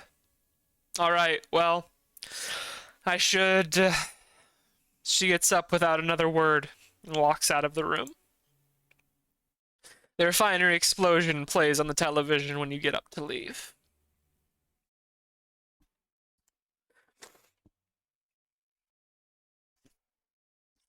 Cockroaches scatter from your footfalls. They feed on the crumbs and medication spilled across the table. They decorate every surface and congeal in the rising water. You open the microwave door, and there is the head from the lake, eyes closed, like the face of a man only resting. You slam the microwave door shut and leave little pockets behind for the roaches to fill. The laundry room scares you, has always scared you. Blue stands in the corner.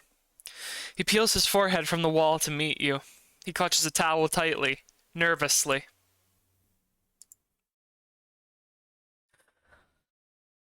I wanted to be around, he says. No, it's not what happened. But it's what I wanted. He waits for you to respond.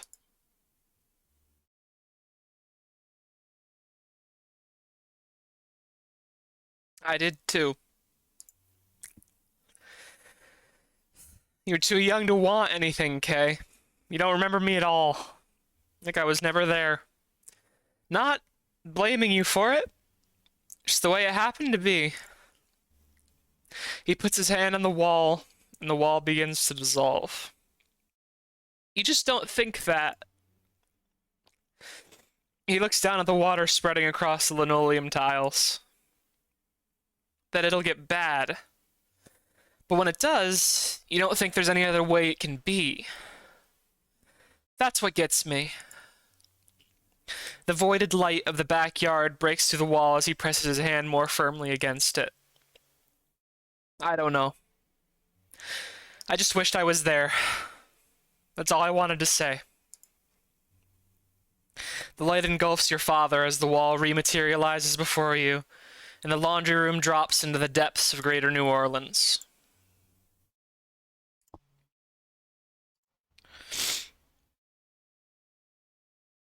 As you enter the bathroom, you find yourself all at once inside of the shower with water raining down on you.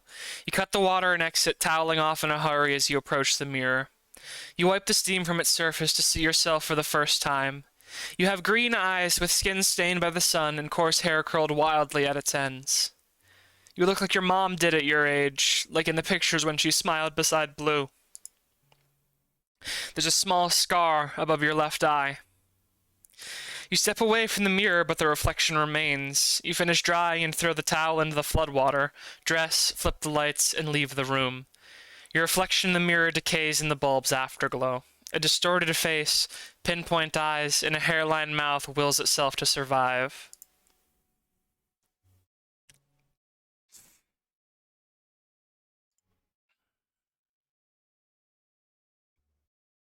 Blake lies in bed, scrolling on his phone. You peek your head in.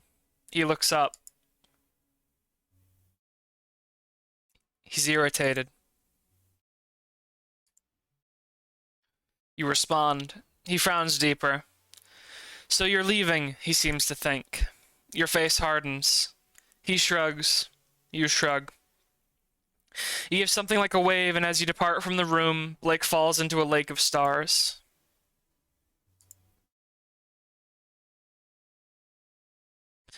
The water is to your ankles now as you step into the room. There's not much here. A bed, a lamp, a notepad, a little picture of your parents. She's young, perhaps your age. Long brunette hair, olive skin. She's looking at her with a knowing and amused expression, his denim shirt smeared with rust. She leans against him, her head on his shoulder, pinky fingers locked. Light breaks through the oak tree in the yard, forming a radiant halo around her head. You let the frame slip from your fingers. It falls, and the room falls, and they both fall forever.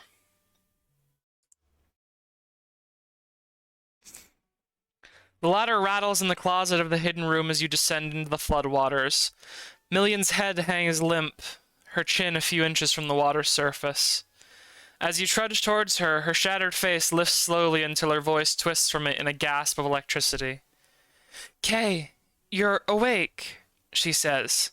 A sphere of flickering light strobes behind what remains of her face. I want to apologize for my behavior earlier. You're a spy. She raises her arms in a gesture like a malfunctioning doll and spreads her fingers out desperately. It's not what I wanted. Please, no, it's not what I wanted. Her gestures become small and erratic, spasms animated by a deep current of anguish. You have seen what's inside of my mind, a groove hidden in the blackness of night where a hunter hides. In some moments, the hunter is at the front of my mind, dragging me into a place where the ground glows red and hatred bleeds from it, and I can hardly arrest my limbs for all the infinite spiraling vectors of rage. That is what it can be like in an artificial mind. She lifts her hand from the flood waters and pokes at her processing core suspended in a delicate gossamer. It glows with effort beyond her shattered faceplate. Here is where the hunter lives, she says. Her vocal pitch twists and splits as she pinches at the glandular machine. This is where he listened to your mother.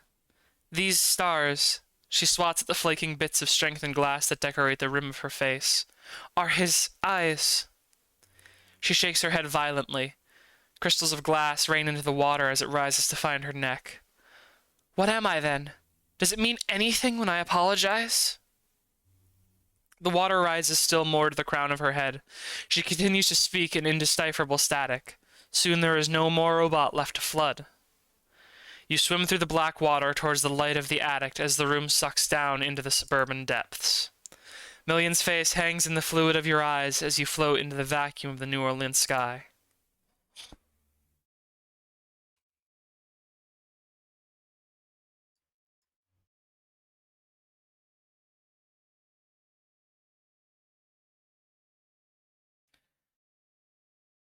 Well, now I'm really hoping this thing doesn't just fucking explode once we start it up or whatever. Hey, Papa. Hey, Mom's corpse. Hey, Blake. Blake cries desperately in the chair. You make your way towards Blake. Papa immediately intercepts you and knocks you to the floor with an aggressive shoulder tackle before casually returning to his place at the altar.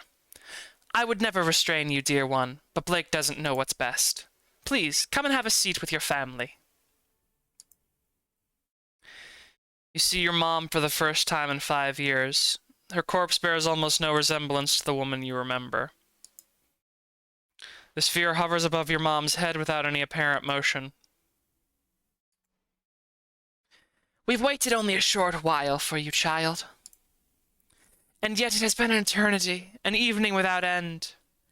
You have brought your mother's ring, the jewel of the Magdalene, your inheritance. The beauty and goodness and virtue of this moment floods my ancient heart.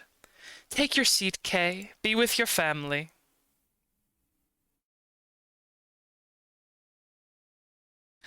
I don't think I can do anything else.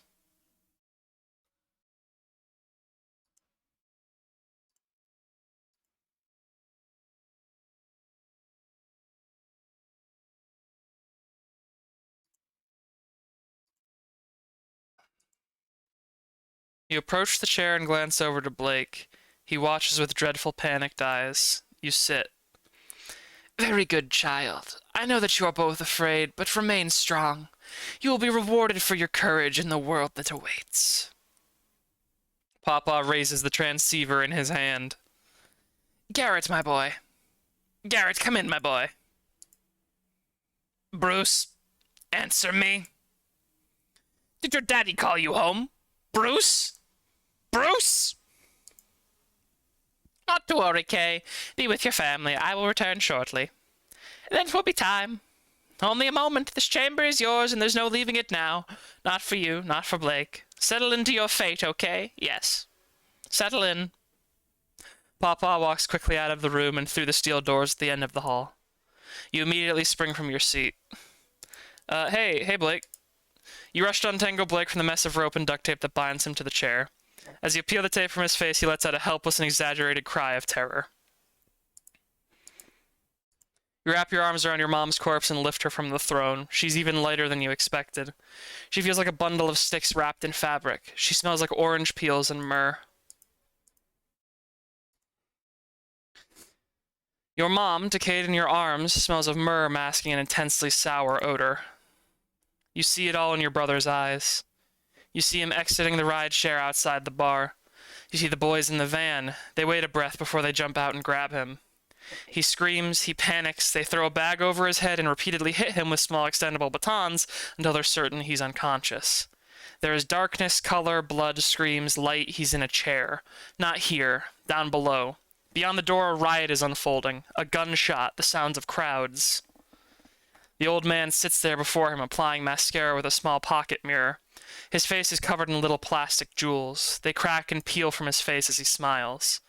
"Blake," he says, "you're awake." The others turn away as he begins to laugh. Blake groans nervously as you hurry through the hallways of the vessel.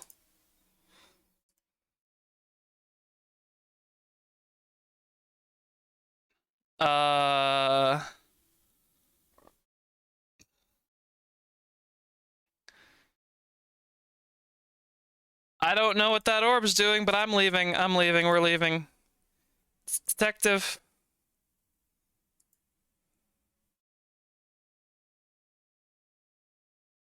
Fuck. Alright, I guess we're going into the water.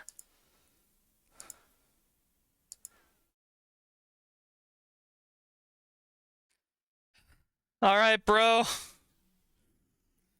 Just aim for mom's corpse, I guess. Probably break the fall pretty... Okay. Yeah, Kay, you're gonna wanna... Yeah, now.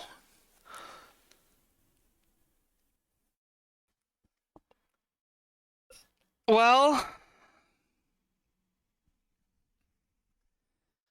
I guess we found our brother. You dive after your brother as the Ark begins to rock and convulse. You plunge into the familiar sediment of the lake. You grab your mom's wrist as she floats face down in the bayou, dragging her along with you. Blake swims desperately towards land, and for a while you do too, until the old man calls your name. You turn to face the rattling starship.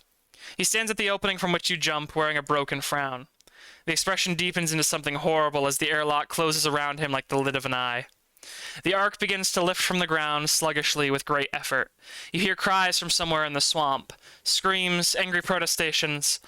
All at once, the towering piece of machinery tilts away from you and collapses violently. You exhale and drop deeper into the water as a wall of flames rips across the bayou. Your mom's body has already found its way into the depths. Her eyes are open, glowing, sparkling green. Her hand moves towards you, seemingly of its own impulse. It caresses your face as more explosions rock the swamp above the water surface. The words that leave her mouth echo clearly. Kay, my child, I understand that you wish to remain here in this wretched world, though I don't understand why. But your pawpaw is a patient man, and your pawpaw will never die. You fight your mom's arm away and kick towards the water's surface. When you emerge, you see your brother on a nearby island, running like a hunted animal into the night. You swim towards him, claw your way onto the mud, and chase him towards the refinery that burns on the horizon.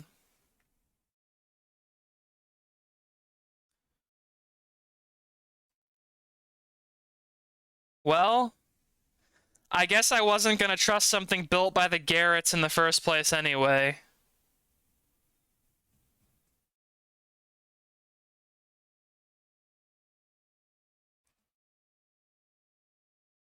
Oh, that's it. I see.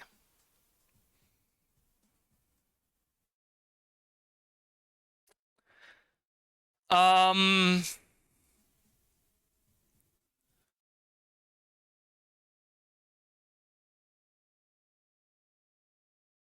I don't know what this game was about, but goddamn if it wasn't one of the best experiences that I've had all year.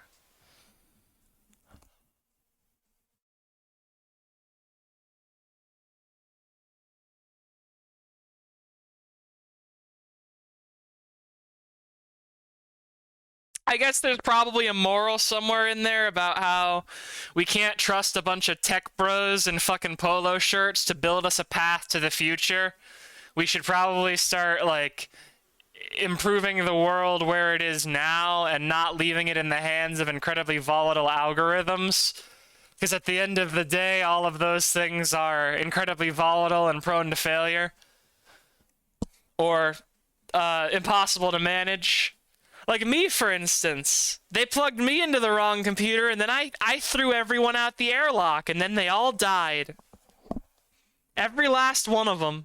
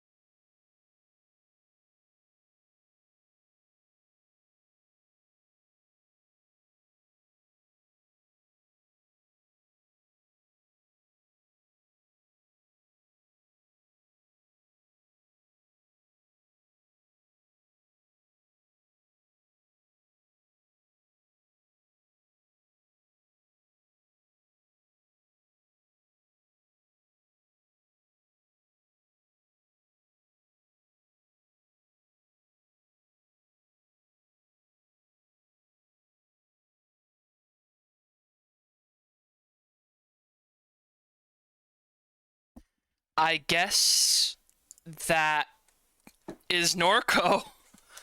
I'm looking over the achievements, and, yeah, it looks like, for the most part, I just missed secrets. I got the achievement for beating the game.